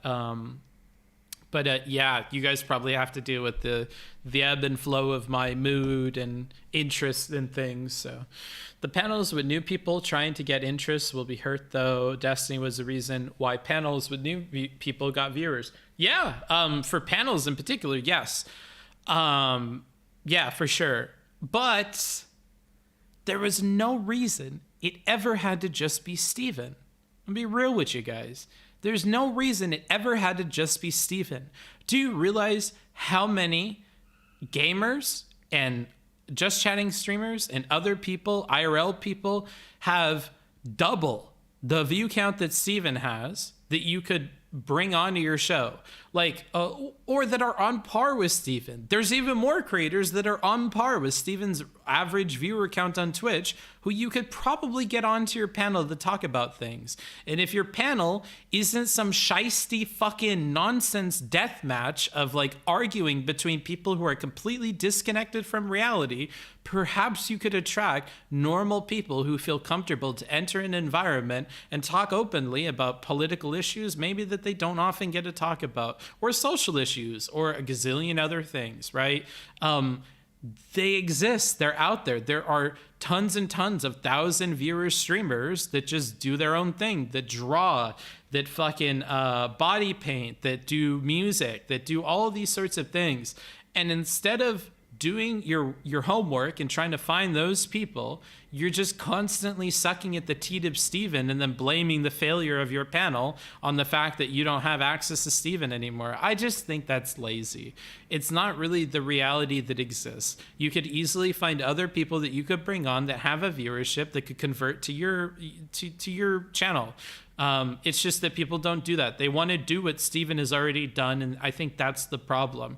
They want to look at things that Steven's been a part of that have been popular, whether that's Mindwaves' N-word drama, panel thing, or it's the Raj Royale show, or any of these other things, and they want to try and copy that. And I'm sure nowadays maybe people are trying to copy Hippy Dippy and recreate that. It's the copy pasting and the lack of creativity that I think is really the problem. If the loss of a single streamer means like you can't create content anymore, then what were you? What was your content? Like if that is the thing that determines the failure of your channel, then perhaps that channel should not have existed, or that panel should not have existed, or that show should not have existed. I don't know. So I don't know, maybe those are harsh opinions, but he's not the end all be all. You have lots of people, and that's setting aside the fact that you could have YouTubers on and YouTubers could convert, especially if you're restreaming, if you're doing a dual stream to YouTube and Twitch, right? But nobody does that. Everybody wants to copy everybody else. Everybody wants to get the star and be partner and lock themselves into a slave or a serf lord relationship with Twitch and not be able to do other shit like fools, because other people that came before them were fools and they did the same thing. And it's just, that's how it is, bro. You and Erudite have become wonderful alternatives when it comes to listening to fair, calm, and collected takes as opposed to Destiny. I'm glad he was a stepping stone to finding the both of you. Yeah, that's the great part is, it was a community of people that are already there that have been given access to my voice and the things I'm about, and then the people that stick around, that's really rad, And I am grateful to him for giving me the opportunity to come on and to do that, right? Being supportive of me, like we talked about earlier on stream. But I just don't have a lot of sympathy for the people who pretend like their entire platform or their entire viewership or living is dependent on Steven's continued existence on Twitch. How much to do Tradle? It's like Wordle, but with nations imports. You keep asking me this. I don't know, bruh. I don't know. Surprise me. Mike Hurley, or is that Cortex? Mike Hurley is Cortex. Have you heard of the streamer Germa? I don't watch Germa. I don't really like Germa clips. So I haven't ever been compelled to watch Germa. You know who is really good that I never hear anybody talk about or brag about or cover what he says? Northern Lion. Northern Lion is great. He's amazing. He's an incredible streamer. He is so funny. He is on for every single stream. He's always doing a good job. His clips are golden. His takes on things are level-headed and normal, and I don't know why we don't talk about Northern Lion. And that's another good example of if you're really going to choose a creator to suck the teat of, there's other cows in the pasture that you could pick. And I think that they would be more interesting. I don't know, or more refreshing. Ahead of you, dude. Sounds like the older days of panels. I don't know, bro. Alba and Preach are very refreshing because they usually have the simple normies takes on politics that normal people have. You might like them. Yeah, maybe. $15 seems fine. Here's the link. No, $50 ain't fine for me, bro. Thanks for the $15 though. Yoink! Don't mind if I do just take that free money from you, pal. No, I'm just kidding. When we're done with this rant and me reading my chat and I hit a low point of being able to say anything, I'll go do the Tradle thing. N-word panel, never heard of it. It never happened. If this entire space depended on the attention of one man, then honestly, Twitch politics would have been doomed from the start. Yeah, and it's never been that way. You know what I mean? This is just something I think people make up, dude. It's not really how it was. Or how it is now. That's what Twitch will really miss. Not many streamers around Destiny's size will give people with very little viewers a platform to talk on, which he has done with so many small streamers. Yeah, but he's a shortcut. you had to realize he's a shortcut, right? Like, he is an exception to the rule. He is not the rule. You can get on a Prime Kai's panel. Now, granted, Prime doesn't have as many viewers, right? But he's going to have 100 times the viewers that you have, or 20 times the viewers that you have, or 10 times the viewers that you have. You were given the opportunity to have a shortcut, to have a lotto ticket, to be able to pull on the slot machine of DGG, and maybe they like you, and then you could get something out of it, right? But that was always a cheat. That was always a shortcut to doing it. The reality is that you'll probably need to like struggle and climb, and that struggling and climbing, moving at people that are just above your level is still something that you can do, right? And there are still shortcuts you could do. You could like follow somebody's content and come up with some kind of content strategy to have a conversation with them about something, produce a YouTube video that's really interesting and try and get their attention.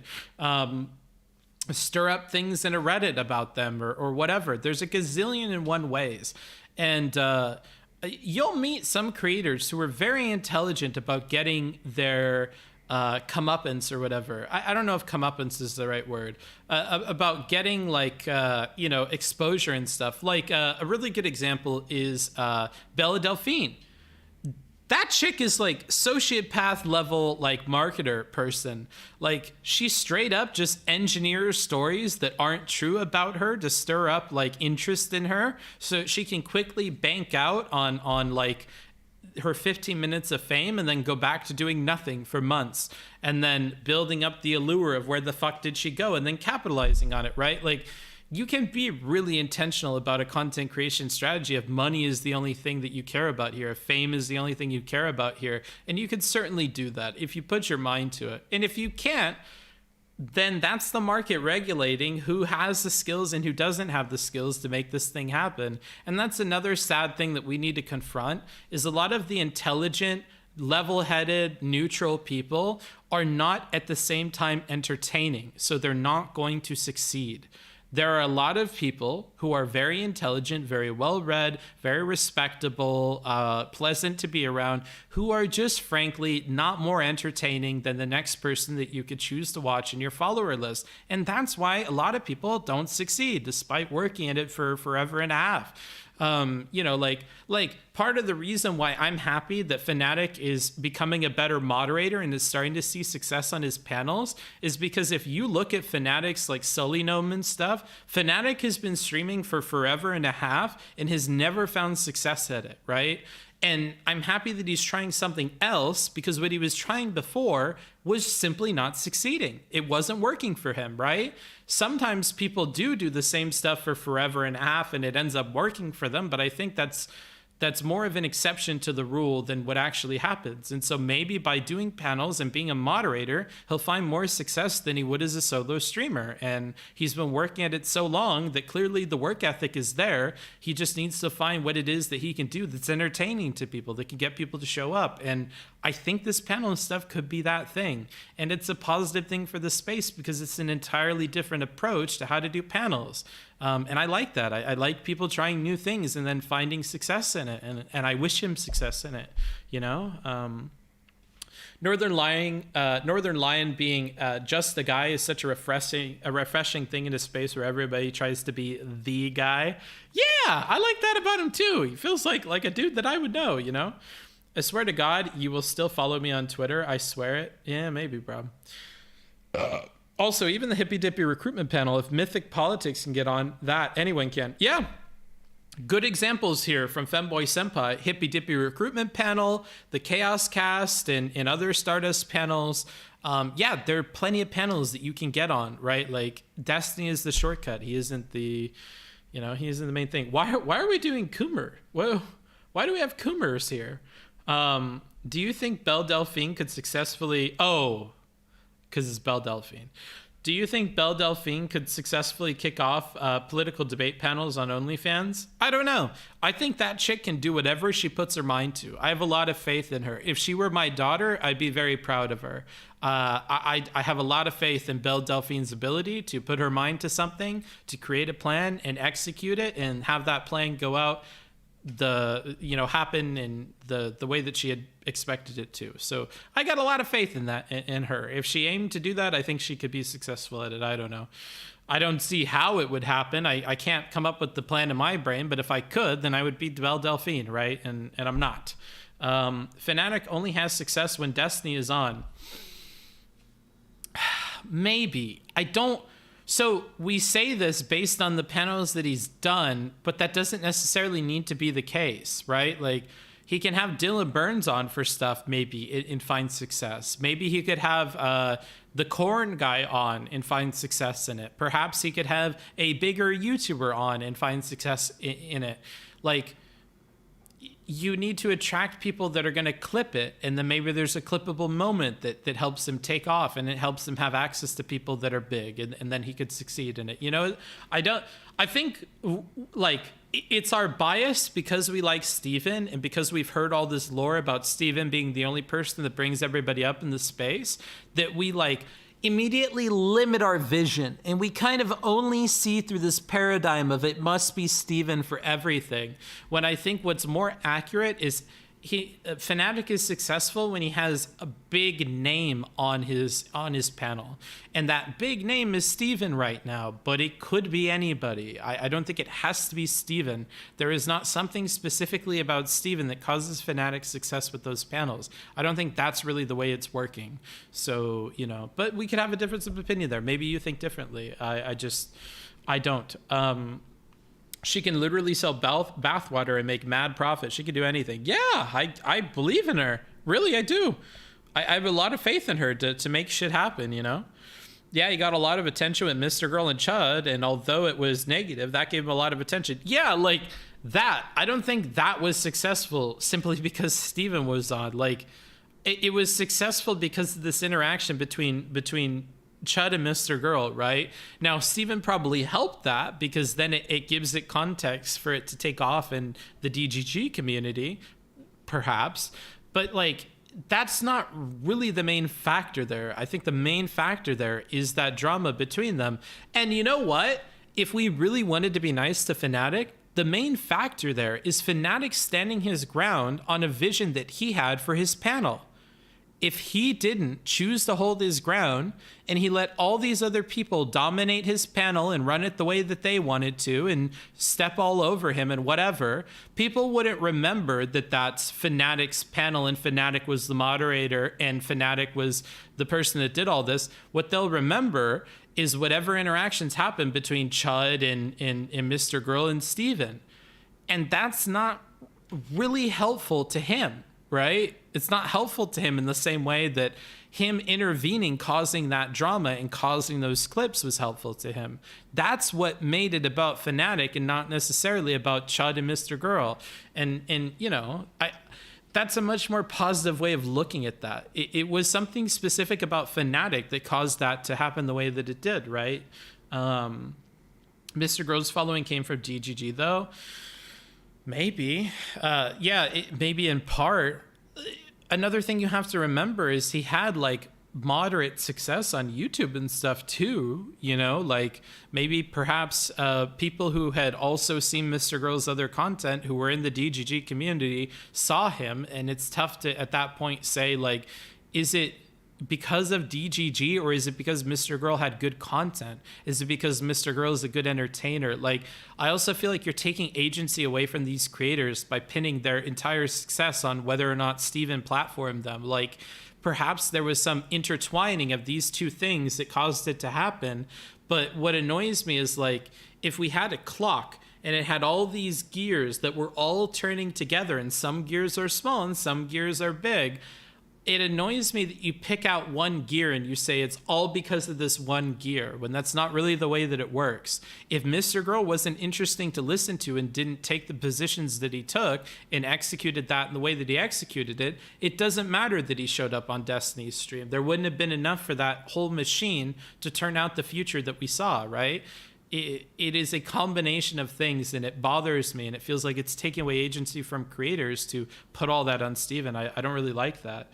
Mr. Girl's funny, not gonna lie. Sure, yeah. Twitch is boring without Destiny. Well, if all you watch on Twitch is Destiny, then sure, then it's going to be boring. But it's boring because you only watch Destiny. It's not about Twitch at that point. It's about Destiny. All you watch is Destiny, then all you watch is Destiny, right? Like, that, you know, like that's a you problem. That's not really like a statement of like reality. I don't know. I don't think having a larger creator boosting you is abnormal. Out of the top creators, they either got started from professional esports or from knowing people who were famous from professional esports. I don't think the boosting you is abnormal. No. But I have a problem with people pinning it all on the other person and saying that it is the other person's doing that you have what you have. Like, I don't think that's the full picture. In much the same way, like if rocket fuel is a mixture of oxygen and hydrogen that you're combining and igniting to cause liftoff, I don't think it is correct to say like, well, this is all oxygen. There's no fire without oxygen. Like, yeah, but there's no combustion without hydrogen. Like, what? This is a two-part system, and you need the two parts. Like, they wouldn't have taken off and held viewership and had success if they were not interesting. Like, I think the best example of this is people that orbit Hassan. Some people get tons and tons of Will Neff raids or Hassan raids, and they never succeed as streamers because they're just not interesting. People don't want to watch them, right? Like Mike from PA, think what you will of him. He got whatever audience he got by appealing to people and creating a brand that people could be down with, right? And even then, I don't think he did the best job of it. I think if he was more entertaining, more accessible to people, and more, frankly, palatable, then he would have a ton more people watching him. He would make a ton more money, probably, too. But he doesn't, because he's not really palatable to a ton of people, so he's going to be stuck at what he's stuck at, right? You know, but whatever he has because people like coming and watching him, you know. And if you put it all in Hassan's support, I think you're missing half of the picture there, and that's kind of the problem I have. But then again, I'm biased as a streamer. I see a bunch of people come up and fail in spite of the support of larger content creators all of the time, because it's not all about having the other content creators. You have to be good at this. You have to be entertaining. Moon has talked about this. He tried hosting people and they never gained a following, so he stopped doing it for the most part. It mostly has to do with the streamer, not just getting a huge boost of interaction. There were a few outliers, but for most, they don't succeed. Exactly. Like, yeah, like having the boost is what got the people there to enjoy you, sure, in much the same way that the YouTube algorithm is the thing that drives people to your channel to watch your videos. But those people continuing to choose to click on them, and those people continuing to, you know, that's even more of a clear feedback loop than these other things, right? Yeah, like I'm happy Moon says that, because it's like, yeah, you're not making or breaking a streamer by rating them and stuff. They have to be good for it. And if they're not good for it, it won't happen. I'm sure we can all think of a bunch of political creators in the space that stay at anywhere from 1 viewer to 30 viewers or 50 viewers at all times, all the time, right? Like me doing IRL content. I'm gonna get like fucking 15 people watching that shit because it's not good, right? Like I have to keep working on it. I have to make that better. I have to make that entertaining, and then I have to catch these opportunities, catch these raids, catch exposure, put out YouTube videos that people can see of what that's like. I have to do everything to create the opportunities for people to see it, but beyond that, I need to make sure what they're looking at is something they're going to want to look at again, and they're going to want to watch again. And that's where the skill comes in, and that's where the work comes in. And, you know, I'm reminded of that working on IRL stuff, and it's something we should keep in mind for content creators in general. What streamer would you recommend if you watch Destiny for riding the line of having a spicy take and being able to defend it in a logical and entertaining way? I don't like that kind of stuff, so I'm not recommending anybody to you. I don't know, because it's more than that. They have to align with your preconceived notions about the world and your political beliefs that you already hold. So for instance, I think a really good answer to that is Ben Shapiro. But you may be like, oh, Ben Shapiro, he has the wrong ideas, or oh, Ben Shapiro, he can't win at a debate, he only debates college kids. Like, Okay, and Steven debates Twitch streamers. Like we can cope and seethe about it, but like what would match your description is Ben Shapiro. A lot of my righty friends love Ben Shapiro. They think he's fucking hilarious. And in their opinion, he smokes everybody that he engages with in debate. So you could point to that. You could point to Jordan Peterson as another example. You know, like we have way more of these examples on the right. They haven't quite all coalesce together like that, right? I think Joe Rogan could be another example. When Joe Rogan chooses to argue on a topic like marijuana, I would say that more often than not, he beats the opponent about that topic, right? So, you know, I can think of far more right-leaning examples, but that's because I find a lot of the left-leaning people unpalatable, and I don't watch them enough to know how well they're performing in debates and stuff, because I'm not bought into their preconceived notions about the world the same way I can buy into a lot of right-leaning preconceived notions about the world. Again, hint at, like, you know, some of my personal beliefs about things, but like, you know, I can much more easily enjoy right-leaning creators than I can left-leaning creators. So I can't give you examples there. 100% agree. People are going to need to establish themselves without Steven's help from now on, or just go to YouTube, or both. Stream on YouTube and Twitch at the same time. And when you are going to talk with Steven and do it live, stream it exclusively on your YouTube. Right? This is not an either or. If you are an affiliate, if you're not partnered, you can stream on both. And you can stream exclusively on YouTube if you chose to, for the one instance of talking with Steven, right? Like, you know, you don't have to forego the Steven thing at all. Like I said, that's a shortcut that if you want to take it, you can. But like, yeah, you know, just dual stream. Everybody should be dual streaming. There's not a lot of reasons not to dual stream, and a lot of them are copium. Like I don't want to manage two chats. I don't want to split my viewership. Like, well, frankly, I think the splitting is coming from streaming on Twitch. I think you streaming on Twitch is hurting you more than streaming on YouTube, because your YouTube can feed into your YouTube channel, and you have algorithmic pushing, you have algorithmic help for like your growth that you don't have on Twitch. So like, if you're gonna throw that argument at me, my response is gonna be that like, well, Twitch is the problem there, not YouTube. You should be a YouTube exclusive streamer then, because your YouTube is feeding into your YouTube channel, and you have more chances for success just streaming every day on YouTube than you would on Twitch, because of discoverability and algorithms and all of that. So that argument doesn't make a ton of sense to me. Like, you're wasting your time managing Twitch chat on top of YouTube chat, right? Like, so I don't know. There's not a lot of good reasoning I've heard there. What kind of beer is that? It's Tecate Original.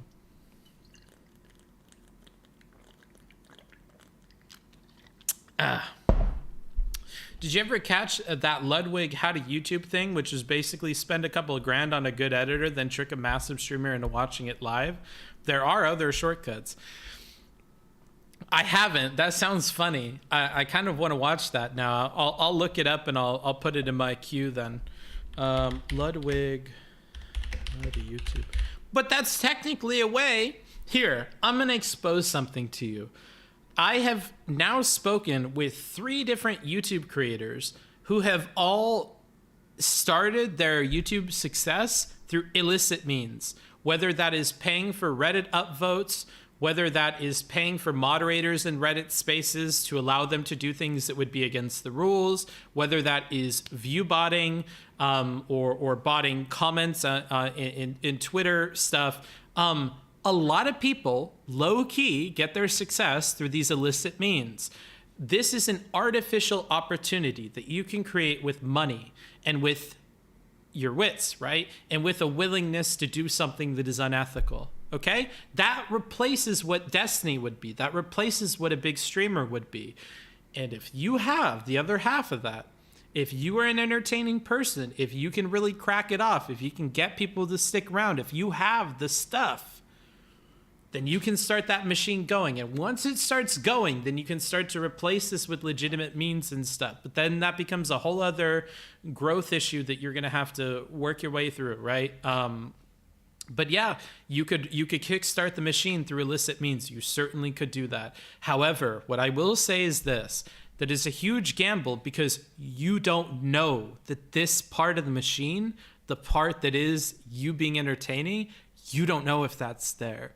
And I think a lot of people need to spend the time grinding away with few viewers and on their shitty content in order to make that other opportunity thing click. You have to be a good editor and have good YouTube videos. You have to be a good streamer who's entertaining and consistent and whatever else. You have to have good quality for these other things. Your podcast has to be interesting, right? Like, it's not... And again, this comes down to forgetting about these two pieces that are here.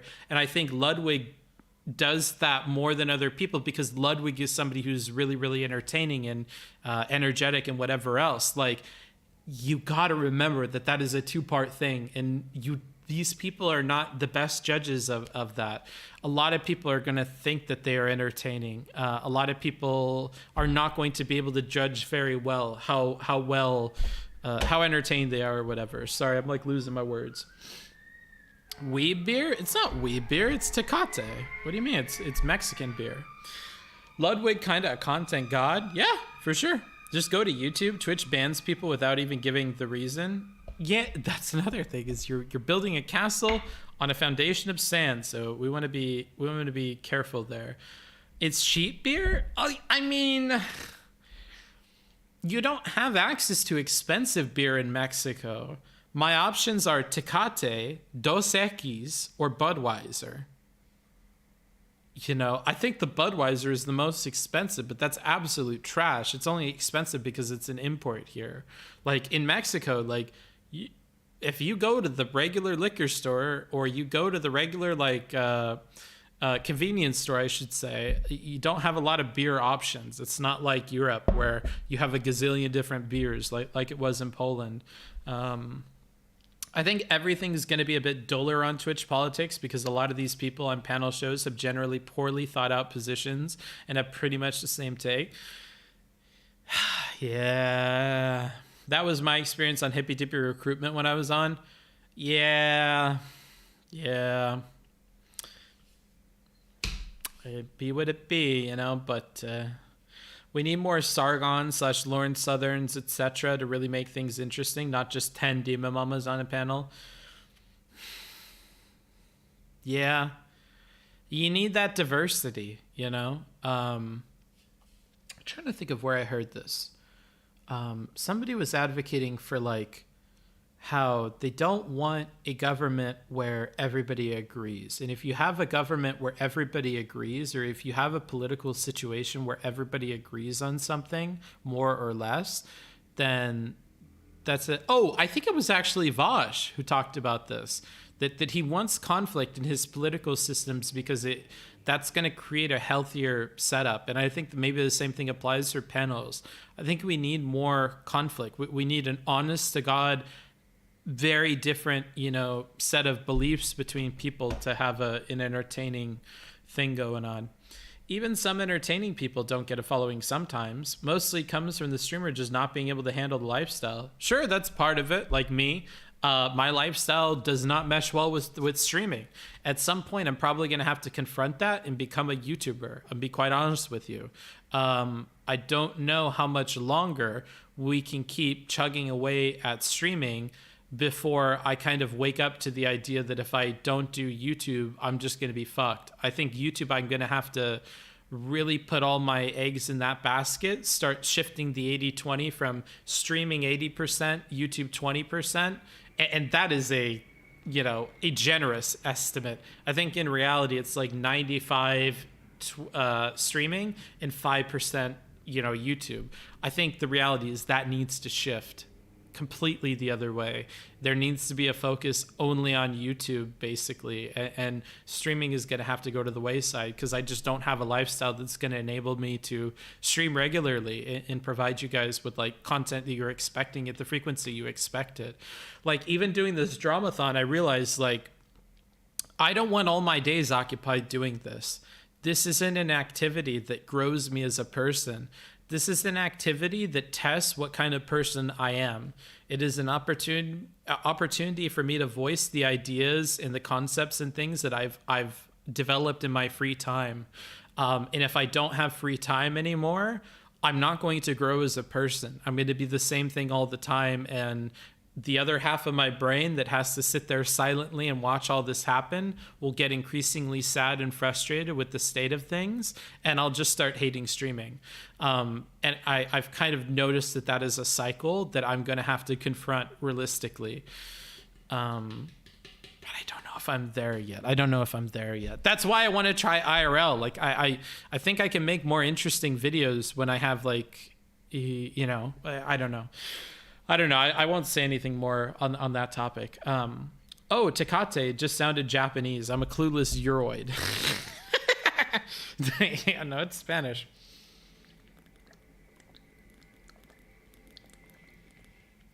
Tecate Light.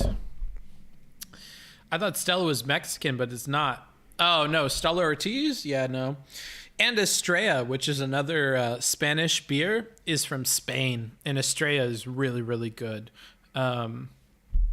Estrella has to be one of my favorite beers. I'm going to keep it $1.50 with you.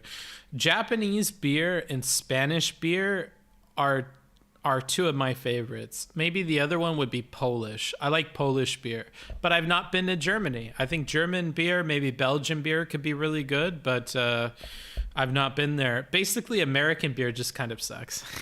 American and Mexican beer I don't think is very good, but, you know. But we have Demon Mama on the right.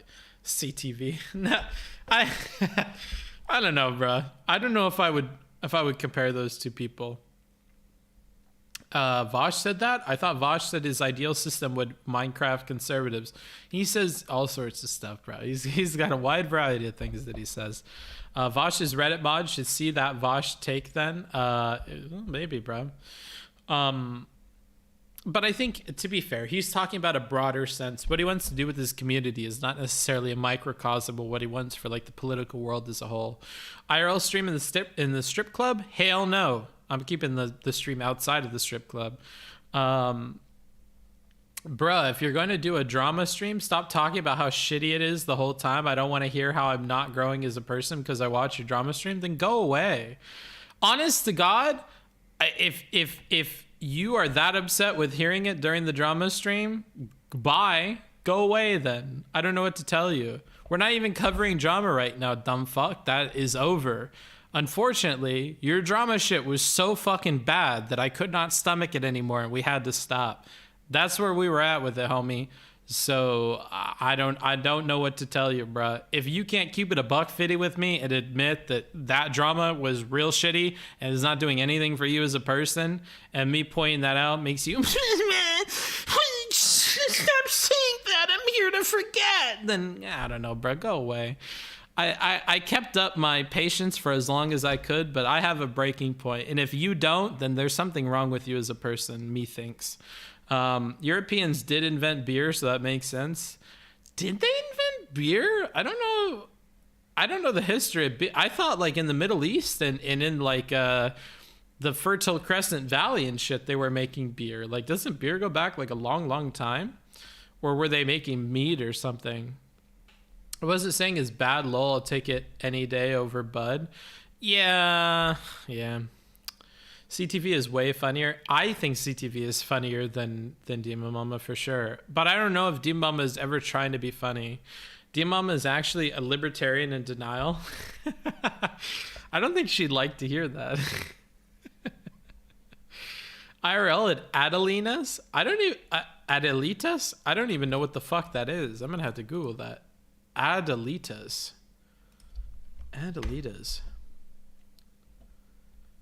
What the fuck is this? It's a hotel or a bar that is on the border. Looks like it is. Where is this? Oh, it's like right by the border crossing. I've not ever been here. Is this like the main street where like the big arches and stuff? I don't know. I've never been to Adelita Bar. I don't really go to bars in Tijuana. I think they're kind of trashy. That drama was real shitty. Sorry, chat. Yeah, it was really bad. Who is he talking about? Your mom. I've grown like 4 times during this stream. I don't know what you're talking about. Interesting. Unlike the other person, I enjoy your streams. I'm watching during my vacation. Well, nice. I'm happy that you do. Booksmarts, what kinds of videos would you make if you started to shift toward more YouTube, toward YouTube over streaming? Number 1, travel videos, which I know might not be something you guys are into. But number 2, I want to make videos that are kind of similar to what Vsauce does. I want to make videos that kind of connect a lot of ideas and stories that you may not think are necessarily connected. Another good example of this would be what early Radiolab did. I want to like intersplice like a lot of random things. I want to intersplice asking everyday people particular questions about whatever it is that we're researching or we're talking about, mixed with like maybe some of the things from my podcasts or from my like little research rabbit holes I dive into. And then I also might want to talk about like drama arcs and things like that. But like here's the problem is there's a lot of things that I could try to do, and I think it's more so about seeing which things take off. And beyond that, what I expect needs to happen is I probably need to have more than one channel. And that's the tough thing is there needs to be a period where I maintain the Twitch stream and the YouTube stream because it makes me money, but I need to be trying other content creation endeavors and then put a time limit on when I give up with that. And if I can't make it happen in a year or 2 years, there's something else to give up on this in its entirety, because frankly, there's a lot of other stuff I could do, or consider, switching to something else. Like, once I build a Rolodex of people all across the world that I could hang out with or see or whatever, and I'm working on essay writing stuff in the background, like I have a lot of baskets of things that could all become successful. And I'm back at that point again that I was pre-pandemic. And now it's about like, which of these could take off? Because I don't talk about it a lot, but pre-pandemic, I did tutoring, I did all the essay writing stuff, I did classes for people online, and I did cryptocurrency advisory stuff, like helping people with mining rigs and whatever. And I always have like these cycling things where it's like, could this make money? Could this be something that's successful? I have my main couple of things that can make me money, and then I'm purposefully setting aside time and energy to new things that could be the new thing. That way, if any of my main things dies, I move on to the other things. Or if I need to kill it, which I'm feeling like I might need to do with live streaming stuff, unless it really, really takes off. But that's the thing. Like right now, we're in a period where I'm really going to focus on just having fun with my stream. I'm going to just do what I'm doing right now, do rants, whatever, transition you guys away from the Twitch drama nonsense and really focus on like me as a solo creator and talking about the things I want to talk about and to the people that I want to talk about, and not feel like I have to talk to people that are in the Twitch politics space or about people that are in the Twitch politics space. And just build up a following of people who are just going to show up for whatever it is that I have to deliver to them. And I think the more closely we get to that being 100% of my content, the more you'll begin to see what it is a YouTube channel could be. Because I just want the YouTube to be a passion project that is going to follow the things that I'm interested in, recorded in a somewhat interesting way in different places all over the world. I think it would be funny to not inform you guys anymore of what my travel plans are and for you to discover it through videos. Like, oh, fuck, he's in France? When did he get into France? Wait, this isn't France. Now he's in Germany. Why is France and Germany in the same video? When did he go to these places? When was this recorded? And even doing things, and I've been building these up, and I haven't talked about this, but I'll talk about it just this one time. I have been recording clips of myself that could be used in future videos from all of the other places in the world that I've been to secretly. And I think it would be funny to be like, oh, randomly we have a clip of young Booksmarts talking about something in Poland. oh, we have a random clip of Booksmarts in Tijuana telling us about something. Like, I like this. I like this cryptic sort of like all over the place approach to content creation. And I want to try my hand at that in video form, which is why I'm taking a bunch of Skillshare courses on video editing, because I really want to hash out new styles of things to do. And then that way I can communicate that to video editors later on how to recreate it. But that's something I want to do. Yeah. Anywho, moving on to back to the chat. I thought those Sumers invented the beer. Oh, the Sumerians? Book has just outgrown the viewer's intellect. I don't think so, bro. In Mesopotamia, the oldest evidence of beer is believed to be a 6,000. Yeah, so Sumerian. This whole time, DM has been doing a psyop to destroy the left from within, and we fell for it. I like you as a person, Book, even though at some points I've disagreed. I'm here for the long stay because you try to be charitable and true to yourself, not going to suck you off anymore. Damn, I didn't even get a finish.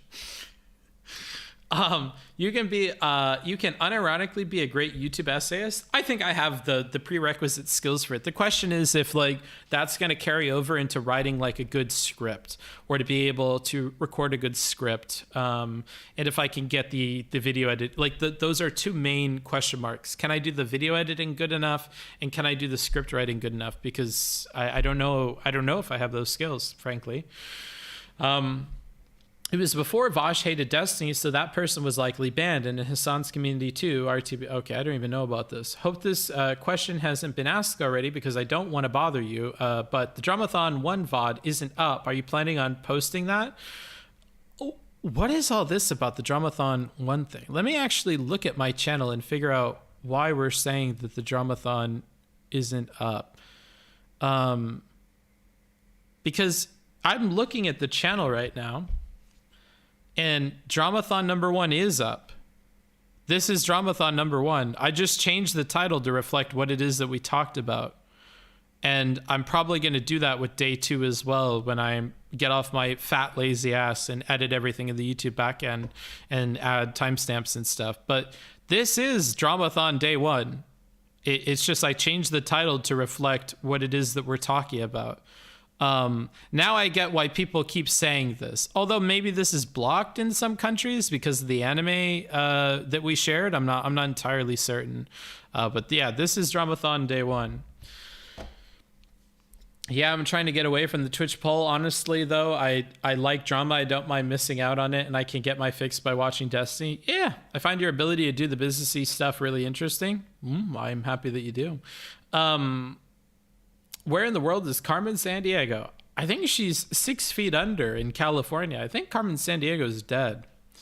How did you become a good writer and editor? English major? No, I just had a knack for it when I was in school, and then I did college papers for people.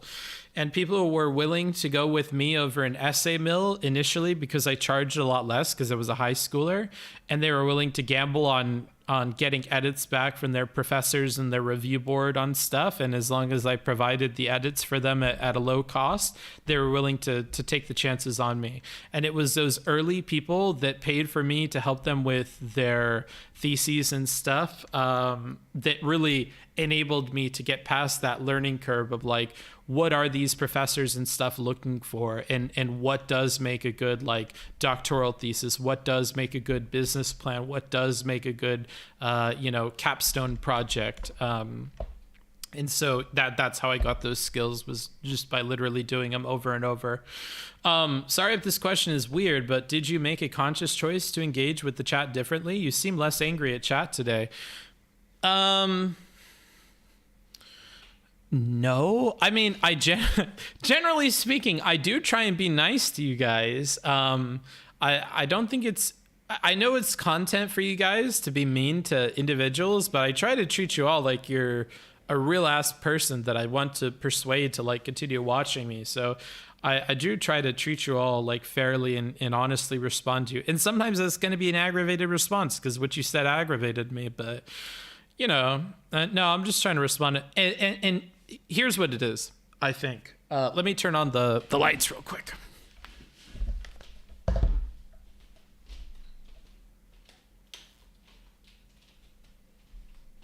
what it probably is,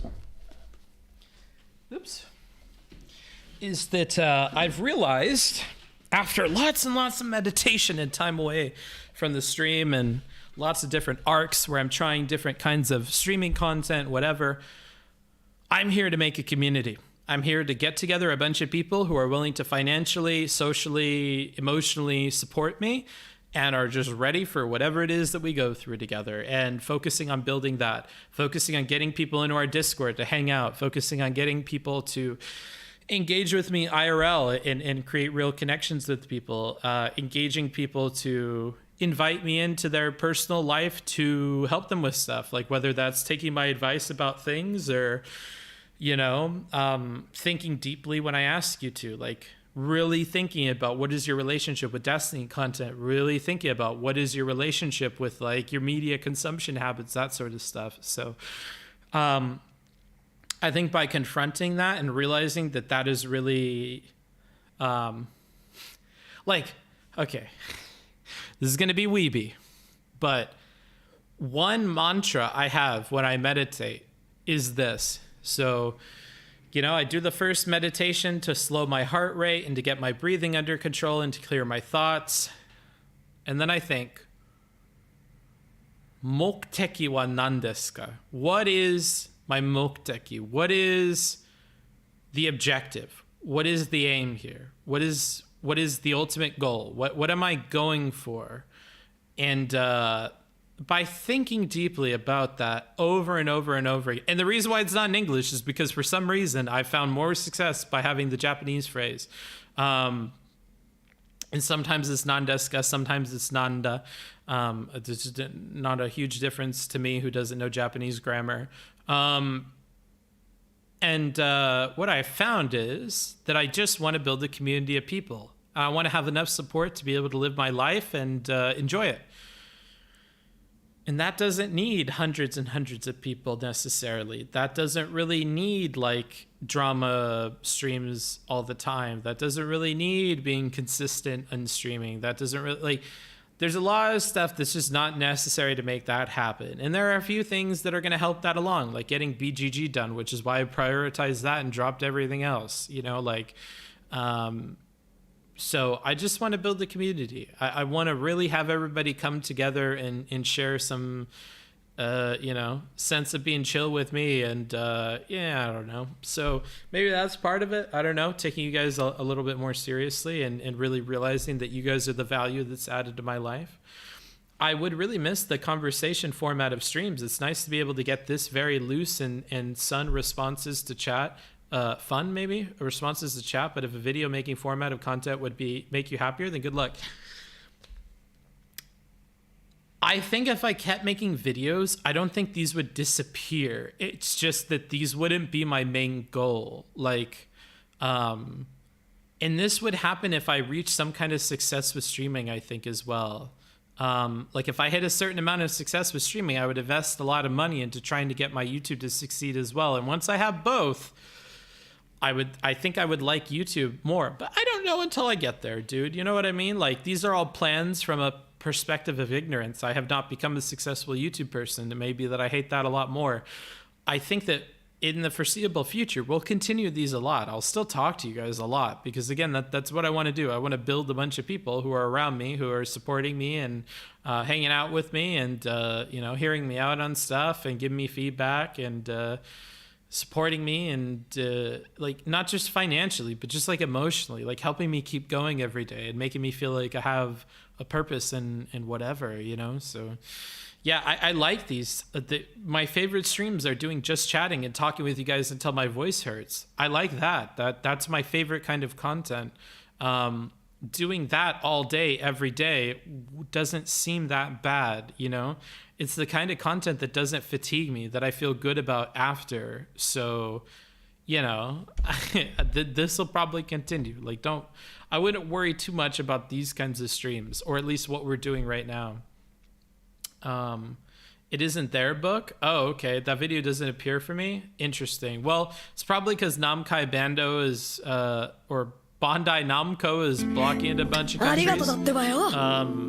Yeah, I'll have to edit it and then put out the video version of the Demon versus Vosh review and stuff. So, light mode, yikes. Listen, motherfucker. I like retro YouTube. For me, YouTube is like a nostalgic experience. That's why I keep it on light mode. Let's see here. Unless you renamed it Dramathon Day 2. Nope.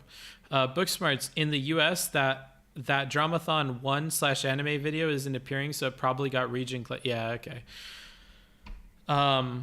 Breathe in, same.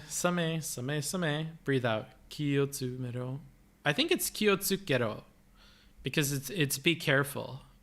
Oh, okay, you put the K, gotcha. That anime stream discussion was one of my favorites, but I'm a biased weeb. Yeah, I gotta edit all that shit. And I feel badass contact to make a gazillion videos, so I'll probably edit them myself and just put them all in and do an efficient edit of everything.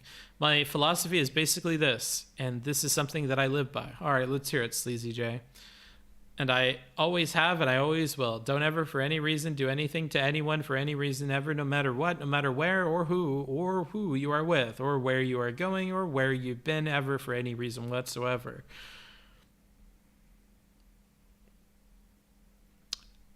That would have been so perfect if you didn't fuck up typing the who part. That would have been so perfect if you didn't fuck up this who part, if you didn't write who twice. Almost perfect. Almost perfect. So fucking close, dude. It was so fucking close. Damn, you nearly had it. I didn't mess it up. That's the philosophy. Well, I don't know what to tell you. Your philosophy is fucked up. I found the flaw. I'm going to open a second church down the road, and we're going to fix this. And then I'm going to get more people than you. And we're going to have a major schism. And it's going to cause wars in Europe. Sorry, bro. I don't make the rules. Jesus Christ. All right. Let me find a place. Oh, I should do the thing that the person paid me to do. We should do the thing. Okay, so Sisyphean keeps bugging the fuck out of me to do this stupid game. So it's called Tradle. I guess it's like Wordle with trade. I don't play Wordle, so I don't even know. Guess which country exports these products. How do I play? Where are the countries? Oh, pick a location? Wait, how do I do this? How do I pick something? Type a guess in the box? Yeah, but for what? Why do I see a gazillion options? What am I which am I guess? I hate this. Sorry, I tried it. This game fucking sucks. I'm not playing this. Start with a random guess. Get the fuck out of here, bro. Type in a country. I get that you type in a country here, you fucking idiots. All right, now I'm going to be mean to you guys. I understand that it says pick a location and I can pick a fucking country. I'm saying what the fuck? Which of these am I? Those aren't options. Those are okay. I'm done. I'm not playing this actually. Okay. Well, this game doesn't make any sense. I don't know how to play it. It's not super intuitive. Guess a country based on the composition of the trade. Oh, okay. There you go. That's actually a good explanation. I don't know why we don't write a better explanation here. 90 IQ Andy? I'm like 63, bruh. Okay, so we have iron and coal and gold and petroleum. Petroleum is only 10% for them.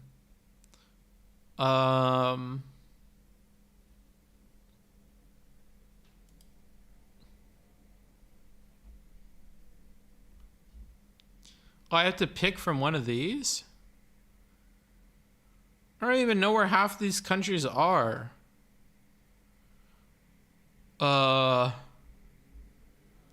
Okay, I'm not playing this. This is lame and boring.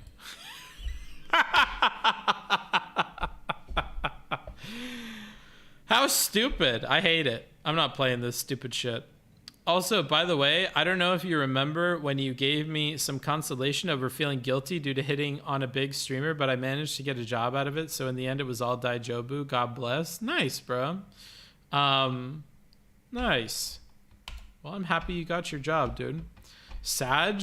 Well, it's not fun. I'm not gonna have fun with that. What I'm gonna pick from like Andorra and fucking Antigua and Barbados. Like, what the fuck, bro? I'm not playing this stupid shit. What a waste of time. I'm not interested in that at all. Try Hurdle.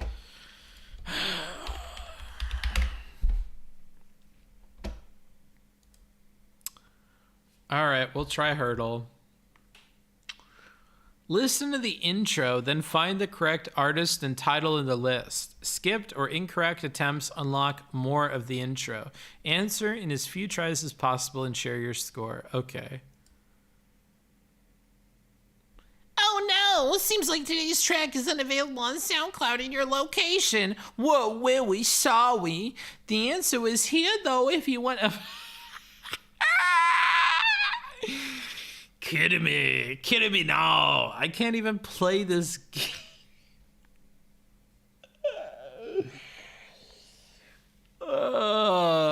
Nice. Good fucking meme, dude. Good meme.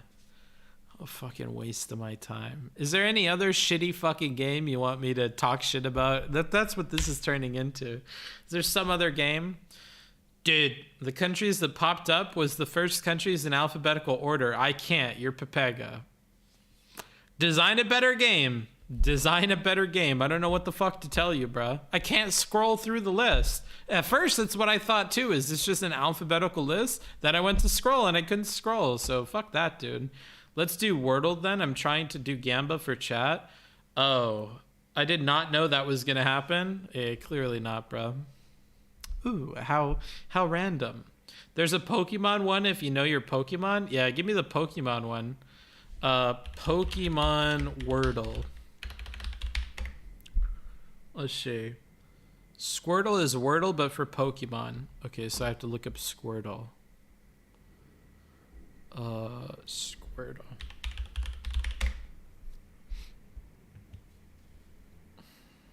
Fuck, if you're gonna play that, just play Monster Hunter. Yeah, fucking nails on chalkboard, fucking cock and ball torture shit like Monster Hunter, bro.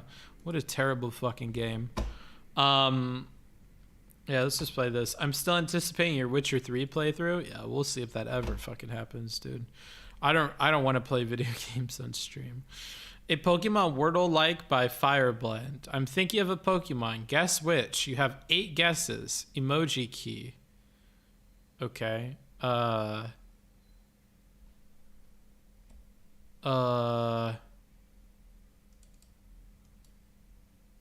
Wait, 150 maybe? Oh, nice. I can't type in a number.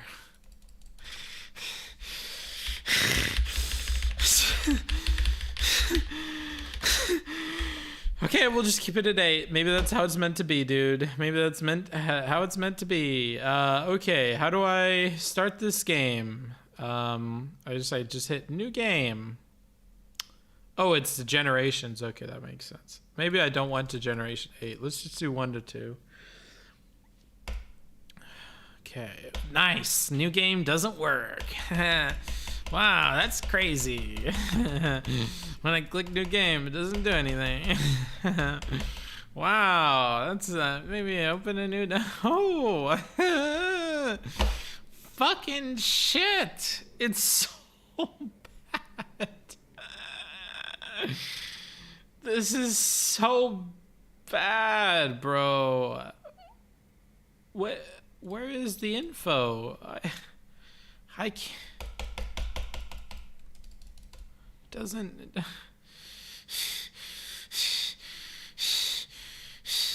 Nobody is gambling? Of course somebody's gambling because we can't play the fucking game. Duh. I swear to God. Bruh. Issues? Troll face? Clear your cache. Shut the fuck up. I hate you. Alright, we can't play this either.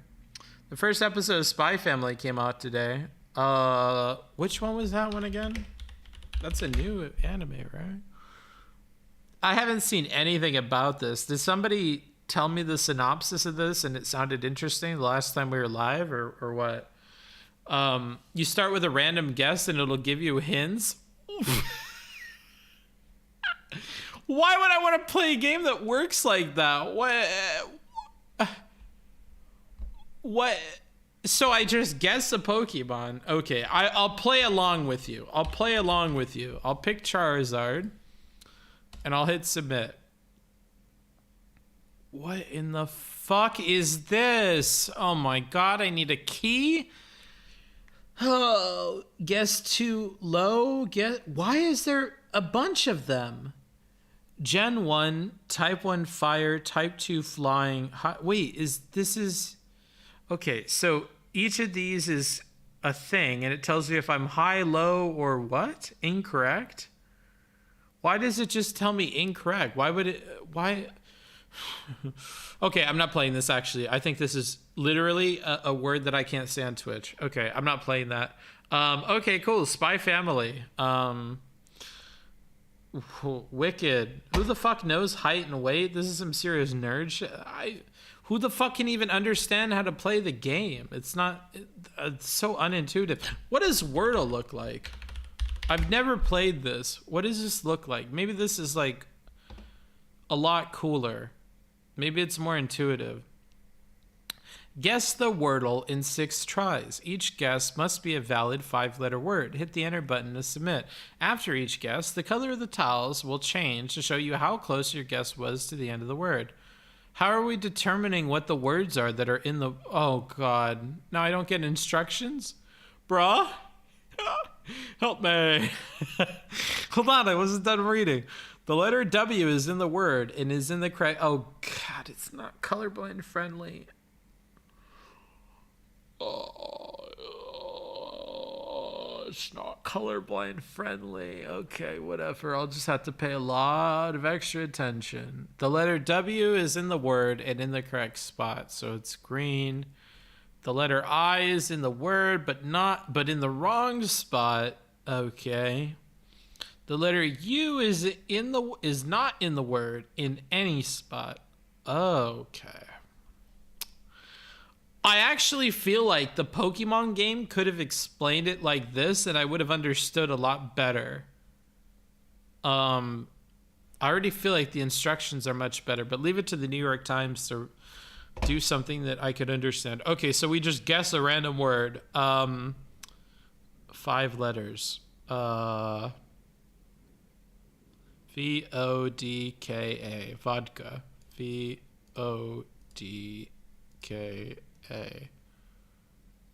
Enter.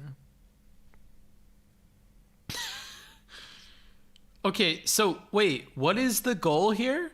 So A is that yellow or is that green?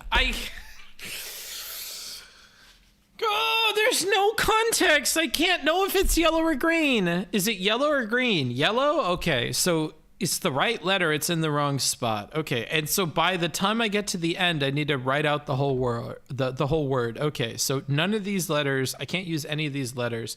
You should turn on the colorblind setting. Is there a colorblind setting? Oh, Pog. Wait, what is the new thing? Okay, so whatever the fuck color that is in the correct spot, in the correct letter. The letter's in the word, but in the wrong spot. Okay, and then dark it doesn't exist. Okay. Let's see. B-L-A-C. Oh, no. I don't want a K.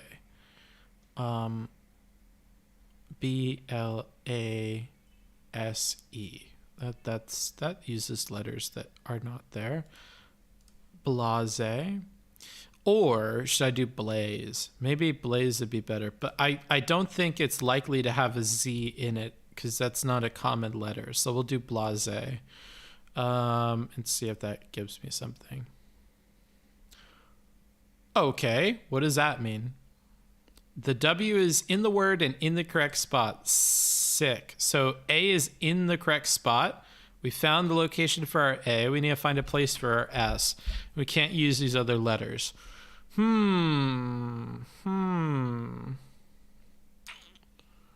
Okay. So it's got 2 consonants probably, and then our A. And I've already used BL, so What letters do I have? WRT. Let's see.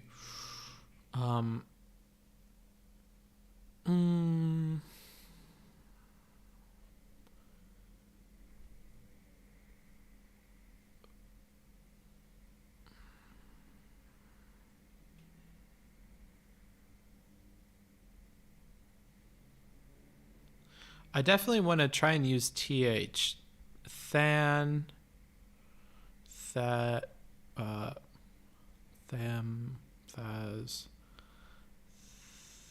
thape.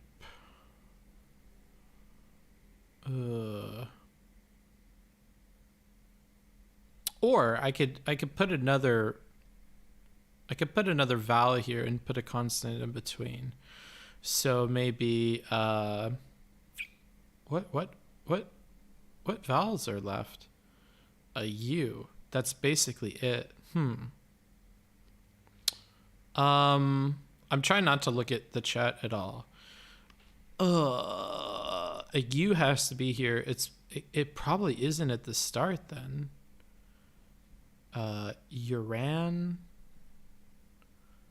Oh, TR maybe? TRAIN? Wait, no, I isn't in here, right? Wait, TRAIN. N is not anywhere in here. Okay.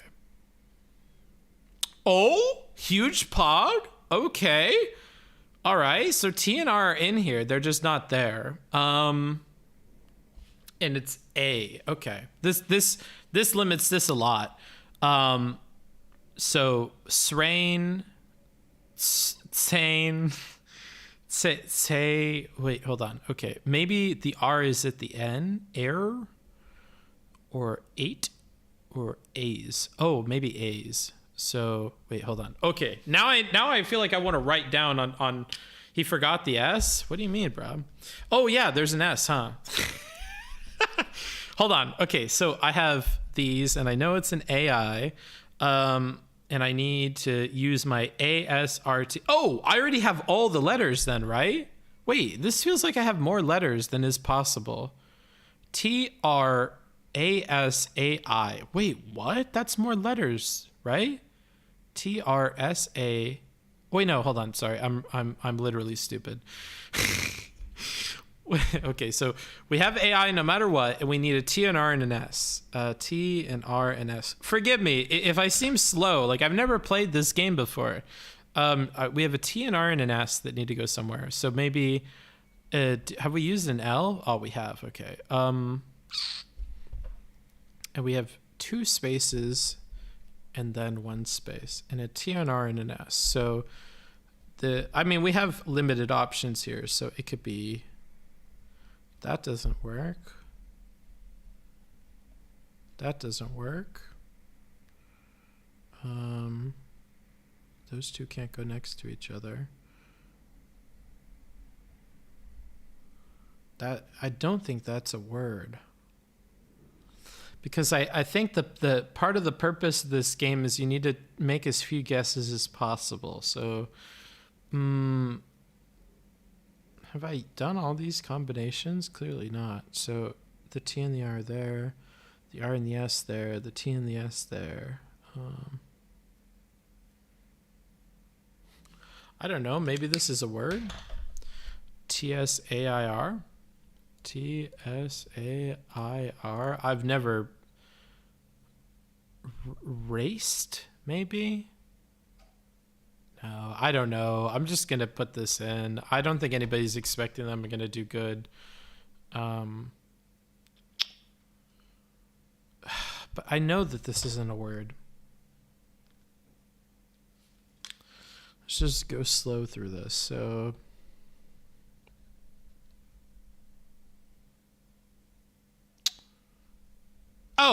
I'm stupid. I'm stupid. This is obviously stare. STAIR.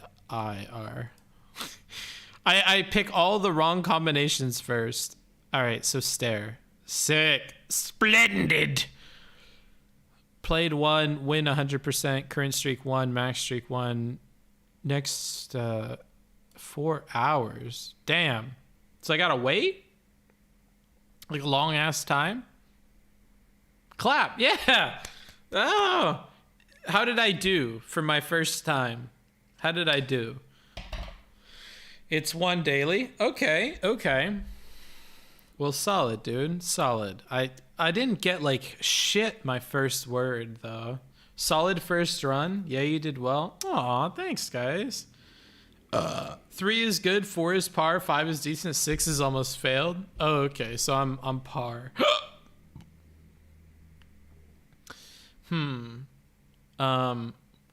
Damn, you really have to get lucky with this first one. I feel like, yeah, maybe you're right with 3 could be good. I feel like 3 is lucky because you had to have gotten something here. If you didn't get something here, then you absolutely needed to get most of it here. I think 3 sounds quite lucky to me. 2 is lucky? Yeah. 2 would be pretty lucky. What would 2 be like? Like you have like all blues or something like that. Hurdle is also okay. Now that we understand how this game works, no, Hurdle sucks. I think we tried Hurdle, didn't we? My opening is 10 different letters. Weird. I only have 5. Hurdle. Wait, did we just try this and it didn't work? Oh, hold on. I could do a VP. No. I can't because I'm streaming. Okay, yeah, we can't do this. RIP. Maybe it'll be different. Okay, I'm. Okay, that's copium. Is there a version of this that doesn't use SoundCloud? Maybe uses Spotify? I use other and snail, the top 10 letters used in the English language. Yeah, you're min-maxing it. You're region locked. Fuck. There's Fertile, 6 attempts to guess the file name of Vosh's porn folder.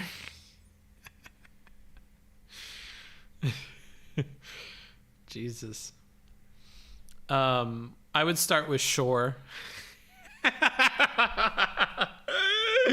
I think Shore might have all the letters that I need.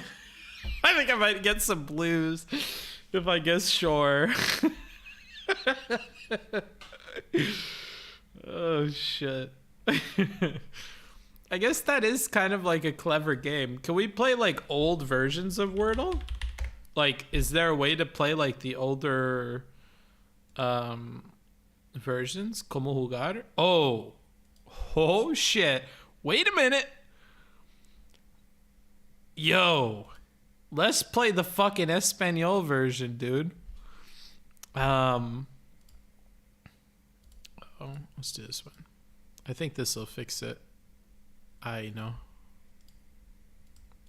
Who's this one? Yeah, okay.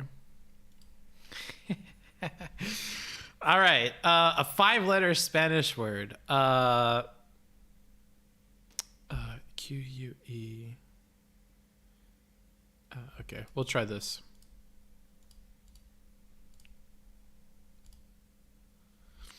Okay. I don't have a lot of luck, but I did get an E. Let's see. None of those letters, huh?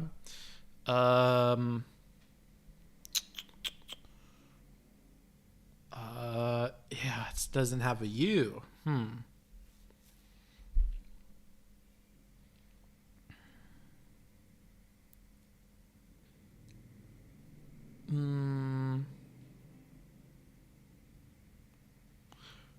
This is a lot harder in another language. Fuck. Damn, it really doesn't have a U. That's some crazy shit. I thought I would be a lot better at this. Let's see. Let's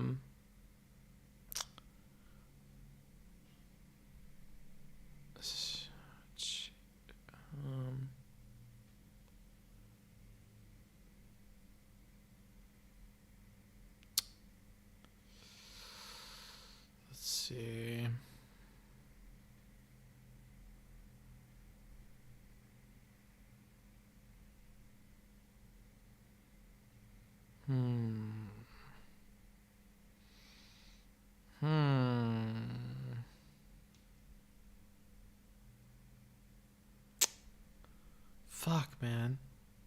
I don't know. I'm trying to think of what 2 letters I could put out front. Maybe I should just use a vowel and a consonant.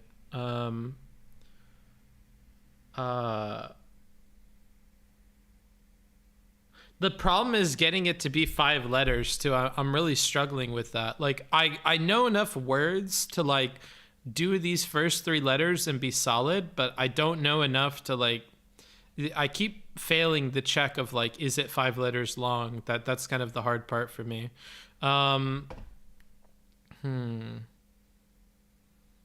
doesn't work, you fucking estupido. Estupido is like the R slur in Spanish, dude. It kind of packs a punch.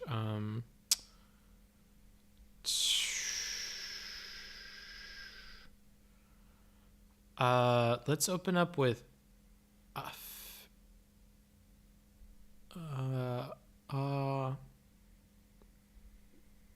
Ares.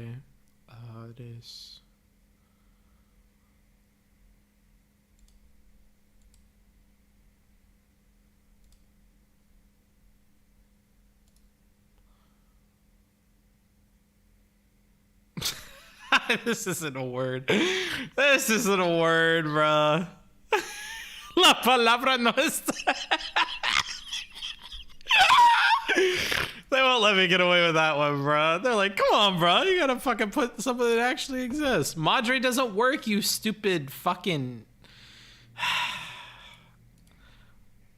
Oh, God. The E has to be right there, right? That is the rule, right? Yeah, the E has to be there. Ay, ay, ay. Ya no sé. Ya no sé. I should invite my landlord over and have him try.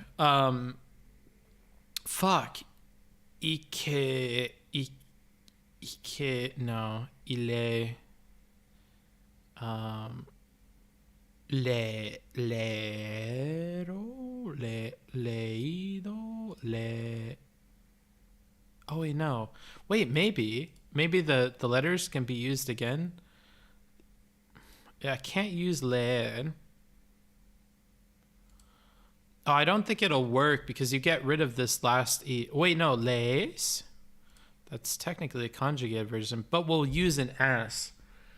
Oh, fuck. Okay, we can't actually do that. You can do it wrong to eliminate letters. Yeah, but that's like cheap. I don't know.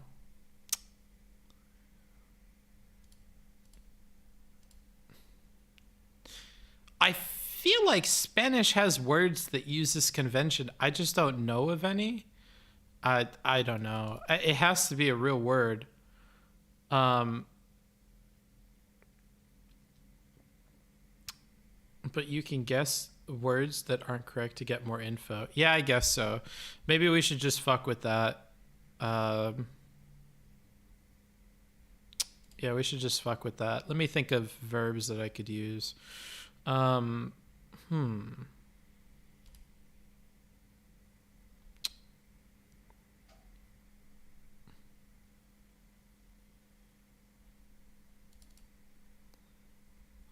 Damn, it's so hard to get the fucking 5 letters, dude. This is ridiculous.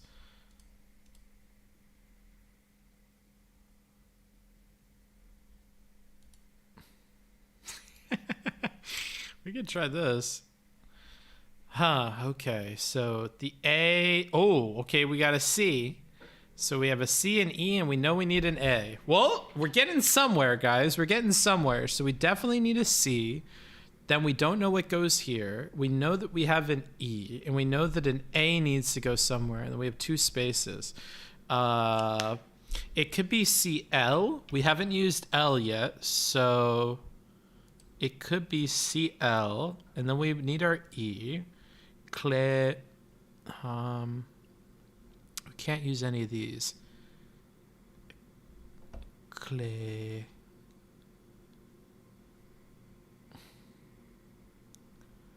No, it's probably not this. See, what else is gonna go here? We can't have an H. It could be this, right? Because we haven't used an R. And then creas? No. Creon? Hold on. How does... So, creer could conjugate to be...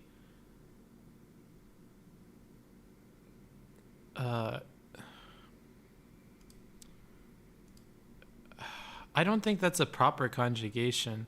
Is this like they should believe, or they ought to believe? Oh shit! Okay, wait. We can't have S though. Wait, what would be the last letter? Cream, crees, creas? No, creao, cread, creaf, creag, create, creai, creais, creai, creac, creal. Oh, cream? I don't know if that's a Spanish word. We could try it. That's not a Spanish word, you fucking dummies. You guys are thinking in English. It can't be crema, dumb shit, because this A needs to be an M. Or this A needs to be an A, not an M. Okay, so C-R-E-A. It can't be a W. It can't be a D. It might be a Z. I don't think that's a real word. Whatever this word is, I don't actually know, because I don't think this ever conjugates this way. Oh, it might be with an S? No, we don't have an S. I'm not saying it needs to. Okay, well, yeah, no shit. Crear? Is that... No, because wouldn't this be blue? I don't think we can reuse letters, no? I don't think it has an I at the end either, buddy. Yeah, I don't know why I'm looking at you. You can reuse letters? I don't recognize the word crear.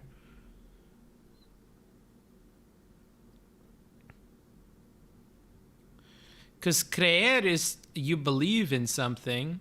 Like, ya lo creo. But I don't know. I don't think this ever conjugates that way. It might be crear. Okay, yeah, it might be a verb then. Just a verb that I don't know, because I don't think it's creer then. Esplendido. Well, I mean, for not my native language nor something that I speak fluently at all. I mean, let's be real here. Okay. All right. Maybe we should do this every day. Do the Spanish one and the English one. That'll be kind of fun. Okay. Man, we got real fucking lucky on number 3. We could have honestly struggled quite a while, but we got real lucky with number 3. But then again, we already had these two, so I don't know. Japanese Wordle now? Is there a Japanese Wordle?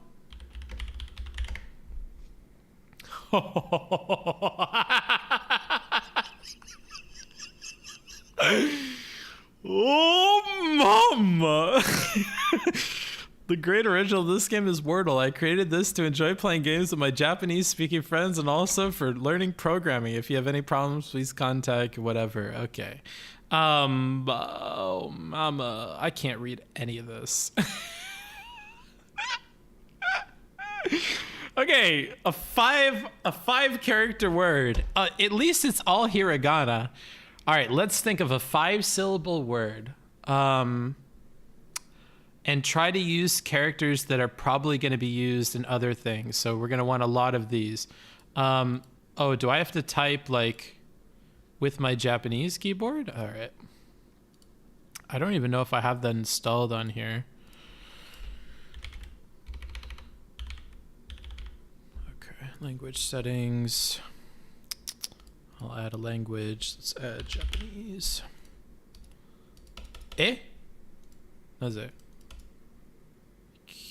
Why can't I add it? Huh. Well, I can solve this by looking up online.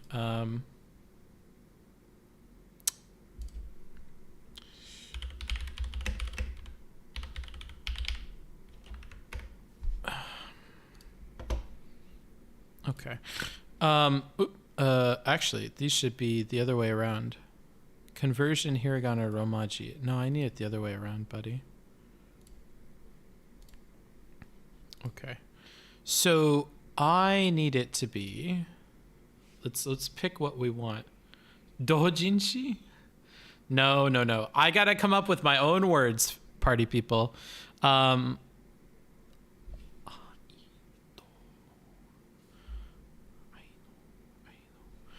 Is idol with a U? Or is it just idol? Is it idol? No, it's probably not. I don't think that's a thing. I don't know. I don't know how idol is spelled. It's probably just with an O. It probably doesn't have the U. Let me think.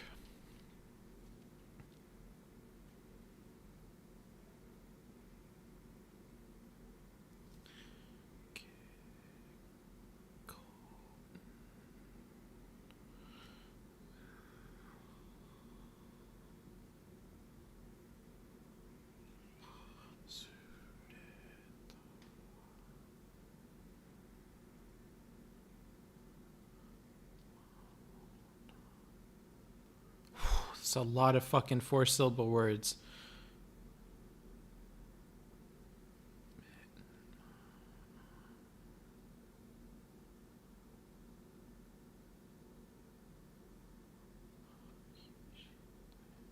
Okay, I'll just do that.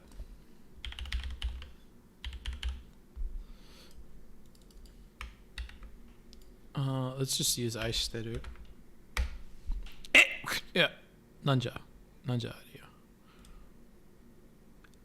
Enter the seed value and press start. What the fuck is the seed value, bro? The seed value? I need to translate all this. Seed value start. Oh, start at random. There we go. Okay. Oops. Let's go back to our... Okay, so... Ru is right, so it might be a verb. Oh, no. Well, that was not a very good opening. All right, but we got rid of some major vowels here.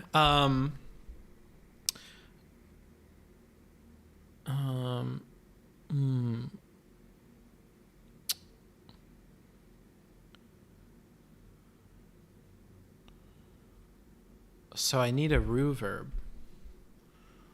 How many letters is this? It's 5. It's not about letters, it's about the characters. I think certain pairs of hiragana characters form a single syllable when next to each other. Yes, but I don't really know how this handles that. So like, for instance, you can have like a little tsu and it'll change the what is next to it. But we don't have any way of indicating that with this layout. I have no way of making the character itty bitty. So I guess I can assume that maybe we just don't use words that have those. So stop saying nice. If you honestly, here's what's going to happen. If you suggest something in chat that cannot fit with what is literally on the screen, we're gonna time you out. We're gonna time you out if you type in a Japanese word that does not meet these things. I'm a mod. That can change. That has nothing to do with what I just said. All right, let's think.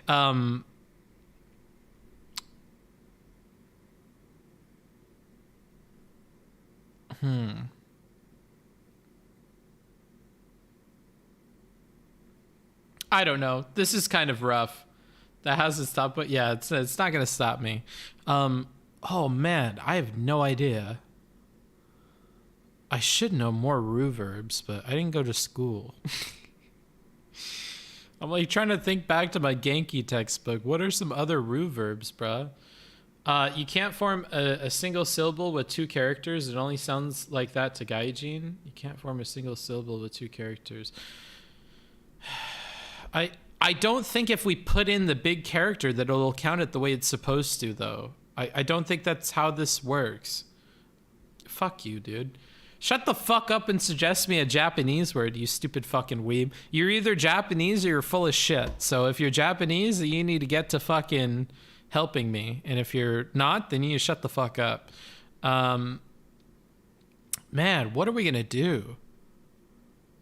Fuck, why am I spacing on a verb? On a rue verb, come on. Materu. Materu. They're all not long enough. Oh, this is rough. Ooh, I'm gonna do it. We get a cheat for this one. We get a cheat. We're gonna look up reverbs, dude. You are either Japanese or you are full of shit. Yeah, damn right, bro. Okay, miru. No, I need a big boy word, bruh.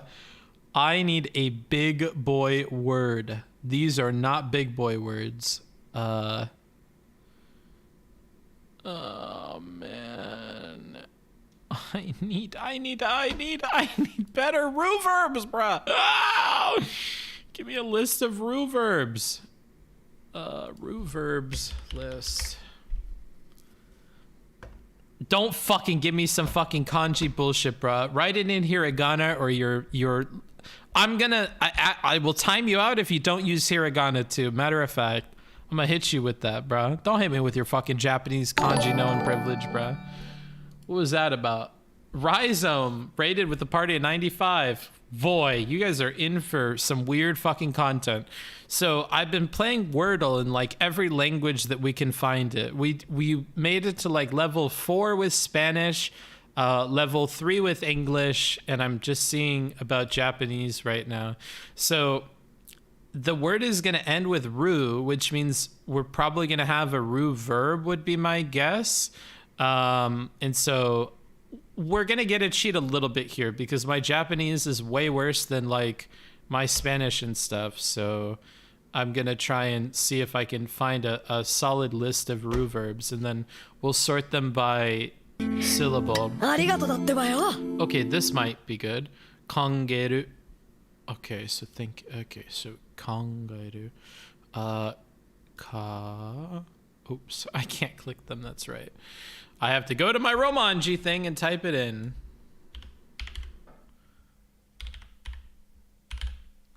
All right, kangeru.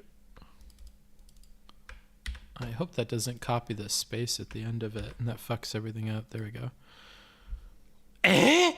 Not.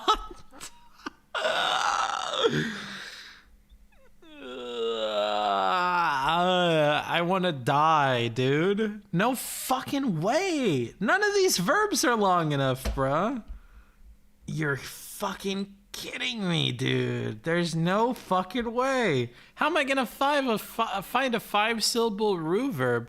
Maybe it's not a verb. Maybe it's not a verb. Maybe it's something else. Are there other Japanese words that end with ru? I'm sure that there are. Oh man, how fucking rough. Kanjiteru? I know, because okay, so again, I'm gonna enforce this. If you suggest things to me that are not possible with the state of the game board, I'm gonna time you out like for like 5 minutes or whatever. And I'm okaying the mods to do it. So hey, you guys, Rhizome people, just bear that in mind. We're taking this very seriously, okay? Very serious stream. Honki desu yo, okay? We're being very serious. So, wow. Okay, so we got real fucking unlucky with both of these words. Kangaroo. All right, time that person out.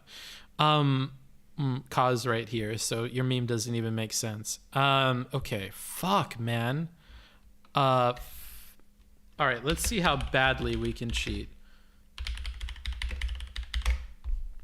So we can look up 1,000 basic Japanese words, and then we can sort through for where we're going to find ru, because ru shouldn't be a part of any kanji. It should just be the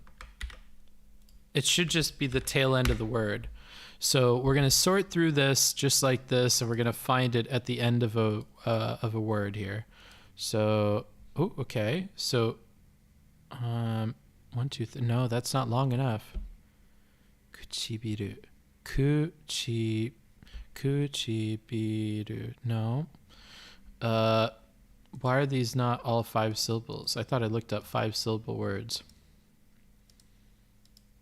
Evidently not. I don't think it would use katakana words either, because those are going to be foreign words. Hold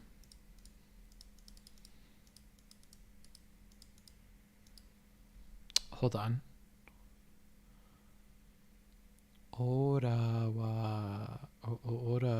Wait, what? Arawareru. Okay. Wait a minute. Maybe. And then we'll check this again. Oh fuck! I accidentally did a copy mistake there. Maybe I'm pretty sure. Motherfucker. Arawareru. Wow. I don't think I've ever even heard this. No, it uses Whatever. Let's put it on so we can get more things off of here. Because it doesn't. Well, it uses. No, it doesn't use a. Okay, so maybe let's try it. Bruh. All right, we're obviously not winning this. We're clearly not gonna win this. I never realized you can put non-Latin characters in the Control F bar. Yeah, it works with like all kinds of languages. You can put Enya in there, whatever you want. I want 5-syllable words. Okay, good. No, this is not in fucking Japanese. You know what I'm gonna do? Next level.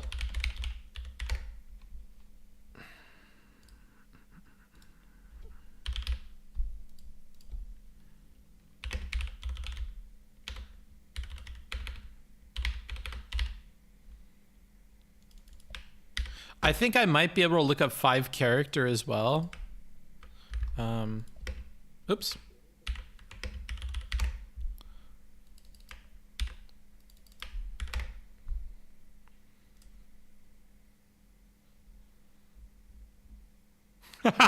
There's no way. There's no way. There's no way.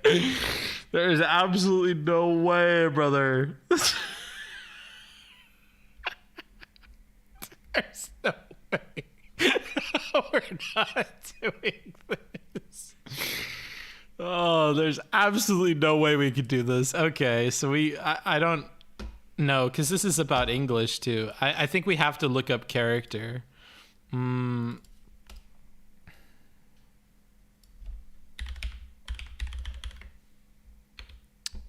Motherfucker, come on.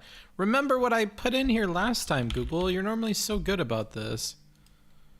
Komoji no tango. I don't even feel like tango is what I'm looking for here. Oh shit. All right. All right. Let's translate this to see if they're talking about English.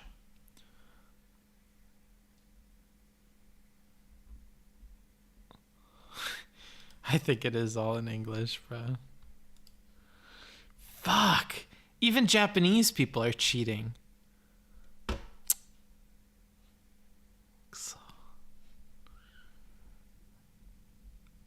God damn it. Fucking Japanese people, bro. No, I don't want to.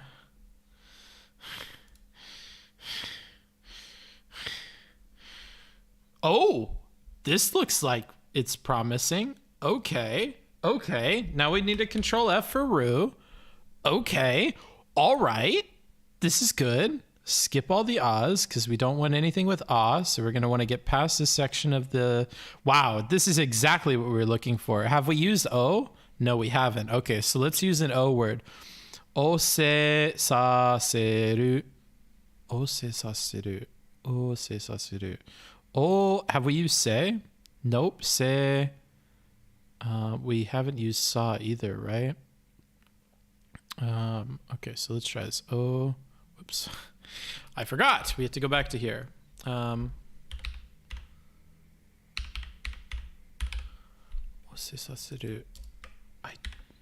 There's two says in here, so it's not exactly our best thing. Let me make sure that we haven't used saw.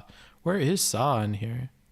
Oh, there it is. Okay, no, we haven't used it. Let's try it.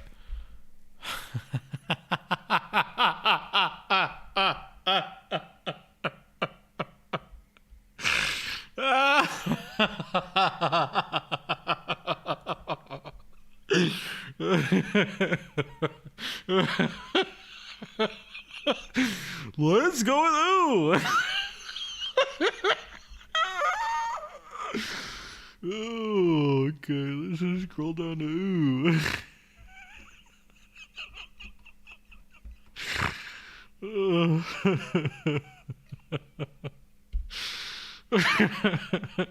We're so fucked. Have I used E?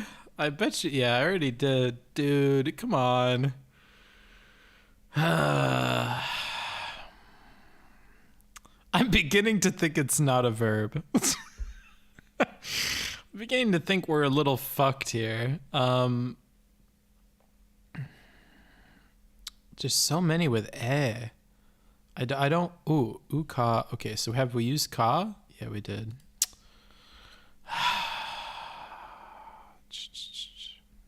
So let's skip past ka. Let's go here. Uki akeru. It has ka in it already, so no.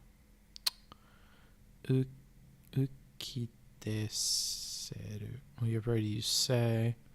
Uki te. Oh wait. Uki tateru. Uki. Have we used ki? No. Uki. Okay, that might be our word here. Uki tateru. Uki tateru. Uki tateru. Wait, have we used te already? I think we did. No? Yeah, we did. Fuck, it can't be that one. Uki ake. Uki ake. What drama does Destiny have with the Japanese books? Lost it? Shut up, dumbass. I'll figure it out, bro. I'll figure it out. I'll get this. I can't read because my eyes don't work. This is ha, right? Ha oeru. We can't use a. Ha. I can't use e. Ha. Can't use a. Bro, what the fuck kind of word is this? Ha da seru. We can't use se. Ha tsu ha. Oh, okay. Maybe there's two ha's. Ha tsu ha ru. Ha tsu ha ru. Ha tsu ha ru. Maybe. I don't even know what the fuck this means. I've never heard of this. Okay. Right? Because we haven't used ha anywhere. We haven't used tsu. So maybe? Oh! Yay! It's an oo word. We've tried every single vowel on the last one, bro. All right, 1, 2, 3, 4, 5. We have one more guess. So it starts with an oo. That really limits our thing. So now we can start with oo and it ends with ru. And we have no other indication as to what it could be besides what we don't have. So, okay, so it starts with oo, ends with ru, and it doesn't have anything that we've used so far. Ha toa. No, can't have ha. So let's skip past this ha section, Booksmarts, because none of these words are going to help you. Okay, so it might be ko. No, because we can't have oo. Wait, no, we can have oo. And it is in the right place, and it could be reused. So there is a possibility that it could be ugo. Wait, is that ka? Ugo ka? No, I can't use say. Ugo. So uga uko kotsu. No, it has to, and I need a ru at the end. Ugo ka. Okay, I don't. Is this wa or ro? I think this is wa. Ugo kawaru. Ugo kawaru. Ugo kawaru. Ugo kawaru. But I think we've already said ka. We can't. Okay, so we can't use ka. Ugo I had. No, can't use ha. Ushi. Ushio jiru. Ushi. No, because we can't use o. Ushi naeru. Can't use a. Ujiya. Ujiya, maybe? Ujiya haru. Have we already used ha? I think we did use ha. We can't use it again. Wait, did we?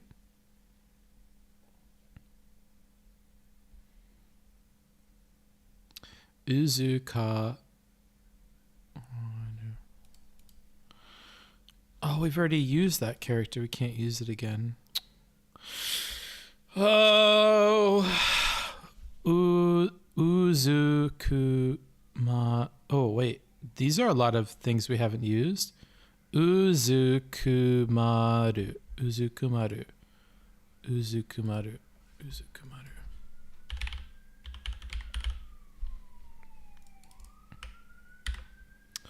Okay, maybe hold on. I have to double check because this is our last guess. So have we used su or su? I don't think we've used it anywhere. So we should be okay. And ku hasn't been used, so that's good. Ma hasn't been used, so that's good. All right, let's try it. Well, we did our best. All right, we did our best. Wait, I thought he wanted help. Yeah, I did. But you have to. I don't know. We. Stroke victims relearns to pronounce the. Okay, what was the word? I don't know. Does it tell me anywhere? You can copy the game recording, copy the game record, answer history, answer. Wait, where does it tell me? Do I have to just keep going? Where will it tell me what the word was?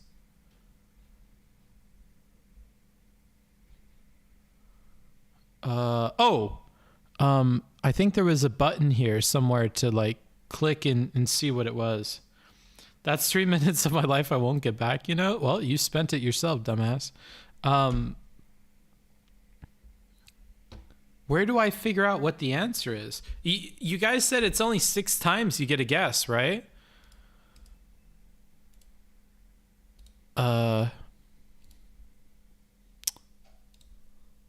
In Wordle? Oh, yeah, maybe Japanese Wordle's different? I don't know. I don't think he would stray that far from the thing.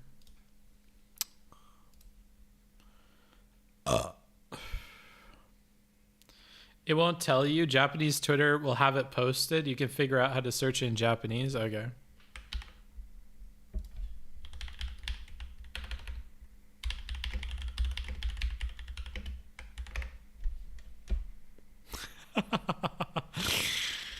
Nice. There's absolutely no way. Absolutely no way. I don't know how I would figure out. Wait, can we just keep going?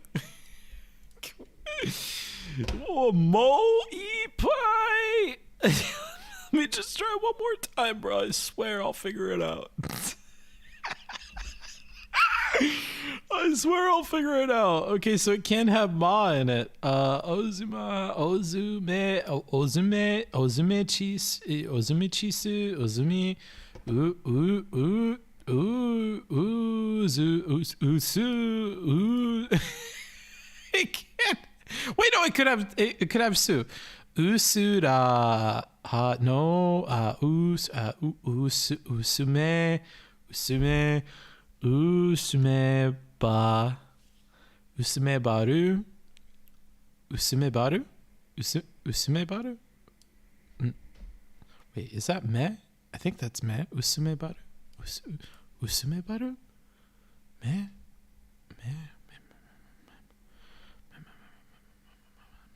Usumebaru? It? Maybe? Usumebaru?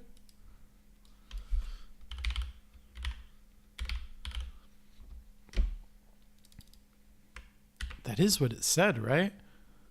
Uzu usu meba baru. Okay. Usu mebaru. I think this Booksmarts wa kanji that I can't read. I don't care, bro. I'm not fucking reading it. Should have put it in hiragana if you wanted me to read it. Some fucking bullshit. Oh, mitsuharu desho. I don't know what you're saying. Oh, big time progress. All right, so it has a me in it somewhere over the ring. Whoa, I think it's gonna be ume. I'm just gonna go off on a hunch and say that we got a word that said ume. I think that's what we got. I think that's what we're working with here. So we're gonna have to scroll down to where we get to ume. Oh shit, did I pass? What order does this go in? Okay, so it should be... Okay. Why am I doing this the stupid way? I could just look up ume.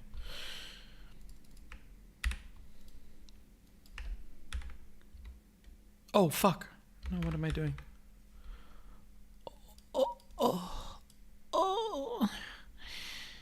Yada. Ume. Ume is destiny, fate. And I think fate is on our side, okay? I think fate is on our side. Now we need to grab Ru. And then we need to find these kinds of verby words. Find these. Oops. No, motherfucker. Okay, so we're at this part of the page, and now we need to look up Ru. Okay. Surely we have this. Surely we have this.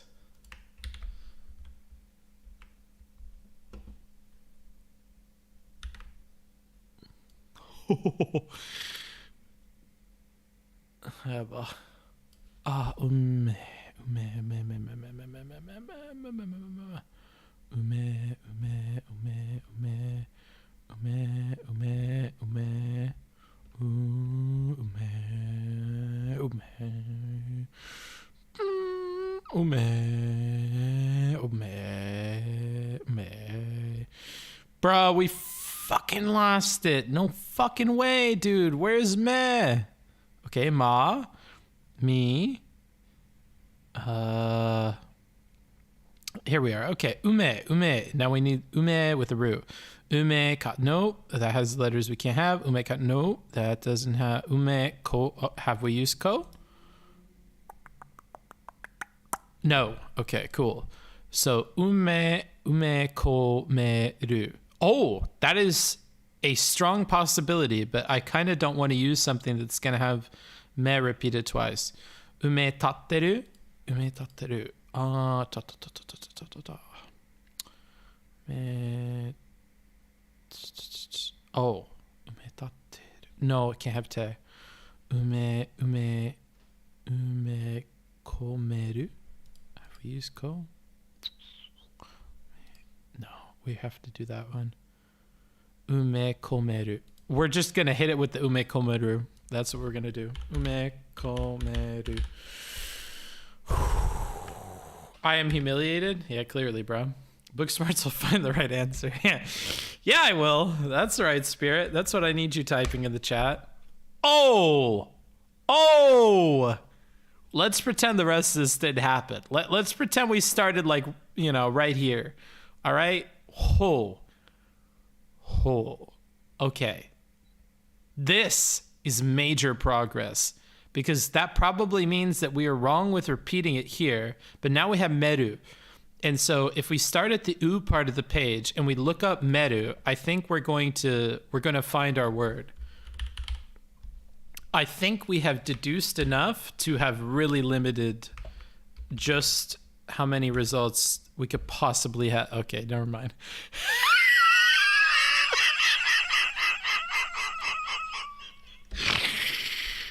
I take that back. There may be some difficulties in discovering what we're looking for. Uchi komeru? Uchi kome? I think we've already used ko, no? Yeah, we did use ko, so we can't have ko. Uchi tomeru. I don't think we've used to. Uchi tomeru. Uchi. Have we used chi? No, we haven't. Uchi to. Oh! Uchi tomeru. Uchi tomeru. Eh?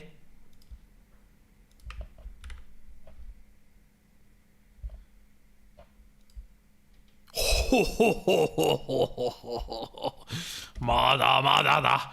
We've nearly got it. We're nearly there. Giri giri. Ah, okay, so just one character off. Something tomeru. So now that we've limited it to tomeru, we're fucking in there like swimwear, boys. We're in there like fucking swimwear, boys.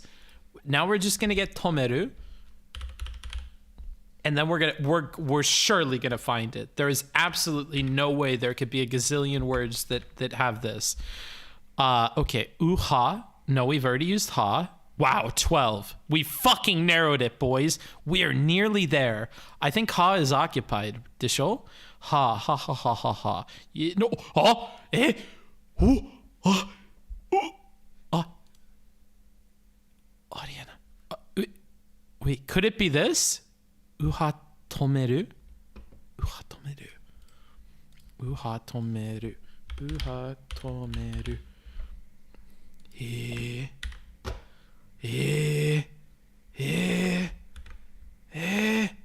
Exo. That's okay. We got ha off the list. All right, so it's not that one. Uchi. It can't be chi. We've already used chi. Oh.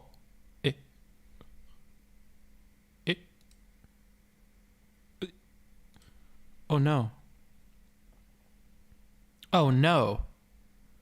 Wait, we've exhausted all of our oohs. Uchi tomeru. Oh no. Oh no. You've got to be kidding me. After coming this far?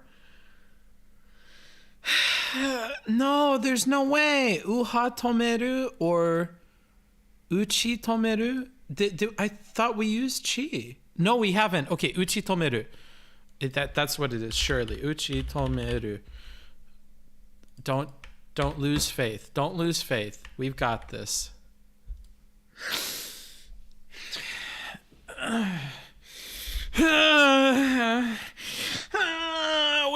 We already guessed that.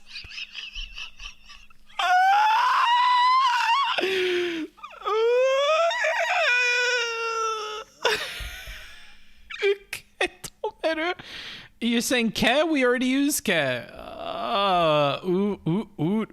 Uki tomeru, uha tomeru, uso tomeru, uta tomeru, una tomeru, uni tomeru, ume tomeru. I don't know. Unu tomeru. Can I phone a friend? Can I message?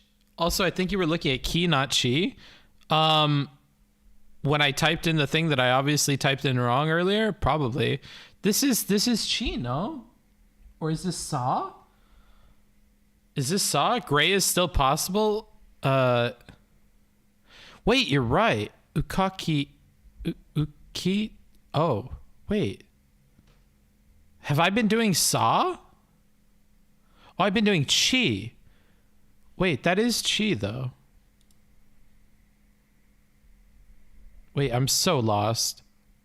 Oh, that's ki. I'm fucking stupid. Hold on. Wait, hold on. You've thrown out like my whole worldview. You were looking at ki, not chi. So ka ki. Yeah, I know. Yeah, I get that this is ki. But we can't use chi, and I don't think this was ki. I don't think ki was one of our options here. Is uha tomeru or it is usa tomeru. Wait, no. Fuck you. You're fucking my brain, dude. That's Uchi Tomeru. No, you moused over key. No, I thought that's what you meant. K is good. Hold on. Shut the fuck up, audio. You're confusing me more than you're helping me because you're typing in like 3-word sentences and you're all over the place. So I'm ignoring you now. All right. So fuck, we're one character away. I really want to get this. I'm going to phone a friend. I'm phoning a friend. I'm going to do it. I'm going to pull it. I'm phoning a fucking friend. I'm going to do it. I'm phoning a friend. I wonder if I can call him and do that. Okay. I'm sending sending out messages. I'm let's see. Oh, maybe Tamago-chan would know.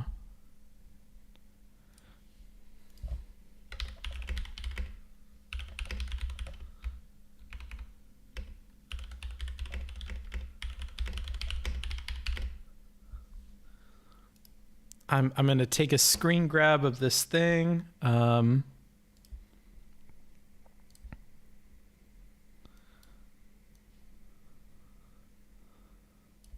Okay. I'm actually just gonna add here. Oh, here, I'll do it in studies. Add here.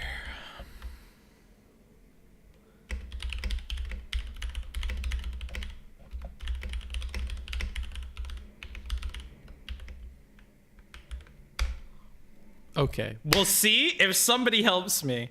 In before friend says gamer words. No, I don't think he'll say gamer words. I didn't add everybody, and I sent out a couple of little feelers. We'll see if somebody responds. I have to go pee. So why does God keep giving Booksmarts his hardest Wordles? Because I am the best Wordle player. You know, he has to give me the hardest challenges. I got to go pee real quick.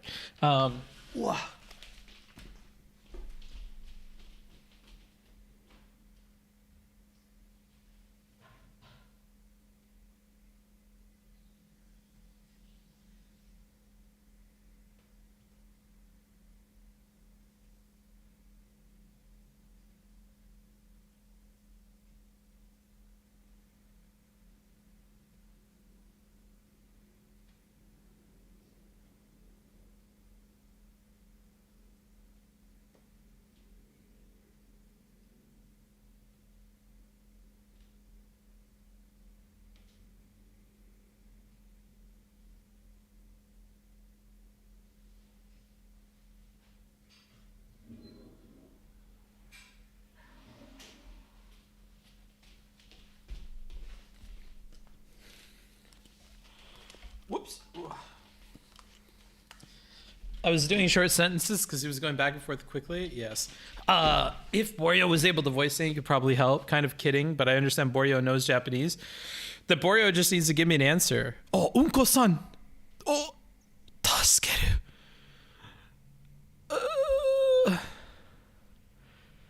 There's 3 different people typing, and then they disappear, and then they start typing again. Okay. We might have help.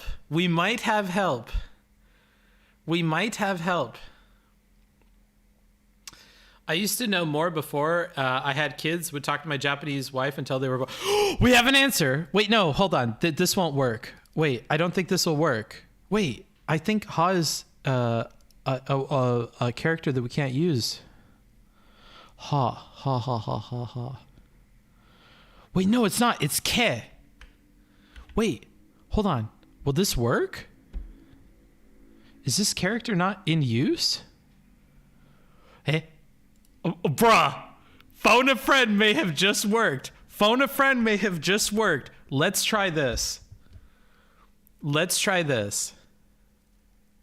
So I may have been typing this as Ha, and it's not Ha. I think actually we saw this in here. Yeah, I think I'm typing this wrong, and that's why we're getting fucked. This might work. Yo! I think Borio said that. Shut the fuck up. Yo! All on my own. No help from anybody, dude. Solo victory. All on my own. I didn't need help from nobody.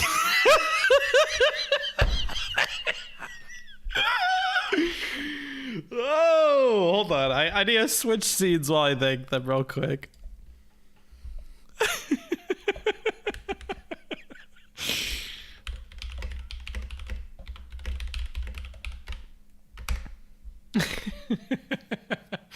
Base, what does that translate to? Yeah, at this point, I think we need to figure out what the fuck this word is. I think at this point, we kind of owe it to ourselves to figure out what the hell this word is. Oh, okay. Whoa. Whoa. Let's see. Translate to English. To accept is to stop the progress of things that have flown or fallen towards you. Well, that's not what I know to accept to be. To grasp the meaning of things firmly and absorb them in yourself. Oh, okay.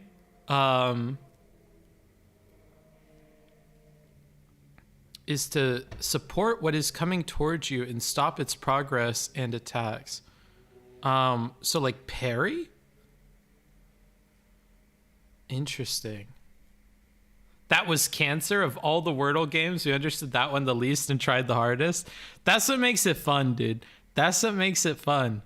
Wow, okay. Whew. That was some good shit. So it's to accept. Let me again switch scenes because I don't want to dox anybody.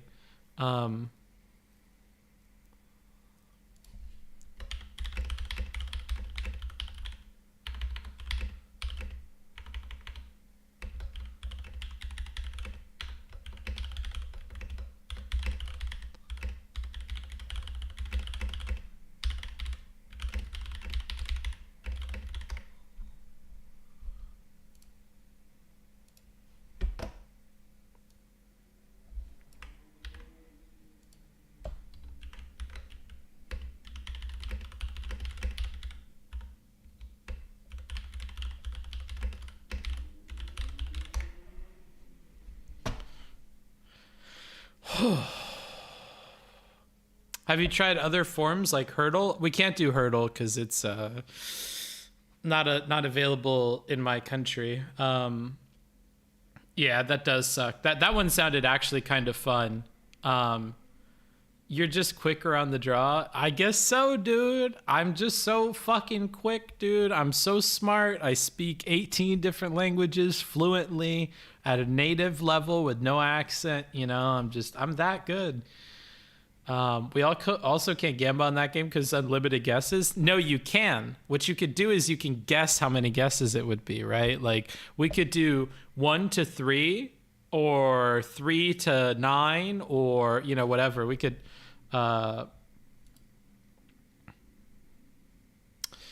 interesting. Okay. I'm getting a lot more info on this word from this person, but to accept is like the basic. He's in a country where music is haram. Yeah, bro. And anime, according to Bandai Namco. Apparently anime is haram. How many languages does Boomer Smarts actually speak? I speak English. I could communicate my ideas in Spanish, but it'll take me a while and I can't understand people very well at all. My understanding is probably better in Japanese than it is in Spanish, as weird as that sounds. How many hours will it take for Book to get this Wordle? Oh, that's true. It could be a time-sensitive thing. We could do time instead of guesses. 1 to 5 or 5 to 10 guesses would work, I guess. Yeah. I also don't think it checks whether or not it's a real word in Japanese, but we were only trying real words. But that would also make it significantly more difficult. Does Book get it in 5 guesses or less? I did with the last 2. I did with the one that's in Spanish and English. Or how many days? No, I think we could knock them out quick. If someone drops a box while climbing the stairs, and if you caught it, then you'd say, "Oh, okay."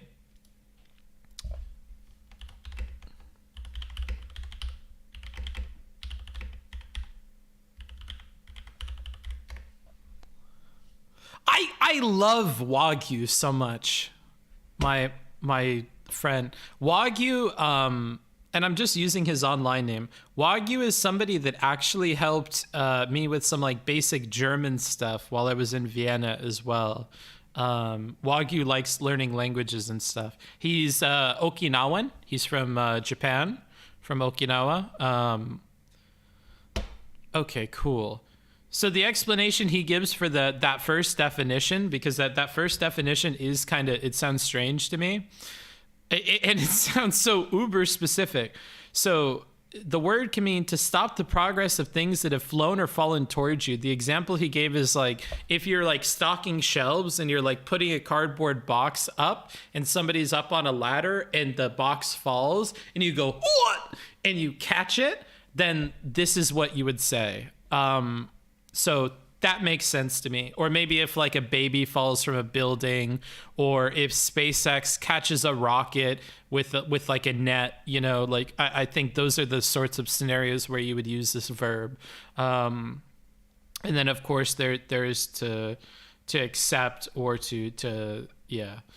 But accept, I guess it's kind of more like you've ingested information or something, but okay. Interesting. How very, very specific. I would like to visit Thailand or Malaysia. Can you get by speaking just English? I can't speak for Malaysia, but depending on where you are in Thailand, yeah, for sure. Like if you're in Phuket, you can definitely get by. If you're in Chiang Mai, you can definitely get by. If you're in any like the touristy places, you could probably get by.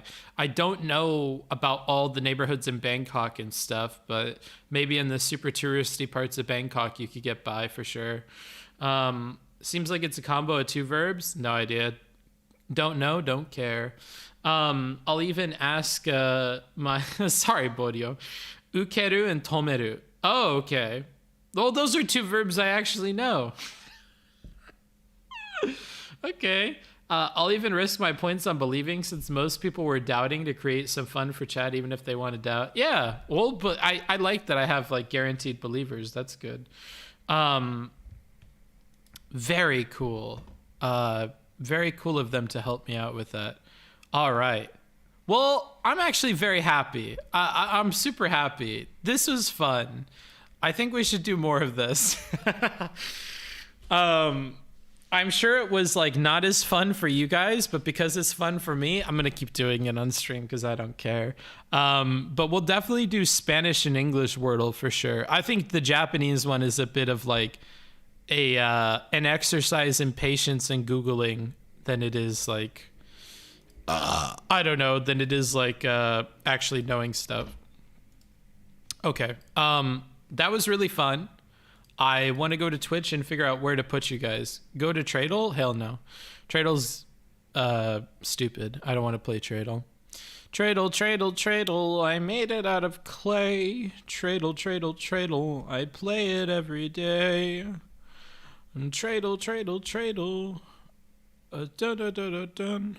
Who should we raid? Who should we raid?